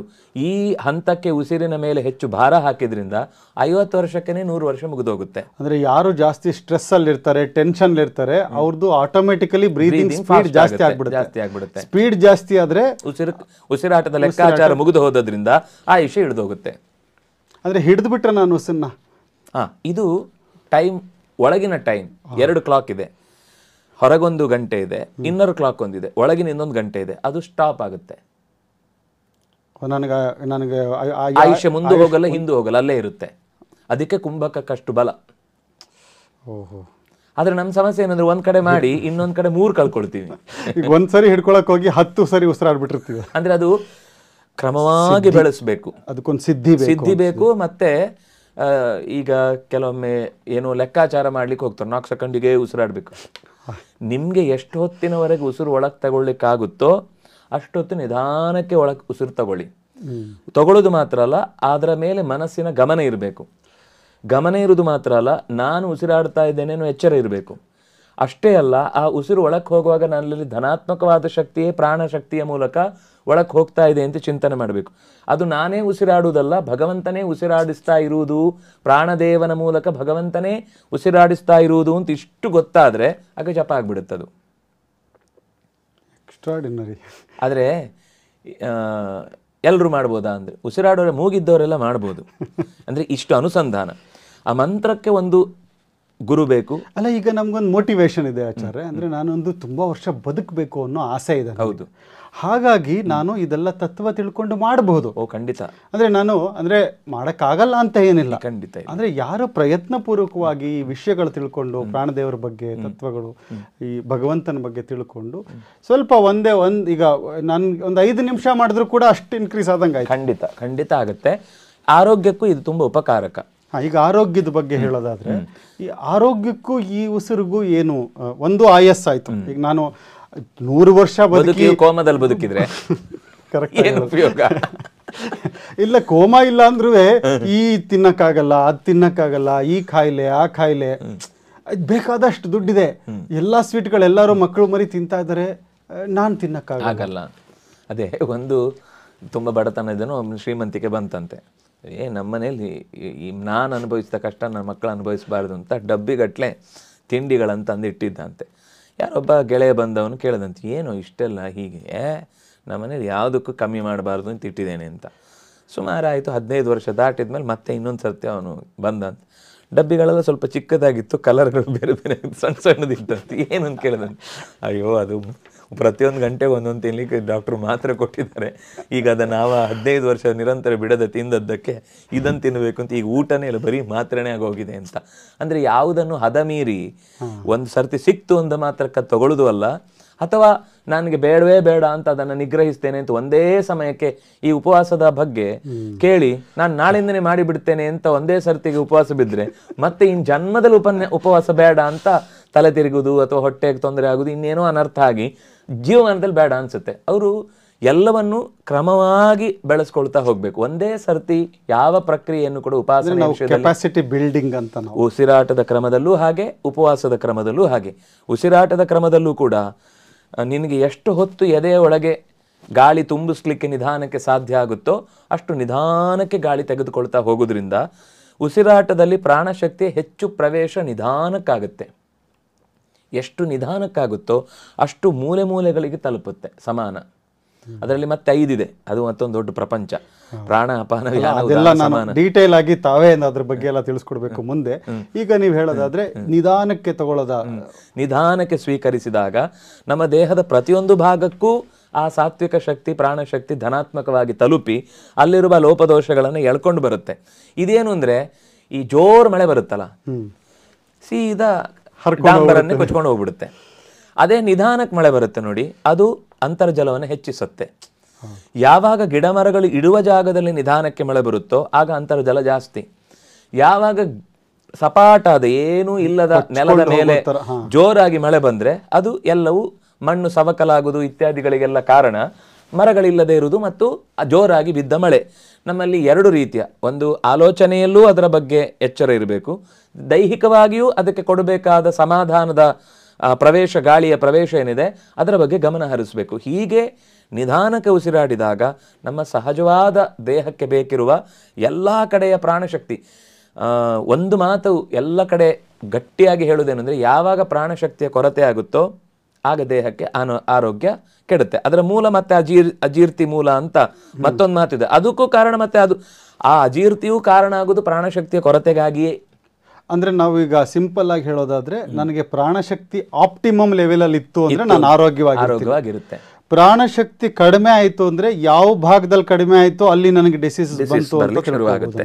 ಈ ಪ್ರಾಣಾಯಾಮದ ಅಥವಾ ಉಸಿರಾಟದ ಸ್ವೀಕಾರದ ಕ್ರಮದಿಂದ ನಾನು ಆ ಸಪ್ಲೈ ಮಾಡೋದು ಸರಿಯಾಗಿ ಆದಾಗ ತನ್ನಿಂದ ತಾನೇ ರೋಗ ಪರಿಹಾರ ಆಗ್ಲಿಕ್ಕೆ ಸುಲಭ ಆಗುತ್ತೆ. ಕೆಲವೊಂದು ಸರ್ತಿ ಏನಾಗುತ್ತೆ, ಎಲ್ಲ ಹಾಳಾದ್ಮೇಲೆ ಶುರು ಮಾಡ್ತೇವೆ, ತಕ್ಷಣ ಆದದ್ದನ್ನು ಒಂದೇ ಸರ್ತಿ ಸರಿ ಮಾಡ್ಲಿಕ್ಕೆ ಆಗುದಿಲ್ಲ, ಒಂದು ರಿಪೇರಿ ಬೇರೆನೆ ಹಾಕ್ಬೇಕಾಗುತ್ತೆ. ಹಾಗಾಗಿ ಅದನ್ನ ಮೊದಲಿನಿಂದಲೂ ನಾವು ಇದನ್ನು ಮಾಡಿ ನಮಗೇನು ಅಂದ್ರೆ ಎಲ್ಲ ಕೆಟ್ಟೋದ್ಮೇಲೆ ಎಚ್ಚರ ಆಗುದು. ಅಲ್ಲಿ ತನಕ ಇದೆಲ್ಲ ವೇಸ್ಟು, ಇದರಿಂದ ಏನಾಗುದಿಲ್ಲ, ಆಯುರ್ವೇದ ಎಲ್ಲ ತುಂಬ ಸ್ಲೋ ಅಂತ ಪದಾರ್ಥಗಳ ಬಗ್ಗೆ ನೆಗ್ಲೆಕ್ಟ್ ಮಾಡಿ ಬೇಗ ಆಗೋದಕ್ಕೆ ಹೋಗಿ ಕೊನೆಗೆ ಅಲ್ಲಿ ಅವ್ರ ಕೈ ಸುಟ್ಟ ಮೇಲೆ ಇಲ್ಲಿ ಬರ್ತೇವೆ. ಇಲ್ಲಿ ಬಂದಾಗ ಕೆಲವೊಂದು ಸರ್ತಿ ಅದವನ ರೋಗ ಪರಿಹಾರ ಆಗುವ ಸ್ವಲ್ಪ ಆದರೂ ಒಳಗಿನ ಶಕ್ತಿ ಕೆಪಾಸಿಟಿ ಗಟ್ಟಿ ಇತ್ತು ಅಂದರೆ ಅದು ಹೆಲ್ಪ್ ಮಾಡುತ್ತೆ. ಇವರು ಆ ಕೊನೆಯ ಮೂಮೆಂಟಿಗೆ ಬಂದು ನಾನು ತುಂಬ ಪ್ರಾಣಾಯಾಮ ಮಾಡಿದೆ, ನಂಗೇನು ಉಪಯೋಗ ಆಗಲಿಲ್ಲ ಅಂತ ಕೆಲವೊಮ್ಮೆ ಹೇಳುವುದಿದೆ. ಅಂದರೆ ನಾವು ಹೇಳೋದಾದ್ರೆ ನನಗೇನು ಅನಿಸ್ತದೆ, ಒಳಗಡೆನೆ ಒಂದು ಅಗ್ನಿ ಉರಿತಾ ಇರಬೇಕು. ಹೌದು, ಅದು ಇದ್ರೆ ಹೊರಗಡೆಯಿಂದ ಎಷ್ಟು ನಾವು ಎಣ್ಣೆ ಅದಕ್ಕೆ ಹಾಕಿದ್ರು ಅದು ಇನ್ನೂ ಜೋರಾಗಿ ಸಾಧ್ಯ ಆಗುತ್ತೆ. ಆದರೆ ಒಳಗೇನೆ ಇಲ್ಲದೆ ಇದ್ರೆ ನಾವು ಹೊರಗಡೆಯಿಂದ ಲಾಸ್ಟ್ ಮಿನಿಟ್ ಅಲ್ಲಿ ನಾವು ಬಂದು ಇನ್ನೇನು ಆರೋ ಅಂತಹ ಸ್ಟೇಜ್ ಅಲ್ಲಿ ಬಂದ್ಬಿಟ್ಟು ಎಷ್ಟು ಎಣ್ಣೆ ಹಾಕಿದ್ರೆ ಎಣ್ಣೆ ಜಾಸ್ತಿ ಹಾಕಿದ್ರೆ ಇನ್ನೂ ಆರೇ ಹೋಗುತ್ತಷ್ಟೇ. ಹಾಗಾಗಿ ಆರೋಗ್ಯಕ್ಕೆ ಬಹಳ ಕೃಷ್ಣ ಹೇಳುವ ಮಾತು, ಜಗತ್ನಲ್ಲಿ ಅತ್ಯಂತ ದೊಡ್ಡ ಬಲ ಯಾವುದು ಅಂತ ಉದ್ಧವನ ಪ್ರಶ್ನೆ 11ನೇ ಸ್ಕಂಧದಲ್ಲಿ. ಪ್ರಾಣಾಯಾಮ ಪರಂಬಲಂ. ಇದಕ್ಕಿಂತ ಮತ್ತೊಂದು ಬಲ ಜಗತ್ತಿನಲ್ಲಿ ಇಲ್ಲ. ನಿನ್ನ ಆರೋಗ್ಯಕ್ಕೆ ಅಥವಾ ನಿನ್ನ ಆಯುಷ್ಯದ ಗಟ್ಟಿತನಕ್ಕೆ ಅಥವಾ ನಿನ್ನ ಸ್ಥೈರ್ಯಕ್ಕೆ ಅಥವಾ ನಿನ್ನ ಧೈರ್ಯಕ್ಕೆ. ಸ್ಥೈರ್ಯ ಅಂದರೆ ಒಂದು ನಿರ್ಧಾರ ತೆಗೆದುಕೊಂಡ ಮೇಲೆ ಅದಕ್ಕೆ ಅಂಟಿಕೊಂಡು ಸ್ಟಿಕ್ ಆಗಿರುವುದು. ಧೈರ್ಯ ಅಂದರೆ ಅದನ್ನು ನಾನು ನಡೆಸಬಲ್ಲೆ ಅಂತ ಮುಂದುವರಿಯುವುದು. ಈ ಪ್ರತಿಯೊಂದು ಶಬ್ದಕ್ಕೂ ಸಂಸ್ಕೃತದಲ್ಲಿ ಎಷ್ಟು ಸೂಕ್ಷ್ಮವಾದ ಅರ್ಥ ವಿವರಗಳಿವೆ ಅಂದರೆ ಎಲ್ಲವೂ ಬೇಕು. ಅದು ಎಲ್ಲವೂ ಬೇಕು ಅಂದರೆ ನಿನಗೆ ಉಸಿರುಗಟ್ಟಿ ಇರಬೇಕು. ಉಸಿರಿದ್ರೆ ನಿನ್ನ ಉಳಿದ ಎಲ್ಲ ಚಟುವಟಿಕೆಗಳು ಕೂಡ ಬಲ ಬರುತ್ತೆ. ನೀವು ಹೇಳೋದು ದೇಹ ಅಷ್ಟೇ ಅಲ್ಲ, ಮನಸ್ಸಿಗೂ ಶಕ್ತಿ ಕೊಡೋದು ಇದೇ ಪ್ರಾಣಾಯಾಮ ಅನ್ನುವ ಧೈರ್ಯ. ಮನಸ್ಸು ಗಟ್ಟಿ ಆದ್ರೇನೆ ದೇಹ ಗಟ್ಟಿ ಆಗುದು. ಮನಸ್ಸಿನಲ್ಲಿ ವೀಕ್ನೆಸ್ ಇದ್ರೆ ನೀನ್ ದೇಹಕ್ಕೆ ಎಷ್ಟೇ ಆರೋಗ್ಯಕರವಾದ ಪದಾರ್ಥ ಕೊಟ್ಟರು ಅಥವಾ ಮದ್ದುಗಳನ್ನ ಸಿಂಪಡಿಸಿದ್ರು ಅಥವಾ ಉಪಯೋಗಿಸಿದ್ರು ಅದು ದೇಹದೊಳಗೆ ಕೆಲಸ ಮಾಡಲ್ಲ. ಮನಸ್ಸು ಗಟ್ಟಿ ಆಗುದಕ್ಕೆ ಪ್ರಾಣ ಬೇಕು. ಉಸಿರಾಟದ ಪವರ್ ಅಂತ ಹೇಳೋದು. ಈ ಹಿಂದಿನವರೆಲ್ಲ 90-95 ವರ್ಷ ಆರಾಮಾಗಿರ್ತದೆ, ಸ್ಟಿಕ್ಕೇ ಇರ್ಲಿಲ್ಲ ಅವ್ರಿಗೆ ಓಡಾಡ್ಲಿಕ್ಕೆ. ಕಣ್ಣಿಗೆ ಮತ್ತೊಂದು ಕಣ್ಣೇ ಬೇಕಿರ್ಲಿಲ್ಲ. ಈಗ ನಮಗೆ 40 ವರ್ಷಕ್ಕೆ ಈಗ ಈ ಕನ್ನಡಕ ಬಂದ್ಬಿಟ್ಟಿದೆ. ಒಂದು ಜಿತರುದ್ರರು ನಾವು, ಅವನಿಗೆ 3 ಕಣ್ಣು, ನಮ್ಗೆ 4 ಕಣ್ಣು ಅಂತ. ಅಂದ್ರೆ ಅವ್ರಿಗೆ ವಿಲ್ ಪವರ್ ಹೆಚ್ಚಿದ್ದವ್ರಿಗೆ ಒಂದು ಆ ಮನಸ್ಸು ಕೆಲಸ ಅಂದ್ರೆ ಮನಸ್ಸು ದೃಢವಾಗಿರ್ಲಿಕ್ಕೆ ಉಸಿರಾಟವೇ ಕಾರಣ. ಆ ಉಸಿರಾಟ ಗಟ್ಟಿದ್ರೆ ಮನಸ್ಸು ಗಟ್ಟಿ ಆಗುತ್ತೆ. ಮನಸ್ಸು ಗಟ್ಟಿ ಆದಾಗ ದೇಹವು ಗಟ್ಟಿ ಆಗುತ್ತೆ. ಯಾಕೆಂದ್ರೆ ಪ್ರಾಣಶಕ್ತಿ ಉಳಿಯುವುದೇ ಉಸಿರಾಟದ ನಿಯಂತ್ರಣ ಮತ್ತು ಮನಸ್ಸಿನ ದೃಢತೆಯಿಂದಾಗಿ. ಹಾಗಾಗಿ ಆರೋಗ್ಯ ತನ್ನಿಂದ ತಾನೇ, ಅದು ನಾವು ಹೀಗೆ ಹಾಗೆ ಬಿಡಿಸಿ ಇಡಬೇಕಾಗಿಲ್ಲ. ಒಳಗಿನ ಯಾವುದು ಅಂಗಾರಾಮ್ಲ ಅದು ಪೂರ್ತಿ ಕ್ಲಿಯರ್ ಆದಾಗ ತನ್ನಿಂದ ತಾನೇ ಅದಕ್ಕೆ ದೇಹಕ್ಕೆ ತೊಂದರೆ ಆಗುವಂಥ ಭಾಗಗಳಲ್ಲಿ ಹೊರಟು ಹೋಗಿ ಆಗಿರುತ್ತೆ. ಯಾಕೆಂದರೆ ಇಡೀ ದೇಹದ ಎಲ್ಲ ಮೂಲೆಗಳಿಗೂ ರಕ್ತ ಹೋಗಿ ಅಲ್ಲಿಯ ಸಮಸ್ಯೆಯನ್ನು ಹೊತ್ಕೊಂಡು ತಿಳಿಸ್ಲಿಕ್ಕೇನೆ ಹೃದಯಕ್ಕೆ ಬರೋದು. ನಾವು ಸಾಮಾನ್ಯ ಏನು ಮಾಡ್ತೀವಿ, ಎಲ್ಲದಕ್ಕೂ ಡಯಾಗ್ನೋಸ್ಟಿಕ್ಸ್ಗೆ ಹೋಗ್ತೀವಿ. ಹೋಗಿ ಇದೊಂದು ಸ್ಕ್ಯಾನ್ ಮಾಡಿ, ಇದೊಂದು ಬ್ಲಡ್ ಟೆಸ್ಟ್ ಮಾಡಿ, ಎಲ್ಲ ಮಾಡಿ ಕೊನೆಗೆ ಮೆಡಿಸಿನ್ ಕೊಡ್ತೀವಿ. ಆ ಮೆಡಿಸಿನ್ ವರ್ಕ್ ಆಗುತ್ತೋ ಇಲ್ವೋ ಅನ್ನೋದು ಕೂಡ ಇದೊಂದು ಟ್ರೈ ಮಾಡ್ತಾರೆ, ಬೇರೆದು ಟ್ರೈ ಮಾಡ್ತಾರೆ. ಅಂದರೆ ನೀವು ಹೇಳೋದು ಈ ಒಳಗಿಂದ ಪ್ರಾಣಶಕ್ತಿ ಇದ್ರೆ ಮೆಡಿಸಿನ್ ಬೇಕಾಗಬಹುದು, ಸಹಾಯಕ್ಕಾಗಿ ಬೇಕು. ಅಲ್ಲೂ ಸ್ವಾರಸ್ಯ ಇದೆ. ಆಪಸ್ ಸರ್ವಸ್ಯ ಭೇಷಜೀಹಿ ಅಂತ. ಮದ್ದು ಕೂಡ ಕೆಲಸ ಮಾಡೋದು ನೀರಿನೊಟ್ಟಿಗಿದ್ರೆ ಮಾತ್ರ. ನೀವು ನೀರು ತಗೊಳ್ಳೋದು ಹಾಗೆ ತಗೊಂಡ್ರದ್ದು ಉಪಯೋಗ ಆಗಲ್ಲ. ನೀರೇ ನಿಜವಾಗಿ ನಮಗೆ ಪ್ರಾಣಶಕ್ತಿ. ಯಾಕೆಂದರೆ ನೀರು ಎಲ್ಲದಕ್ಕಿಂತ ಹೆಚ್ಚಿನ ಪ್ರಾಣಶಕ್ತಿಯ ಕಂಟೆಂಟ್ ಹೊತ್ತ ಪದಾರ್ಥ. ಅಂದರೆ ಲಿಕ್ವಿಡ್ ರೂಪದಲ್ಲಿ, ಗಾಳಿ ರೂಪದಲ್ಲಿ ಮೂಗಿನ ತನಕ ಹೋಗಿ ಅದು ರಕ್ತಕ್ಕೆ ಹೋಗಿ ಆಮೇಲೆ ಅದು ದೇಹದ ಮೂಲೆಗೆ ಹೋಗುತ್ತೆ. ಅದಕ್ಕೆ ನಮಗೆ ನಮ್ಮ ಬಹಳಷ್ಟು ಆರೋಗ್ಯದ ಸಮಸ್ಯೆಗಳು ನೀರು ಕುಡಿಯದೇ ಇರೋದ್ರಿಂದನೂ ಆಗಿರ್ಬೋದು. ಅದೇ ಬರುದು ಯಾಕೆ ಅಂದ್ರೆ ಅಲ್ಲಿ ನೀರು ಕಮ್ಮಿ ಆದಾಗ ಪ್ರಾಣಶಕ್ತಿ ಕಮ್ಮಿ ಆಗುತ್ತೆ. ಪ್ರಾಣಶಕ್ತಿ ಕಮ್ಮಿ ಆದಾಗ ತನ್ನಿಂದ ತಾನೇ ಎಲ್ಲಾ ದೇಹದ ಭಾಗಗಳು ಕೂಡ ದುರ್ಬಲ ಆಗ್ಲಿಕ್ಕೆ ಶುರುವಾಗುತ್ತೆ. ಹಾಗಾಗಿ ಪ್ರಾಣಶಕ್ತಿ ಗಾಳಿಯಲ್ಲಿ ಮಾತ್ರ ಅಲ್ಲ, ಅದು ನೀರಿನಲ್ಲಿ. ಯಾಕೆಂದ್ರೆ ನೀರಲ್ಲೂ ಗಾಳಿ ಇರುದಲ್ವಾ? ಹೌದು, ಆ ನೀರಿಂದಾನೇ ಹೈಡ್ರೋ ಪವರ್ ನಾವು ಅಲ್ವಾ? ಅದರಲ್ಲಿ ಆಮ್ಲಜನಕ ಇದ್ರೆ ತಾನೇ ನೀರು. ಆಮ್ಲಜನಕ ಹೋದ್ರೆ ಮೀನು ಸಾಯುತ್ತೆ. ಹೌದು. ಅದರಿಂದ ಅದರೊಳಗೂ ಗಾಳಿಯೇ ಇರುವುದರಿಂದ ಅದಷ್ಟು ಪ್ರಾಣಶಕ್ತಿಯನ್ನು ಹೊತ್ತ ಸಂಗತಿ.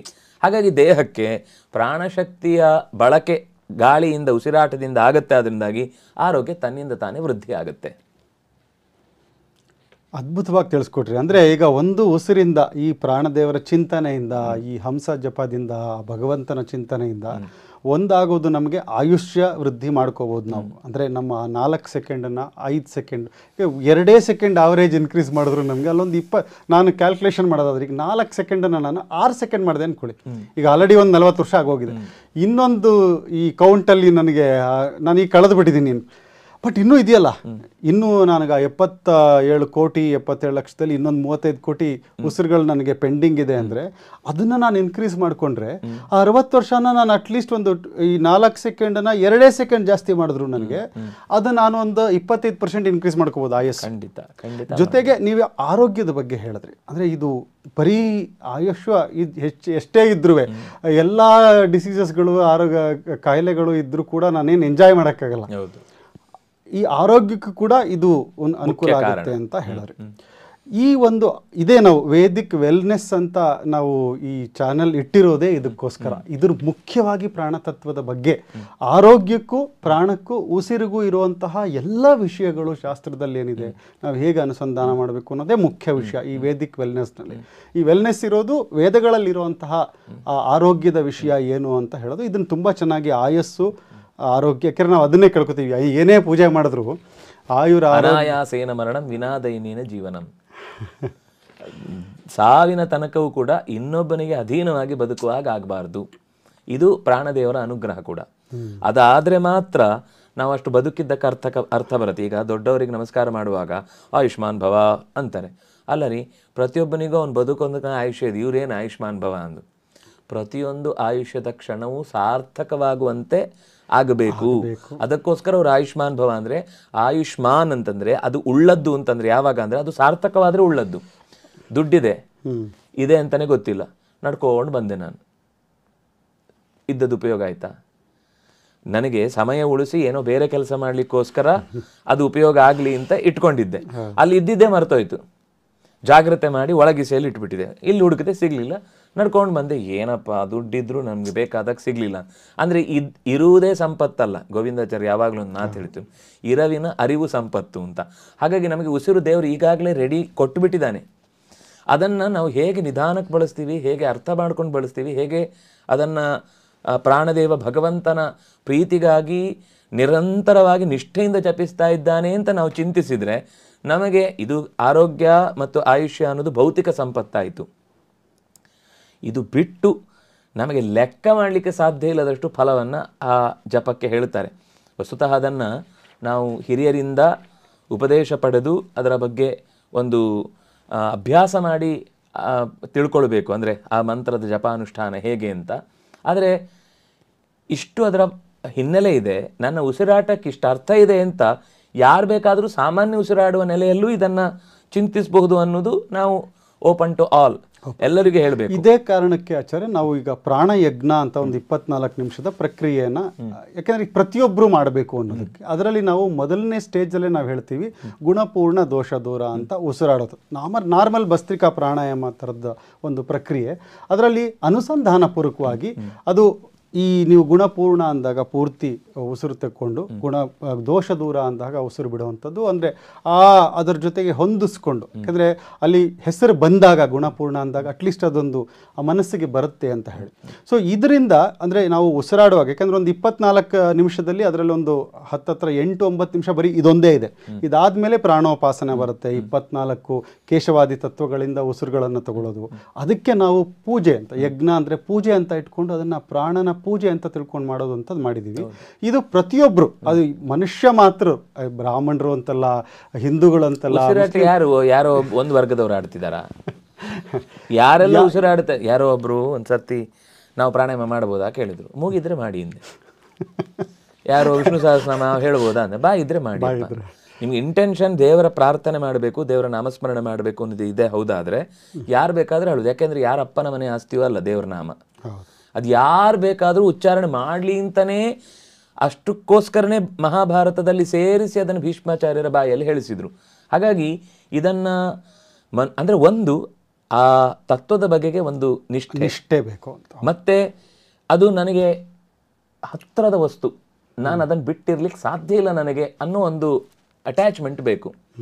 ಅದು ಇದ್ದು ನೀವು ಹೇಳಿದರೆ ನಿಮಗೆ ಯಾವುದೂ ಸಮಸ್ಯೆ ಅಲ್ಲ. ನಮಗೇನು ಅಂದರೆ ನಾವು 4 ಜನರ ಎದುರುಗಡೆ ನಾವು ಧಾರ್ಮಿಕರು ಅಂತ ತೋರಿಸ್ಕೊಳ್ಬೇಕು, ಅಥವಾ ನಾನು ಇಷ್ಟೆಲ್ಲ ಮಾಡ್ತಾ ಇದ್ದೇನೆ ಅಂತ ಬೇರೆಯವ್ರು ನೋಡಿ ನನ್ನನ್ನು ಹೊಟ್ಟೆ ಹುರ್ಕೋಬೇಕು. ಕೆಲವರಿಗೆ ಈ ಅಧ್ಯಾತ್ಮದಲ್ಲಿದ್ದೂ ಒಂದು ರೀತಿ ಅಸೂಯೆಯಲ್ಲಿ ಇರ್ತೇವೆ. ಅಂದ್ರೆ ಅವನಿಗೆ ಅದು ಹೇಳ್ಕೊಡ್ಬಾರ್ದು, ನನಗೆ ಮಾತ್ರ ಗೊತ್ತಿರ್ಬೇಕು, ನಾನು ಮಾತ್ರ ಮಾಡ್ಬೇಕು, ಅದರಿಂದ ಏನೋ ಸಿದ್ಧಿ ಆಗುತ್ತೆ, ಅದನ್ನು ನಾನು ಪಡ್ಕೊಂಡು ಇನ್ನೊಂದು ಒಂಥರ ರಹಸ್ಯಮಯವಾಗಿ ಇದೊಂಥರ ಯಾರಿಗೂ ಹೇಳ್ಕೊಡದೆ. ಹಾಗೆ ಈ ನಾಮಸ್ಮರಣೆಗೆ ಅಥವಾ ಈ ಉಸಿರಾಟದ ಪ್ರಕ್ರಿಯೆಗೆ ನಾವು ಅದನ್ನು ದೈವಿಕವಾದ ಚಿಂತನೆ ಮಾಡೋದಕ್ಕೆ ಅರ್ಹತೆ ಇರುವುದೇನು ಅಂದರೆ ಮನುಷ್ಯನಾಗಿರಬೇಕು, ಮೂಗಿರಬೇಕು ಮತ್ತು ದೇವರಲ್ಲಿ ಶ್ರದ್ಧೆ ಇರಬೇಕು.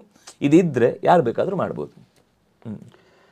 ಅದ್ಭುತವಾಗಿ ತಿಳಿಸ್ಕೊಟ್ರಿ. ಎಷ್ಟೊಂದು ವಿಷಯಗಳು ಬಂತು ಇವತ್ತು. ಆ್ಯಕ್ಚುಲಿ ಕೆಲವೆಲ್ಲ ಸಾಮಾನ್ಯವಾಗಿ ನಾವು ಎಷ್ಟೋ ಪದಗಳಿಗೆ ನೀವು ಹೇಳ್ದಂಗೆ ಅದು ಸರಿಯಾದ ಅರ್ಥನೇ ತಿಳ್ಕೊಂಡಿರಲ್ಲ ನಾವು. ಈ ಇಡೀ ಚರ್ಚೆನಲ್ಲಿ ನೀವು ಒಂದು ಅದ್ಭುತವಾಗಿ ಸ್ಟಾರ್ಟಿಂಗಲ್ಲಿ ಹಂಸ ಮಂತ್ರ ಅಂದರೆ ಏನು ಅಂತ ಹೇಳಿದ್ರಿ, ಎಲ್ಲೆಲ್ಲಿ ಉಲ್ಲೇಖ ಬಂದಿದೆ ತಲಾವಕಾರ ಉಪನಿಷತ್ತಲ್ಲಿ, ಪ್ರಾಣತತ್ವದ ಚಿಂತನೆ, ಬ್ರಹ್ಮರುದ್ರರ ಆ ಒಂದು ಸಂವಾದ, ಅದ್ರ ಬಗ್ಗೆ ಎಲ್ಲ ಹೇಳಿದ್ರಿ. ಮುಖ್ಯವಾಗಿ ನಮಗೆ ಇದೆಷ್ಟು ಯಾವುದು ನಮ್ಮ ಮನಸ್ಸಿಗೆ ಹಿಡಿದೇ ಇದ್ರೂ ಎಲ್ಲರಿಗೂ ಒಂದು ಆಸೆ ಅಂತೂ ಇದೆ, ನಾನು ಚೆನ್ನಾಗಿ ತುಂಬ ವರ್ಷ ಬದುಕಿರಬೇಕು, ಬೇಗ ಸಾಯಬಾರ್ದು. ಸಾಯೋದಂತೂ ಗ್ಯಾರಂಟಿ, ಅಟ್ಲೀಸ್ಟ್ ಎಷ್ಟಾಗುತ್ತೋ ಅಷ್ಟು ಹೆಚ್ಚು ವರ್ಷ ಬದುಕಿರಬೇಕು, ಆದರೆ ಆರೋಗ್ಯವಾಗಿ ಬದುಕಿರಬೇಕು ಅಂತ. ಅದರದ್ದು ಒಂದು ಆ ಶತಮಾನಂ ಭವತಿ, ಅದರದ್ದು ಒಂದು ಯಾವಾಗಲೂ ಎಲ್ಲೋ ಒಂದು ಕಡೆ ಯಾರ್ದೋ ಪ್ರವಚನದಲ್ಲಿ ಕೇಳ್ತಾ ಇದೆ, ಅದ್ರದ್ದು ಅದ್ಭುತವಾದ ಅರ್ಥ. ಹಾಗೆ ಚೆನ್ನಾಗಿ ಬದುಕಬೇಕು, 100 ವರ್ಷ ಬದುಕಬೇಕು ಅಂದರೆ 100 ವರ್ಷ ಅಲ್ಲ. ದೇವಹಿತಂ ಯಶೇಮ ಯದಾಯು, ಯಾವ ಆಯುಷ್ಯವನ್ನು ದೇವರು ಕೊಟ್ಟಿದ್ದಾನೋ ಅದನ್ನು ದೇವಹಿತಕ್ಕಾಗಿ ವ್ಯಶೇಮ, ದೇವರ ಪ್ರೀತಿಗಾಗಿ ಬದುಕೋಣ. ನಾನು ಬದುಕ್ತಾ ಇದ್ದೇನೆ ಅಂತ ಬದುಕುವುದಲ್ಲ, ತಿಳಿದು ಬದುಕಬೇಕು, ಇಂದ್ರಿಯಗಳ ಸಾರ್ಥಕ್ಯದೊಂದಿಗೆ ಬದುಕಬೇಕು. ಹಾಗಾಗಿ ಹಂಸ ಅನ್ನುವ ಶಬ್ದವನ್ನೇ ತಿರುಗಿಸಿ ಹಾಕಿದಾಗ ಸೋಹಂ ಆಗುತ್ತೆ ಅಂತ ಹೇಳುದು. ಈಗ ಹಂ ಸಹ್, ಅದು ಸ ಮತ್ತೆ ಹಂ ಹಾಕಿದಾಗ ಸಹ್ ಅನ್ನೋದು ಸೋ ಆಗುತ್ತೆ, ಅದು ವಿಸರ್ಗಕ್ಕೆ ಊ ಬರುತ್ತೆ, ಸೋ ಆಗುತ್ತೆ. ಮತ್ತೆ ಹಂ ಇದೆ. ಈ ಮಂತ್ರದಲ್ಲಿ ಎಲ್ಲೂ ಕೂಡ ಸೋ ಅಹಂ ಆಗುದಿಲ್ಲ. ಅಂದ್ರೆ ನಾನೇ ಅದು ಅನ್ನೋ ತರ ಏನು ಅರ್ಥ ಬರಲ್ಲ, ಯಾಕಂದ್ರೆ ಅಹಂ ಅಲ್ಲ ಅದು ಶಬ್ದ ಇರುದು, ಹಂ ಹಂ ಇರು. ಅಂದ್ರೆ ಹಂಸ ಮಂತ್ರ. ಇದು ವ್ಯಾಕರಣವಾಗಿ ನಾವು ನೋಡಿದ್ರೆ ಆ ಸಂಸ್ಕೃತ ವ್ಯಾಕರಣದಲ್ಲಿ ಅದು ಹ ಬೇರೆ, ಸೋಹಂ ಅಂತ ಒಂದು ಉಪನಿಷತ್ತಿನಲ್ಲಿ ಬೇರೆ ಶಬ್ದ ಇದೆ, ನಾನು ಅದರ ಬಗ್ಗೆ ಹೇಳುತ್ತಿಲ್ಲ. ಇಲ್ಲಿ ಈ ಹಂಸ ಮಂತ್ರವನ್ನ ನಾವು ಸೋಹಂ ಅಂತ ಹೇಳುವಾಗ ಅಲ್ಲಿ ಅವನು ನಾನು ಅನ್ನುವ ಅರ್ಥಕ್ಕೆ ಅವಕಾಶವೇ ಇಲ್ಲ. ಸೋ ಅನ್ನೋದು ಶಬ್ದ, ಹಂ ಅನ್ನೋದು ಒಂದು ಶಬ್ದ. ಅಲ್ಲಿ ಎಸ್ ಎಲ್ಲಿಂದ ಬರುತ್ತೆ, ಅವಗ್ರಹ ಚಿಹ್ನೆ ಎಲ್ಲಿಂದ ಬರುತ್ತೆ, ಅಕಾರವೇ ಇಲ್ಲ ಅಲ್ಲಿ. ಹಾಗಾಗಿ ಅದರ ಅರ್ಥ ನಾನು ಭಗವಂತನ ವಿಷಯದಲ್ಲಿ ಅತ್ಯಂತ ಸಣ್ಣವ ಅನ್ನುವ ಎಚ್ಚರ ಕೊಡ್ಲಿಕ್ಕೋಸ್ಕರನೇ ನಾನು ದೋಷಪೂರ್ಣ, ಅವನು ದೋಷ ದೂರ. ನಾನು ಗುಣ ದೂರ, ಅವನು ಗುಣಪೂರ್ಣ. ಉಲ್ಟಾ, ನಮ್ಮಲ್ಲಿ ಎಲ್ಲಾ ದೋಷಗಳಿದೆ, ಗುಣ ಇಲ್ಲ.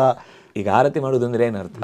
ದೇವರಿಗೆ 0 ಅಂತ, ನಾನು 0, ನೀನು ಪೂರ್ಣ ಅಂತ. 2 0ನೇ. ಎಕ್ಸ್ಟ್ರಾರ್ಡಿನರಿ. 0 ಅನ್ನೋದಕ್ಕೆ ಬಂಗಾರ ಅಂತನೂ ಅರ್ಥ ಇದೆ, ಅದು ಪೂರ್ತಿ. 0ಗಾರ ಅಂತ ಕರಿತೀವಲ್ಲ, ಚಿನ್ನದ ಕೆಲಸ ಮಾಡೋರು 0ಗಾರ. ದೇವರು 0 ಅಂದ್ರೆ ಅವನು ಬಂಗಾರ, ನಾವು 0 ಅಂದ್ರೆ ಶೂನ್ಯ ಅಷ್ಟೇ. ನೀನು ಅದು, ನಾನು ಇದು. ನೀನು ಅದು ಅಂದ್ರೆ ನಮ್ಗೆ ಅದು ಅಂದ್ರೆ ಏನು, ಎಷ್ಟು ಹೇಳಿದ್ರು ಪೂರ್ತಿ ಅರ್ಥ ಆಗದೆ ಇರುವಂತದ್ದು. ಇದು ಅಂದ್ರೆ ಇದು ಗೊತ್ತಾಯ್ತು ಅಂತ. ಈಗ ಬಾಗಿಲು ಬಡದಾಗ ಯಾರದು ಕೇಳ್ತೀವಿ ನಾವು, ಅಂದ್ರೆ ಆ ಕಡೆ ಏನೋ ಇದೆ ಅಂತ ಗೊತ್ತಿದೆ, ಅದು ಗಂಡ ಏನಿದೆ ಅಂತ ಗೊತ್ತಿಲ್ಲ. ಆದ್ರೆ ಇದು ಅಂತ ಹೇಳುವಾಗ ಇದು ಇದೆ ಇಷ್ಟೇ, ಅಂದ್ರೆ ಇದ್ರಲ್ಲಿ ಏನೂ ಇಲ್ಲ ಅಂತ. ನಾವು ಇದು, ಅವನು ಅದು. ಅದನ್ನು ತಿಳಿಸ್ಲಿಕ್ಕೋಸ್ಕರ ಸೋಹಂ ಅನ್ನೋ ಶಬ್ದವನ್ನ, ಸೋ ಅದು ಎಷ್ಟು ದೂರ ಇದೆ, ಏನೇನು ಅಂದ್ರೆ ಇದೆ ಅನ್ನೋದು ಗೊತ್ತಿದೆ, ಆದರೆ ಅದು ಹೇಗಿದೆ ಅಂದರೆ ಗುಣಪೂರ್ಣವಾಗಿದೆ, ದೋಷ ದೂರವಾಗಿದೆ, ನಾನು ಅಂಥವನಲ್ಲ ಅನ್ನುವ ದೃಷ್ಟಿಯಲ್ಲೇ ಸ್ವಾಹ ಅಥವಾ ನಮಃ ಅನ್ನುವ ಶಬ್ದದಿಂದ ಸಮರ್ಪಣೆ ಮಾಡುವುದು ಅಂತ ಅನ್ನುವ ಹಿನ್ನೆಲೆಯಲ್ಲಿ ಈ ಮಂತ್ರದ ಉಪಾಸನೆಯನ್ನು ನಮ್ಮ ಪ್ರಾಚೀನರು ಎಷ್ಟು ಸಾಧ್ಯವೋ ಅಷ್ಟು ನಿತ್ಯದ ಎಲ್ಲಿವರೆಗೆ ಹೇಳ್ತಾರೆ ಅಂದರೆ, ಈ ಉಪಾಸನೆಯ ಬಗ್ಗೆ ತಿಳಿಯದೆ ಅವನು ಕೃಷ್ಣಾರ್ಜುನದ ಮೇಲೆ ಕೂತು ಚಂದದ ಮಡಿಯುಟ್ಟು ತುಂಬ ಒಳ್ಳೆಯ ಢಾಳಾದ ವೇಷಗಳನ್ನು ತೊಟ್ಟು ಏನು ಮಾಡಿದರೂ ಈ ಉಸಿರಾಟದ ಬಗ್ಗೆ ಎಚ್ಚರ ಇಲ್ಲ ಅಂದರೆ ಅವನು ಮಾಡಿದ ಎಲ್ಲ ಕರ್ಮವೂ ವ್ಯರ್ಥ ಅಂತ. ನಮಗೆ ಬೈದದ್ದು, ಬೇರೆ ಇನ್ಯಾರಿಗೂ ಬೈದದ್ದಲ್ಲ, ನಮಗೇ ಬೈದದ್ದು. ಯಾಕೆಂದ್ರೆ ನಾವು ಉಸಿರಾಟದ ಬಗ್ಗೆ ಎಚ್ಚರ ಇಲ್ಲದೆ ಉಸಿರಾಡ್ತಾ ಇದ್ದೇವೆ. ನಮಗೋಸ್ಕರ ಉಸಿರಾಡ್ತಾ ಇದ್ದಾರೆ, ಅವರಿಗೇನು ಲಾಭ ಇಲ್ಲ. ದೇವರ ಪ್ರೀತಿಗೆ ಮಾಡ್ತಾರೆ ಅನ್ನೋದು ಬೇರೆ ಕೆಲಸ ಮಾಡಿಯೂ ಅವರಿಗೆ ಲಾಭ ಇದೆ, ಆದರೂ ನಮಗೋಸ್ಕರ ಮಾಡ್ತಿದ್ದಾರೆ. ಆದರೆ ನಾವು ಅವರನ್ನು ನೆನೆಸ್ಕೊಳ್ಳಲ್ಲ, ಅವ್ರು ಯಾರನ್ನ ಚಿಂತಿಸಿ ನಮ್ಮ ಬಗ್ಗೆ ಪ್ರಾರ್ಥನೆಯನ್ನು ಮಾಡ್ತಾರೋ ಅವ್ರ ಬಗ್ಗೆನೂ ನಾವು ನೆನೆಸ್ಕೊಳ್ಳಲ್ಲ. ಎಷ್ಟು ಉಪಕಾರ ಮಾಡ್ತಿರೋರ್ನ ನಾವು ಮರೆತು ಬದುಕಬಾರ್ದು. ಹಾಗಾಗಿ ಪ್ರಾಣ ಅಂದರೆ ಗುರು ಮತ್ತು ದೇವ, ಗುರುದೇವ ಪ್ರಸಾದಜಾನ್ ಇತರಾನ್ ಆತ್ಮಪಾಪೋತ್ಥಾನ್ ತೇಷಾಂ ವಿದ್ಯಾ ಫಲಿಷ್ಯತಿ ಅಂತ ಮಾತು. ಯಾವುದೇ ಒಳ್ಳೆಯ ಕೆಲಸ ಆದಾಗ ನಮ್ಮ ಗುರುಗಳಿಂದ ಮತ್ತು ದೇವರಿಂದ ಆಯಿತು ಅಂತ ನಾವು ಚಿಂತಿಸಬೇಕು. ನಾವೀಗ ಬದುಕಿದ್ದೇವೆ ಅಂದರೆ, ನಾವು ಇಷ್ಟು ಸಂತೋಷ ಪಡ್ತಾ ಇದ್ದೇವೆ ಅಂದರೆ, ತಿಂದ ಅನ್ನ ಜೀರ್ಣ ಆಗುತ್ತೆ, ನೋಡಿದ ವಸ್ತು ಗೊತ್ತಾಗುತ್ತೆ, ಕೇಳಿದ ಶಬ್ದ ಅರ್ಥ ಆಗುತ್ತೆ, ಉಂಡ ವಸ್ತುವಿನಿಂದ ದೇಹಕ್ಕೆ ಶಕ್ತಿ ಬರುತ್ತೆ. ಇದಕ್ಕೆ ಎಲ್ಲದಕ್ಕೂ ಕಾರಣ ಪ್ರಾಣ. ಈ ಪ್ರಾಣ ಉಸಿರಾಟದ ಮೂಲಕ ಇಷ್ಟೆಲ್ಲ ಕೆಲಸಗಳನ್ನು ನಮ್ಮೊಳಗೆ ಮಾಡಿಸ್ತಾ ಇದ್ದಾನೆ. ಅವನ ವಿಶೇಷವಾದ ಚಟುವಟಿಕೆಯನ್ನು ಈ ದೇಹದಲ್ಲಿ ಉಂಟು ಮಾಡುವುದಕ್ಕೋಸ್ಕರ ಅವನ ಪ್ರೀತಿಯನ್ನು ನಮಗೆ ತಲುಪಿಸುವುದಕ್ಕೋಸ್ಕರ ಮಾಡುತ್ತಿದ್ದಾನೆ. ಹಾಗಾಗಿ ಪ್ರಾಣ ನಾರಾಯಣರ ವಿಶೇಷ ಚಿಂತನೆಯ ಜೊತೆಗೆ ಈ ಉಪಾಸನೆ ಅಂತನ್ನುವುದು ನಮ್ಮ ನಿತ್ಯದ ಬದುಕಿನ ಉಸಿರೇ ಆಗಿದ್ದರೆ, ಉಸಿರಿನಲ್ಲೇ ಅದನ್ನು ಕಂಡ್ರೆ ಆಗ ಅಜಪ ಜಪ ಆಗುತ್ತೆ, ಅದು ಹಂಸ ಮಂತ್ರದ ಉಪಾಸನೆ ಆಗುತ್ತೆ. ಅದ್ಭುತವಾದ ವಿಷಯ ತಿಳಿಸ್ಕೊಟ್ರಿ ಆಚಾರ್ಯ. ಇವಾಗ ತಾವು ಪ್ರತಿದಿನ ಶಾಸ್ತ್ರ ಪಾಠ ಮಾಡ್ತೀರಿ, ಈ ಪ್ರಾಣತತ್ವದಾಗಲಿ ಪ್ರತಿದಿನ ಅನುಸಂಧಾನ ಮಾಡ್ತೀರಿ ನಿಮ್ಮ ಎಲ್ಲ ಕಾರ್ಯಗಳಲ್ಲಿ. ಸೊ ಈ ನೋಡ್ತಾ ಇರುವಂತಹ ವೀಕ್ಷಕರಿಗೆ ಆಶೀರ್ವಾದ ಪೂರ್ವಕವಾಗಿ ಒಂದು ಶಾರ್ಟ್ ಮೆಸೇಜ್, ಒಂದು ಸಣ್ಣ ಸಂದೇಶ ಕೊಡೋದಾದರೆ ಅವರು ಹೇಗೆ ಆರೋಗ್ಯಪೂರ್ಣರಾಗಿ ಇರಬೇಕು ಅಂತ ಒಂದು ಶಾರ್ಟ್ ಮೆಸೇಜ್ ಕೊಡೋದಾದರೆ ತಾವು ಏನು ಹೇಳ್ತೀವಿ? ಮನುಷ್ಯ ಅನ್ನುವ ಶಬ್ದದ ಅರ್ಥ ಮನುಸ್ಯಂದತೆ, ಜ್ಞಾನವನ್ನು ಪಡೀಲಿಕ್ಕೋಸ್ಕರ ಹುಟ್ಟಿರುವಂಥದ್ದು. ಜಗತ್ತಿನಲ್ಲಿ ಸುಮಾರು 84 ಲಕ್ಷ ಥರದ ಜೀವಿಗಳಿವೆ ಅಂತ ಹೇಳುವುದು. ಅದರಲ್ಲಿ 83,99,999 ಜೀವಿಗಳಿಗೆ ಇಲ್ಲದ ಒಂದು ಅಪರೂಪದ ಸಾಮರ್ಥ್ಯ ಅಂದರೆ ಅರಿವನ್ನು ಪಡೆಯುವ ಶಕ್ತಿ.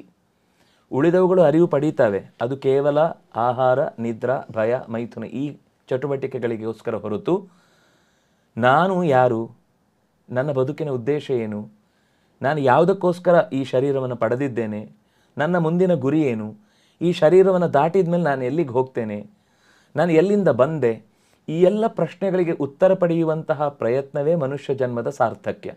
ಇದಕ್ಕಾಗಿ ಅರಿವು ಬೇಕು. ಅರಿವಿಗಾಗಿ ಓದಬೇಕು ಅಂತಂದಾಗ ನಮಗೆಲ್ಲವೂ ಓದಲಿಕ್ಕಾಗದೇ ಇದ್ದರೂ ಕನಿಷ್ಠ ಪಕ್ಷ ಜೀವನದಲ್ಲಿ ಮಹಾಪ್ರಯತ್ನದಿಂದ ರಾಮಾಯಣ ಮಹಾಭಾರತ ಅನ್ನುವ ಎರಡನ್ನಾದರೂ ಶ್ರದ್ಧೆಯಿಂದ ಸಾಧ್ಯವಾದಷ್ಟು ಮೂಲದೊಂದಿಗೆ, ಮತ್ತೆ ಯಾವುದೋ ಭಾಷಾಂತರವನ್ನು ಓದಿ ಅದೆಲ್ಲೋ ದಾರಿ ಕೆಡಿಸಿ, ಯಾಕೆಂದರೆ ವೇದದಲ್ಲಿ ಏನು ಹೇಳುತ್ತೋ, ಪುರಾಣಗಳಲ್ಲಿ ಏನು ಹೇಳುತ್ತೋ, ಅಥವಾ ಸಂಹಿತೆಗಳಲ್ಲಿ ಅಥವಾ ಪಂಚರಾತ್ರ ಆಗಮಗಳಲ್ಲಿ ಏನು ಹೇಳುತ್ತೋ ಅದನ್ನು ಸಾರವಾಗಿ ಯದಿಹಾಸ್ತಿ ತದನ್ಯತ್ರ ಎನ್ನೇ ಹಾಸ್ತಿ ನ ತತ್ ಕ್ವಚಿತ್, ಇನ್ನೆಲ್ಲೂ ಕೂಡ ಇದರ ಸಾರವನ್ನು ಇಷ್ಟು ಸರಳವಾಗಿ, ಇಷ್ಟು ತಿಳಿಯಾಗಿ, ಇಷ್ಟು ಸ್ಪಷ್ಟವಾಗಿ, ಇಷ್ಟು ಸ್ಫುಟವಾಗಿ ಹೇಳಿದ ಮಾತು ಕಾಣಲ್ಲ. ಹಾಗಾಗಿ ನಮ್ಮ ಜೀವನದ ಮಹಾ ಉದ್ದೇಶ ಬದುಕಿನ ಪ್ರತಿಯೊಂದು ಕ್ಷಣವನ್ನು ಸಾರ್ಥಕಪಡಿಸಿಕೊಂಡು ನಮ್ಮ ಸುತ್ತ ಇದ್ದವರಿಗೆ ನಮ್ಮಿಂದ ಹಾನಿ ಮಾಡದೆ, ಉಪಕಾರ ಆಗುತ್ತೋ ಇಲ್ವೋ ಗೊತ್ತಿಲ್ಲ, ಹಾನಿಯಾಗದಂತೆ ಬದುಕುವ ಒಂದು ಮಾನುಷ್ಯ ಭಾವ. ನಾನು ಹೇಳೋದು ಮನುಷ್ಯರಾಗಿ ಬದುಕಿ, ಇದೇ ದೇವರಿಗೆ ಭಾಳ ಇಷ್ಟವಾಗುವುದು. ನೀವು ಅಧ್ಯಾತ್ಮವಾದಿಗಳಾಗಿ ಅಥವಾ ಇನ್ನೇನೋ ದೊಡ್ಡ ವ್ಯವಹಾರಸ್ಥರಾಗಿ ಇನ್ನೇನಾದರೂ ಆಗಿ ಮೊದಲು ಮಾನವರಾಗಿ. ಇದು ವೇದದ ಸಂದೇಶ. ಯಾರೋ ಇತ್ತೀಚಿನವರು ಕೊಟ್ಟು ಮನುಷ್ಯ ಪಥ ಅಥವಾ ಮಾನವ ಪಥ ಅಂತ ಹೇಳಿದ ಹೊಸ ಟ್ರೆಂಡ್ ಏನಲ್ಲ. ಮನುಷ್ಯರನ್ನ ಆಗಿ ಬದುಕಬೇಕು ಅಂತ ಹೇಳುವುದೇ ವೇದದ ಸಾರ. ಅದಾದಾಗಲೇ ಅವನು ಜ್ಞಾನಿ ಆಗ್ತಾನೆ, ಅದಾದಾಗಲೇ ದೇವರ ಹತ್ತಿರಕ್ಕೆ ಸೇರುತ್ತಾನೆ. ಈ ಹಿನ್ನೆಲೆಯಲ್ಲಿ ನಮ್ಮ ಬದುಕು ಎಲ್ಲರಿಗೂ ಹಿತ ಬಯಸುವ, ಎಲ್ಲರಿಗೂ ಧರ್ಮದ ಒಂದು ಕಿರುನುಡಿಯನ್ನು, ಅದರ ವಿವರಣೆಯನ್ನು, ಡೆಫಿನೇಷನನ್ನು ಹೇಳುವುದಾದರೆ ನೀವು ಬದುಕಿ, ನಿಮ್ಮೊಂದಿಗೆ ಎಲ್ಲರನ್ನೂ ಬದುಕಲು ಬಿಡಿ. ಇದು ನಮ್ಮ ಜೀವನದ ಉದ್ದೇಶವಾಯಿತು ಅಂದರೆ ನಮ್ಮ ಬದುಕು ಸಾರ್ಥಕವಾಗುತ್ತೆ, ದೇವರಿಗೆ ಪ್ರೀತಿಯಾಗುತ್ತೆ. ನಮಸ್ಕಾರ. ಅದ್ಭುತವಾದ ಸಂದೇಶ ಕೊಟ್ರಿ ಆಚಾರ್ಯ. ಬಹಳ ಖುಷಿಯಾಯಿತು ಈ ಸಂಭಾಷಣೆಯಲ್ಲಿ, ಬಹಳ ವಿಷಯಗಳೆಲ್ಲ ತಾವು ತಿಳಿಸ್ಕೊಟ್ರಿ. ತುಂಬ ಧನ್ಯವಾದಗಳು. ಈ ಒಂದು ಪಾಡ್ಕಾಸ್ಟ್ಗೆ ನಿಮ್ಮ ಆ್ಯಕ್ಚುಲಿ ತುಂಬ ಬ್ಯುಸಿ ಶೆಡ್ಯೂಲ್, ಒಂದು ನೀವು ಪಾಠಗಳನ್ನು ಮಾಡುವಂಥದ್ದೊಂದು, ಜೊತೆಗೆ ಅಲ್ಲಿ ಮಾಡುವಂತಹ ಅಧ್ಯಯನಗಳು, ಸ್ವಾಧ್ಯಾಯ, ಪ್ರವಚನ, ಜೊತೆಗೆ ಪಾಠ, ಎಲ್ಲದರ ಮಧ್ಯದಲ್ಲಿ ತಾವು ಸಮಯ ತಗೊಂಡು ಬಹಳ ದಿನದಿಂದ ನಾನು ನಿಮ್ಮ ಇದಕ್ಕೆ ಫಾಲೋ ಅಪ್ ಮಾಡಿ ಕೊನೆಗೆ ನೀವು ಸಮಯ ಮಾಡಿಕೊಂಡು ಇಷ್ಟು ಅದ್ಭುತವಾದ ವಿಷಯಗಳು ತಿಳಿಸ್ಕೊಟ್ರಿ. ಇದು ಕರ್ತವ್ಯ.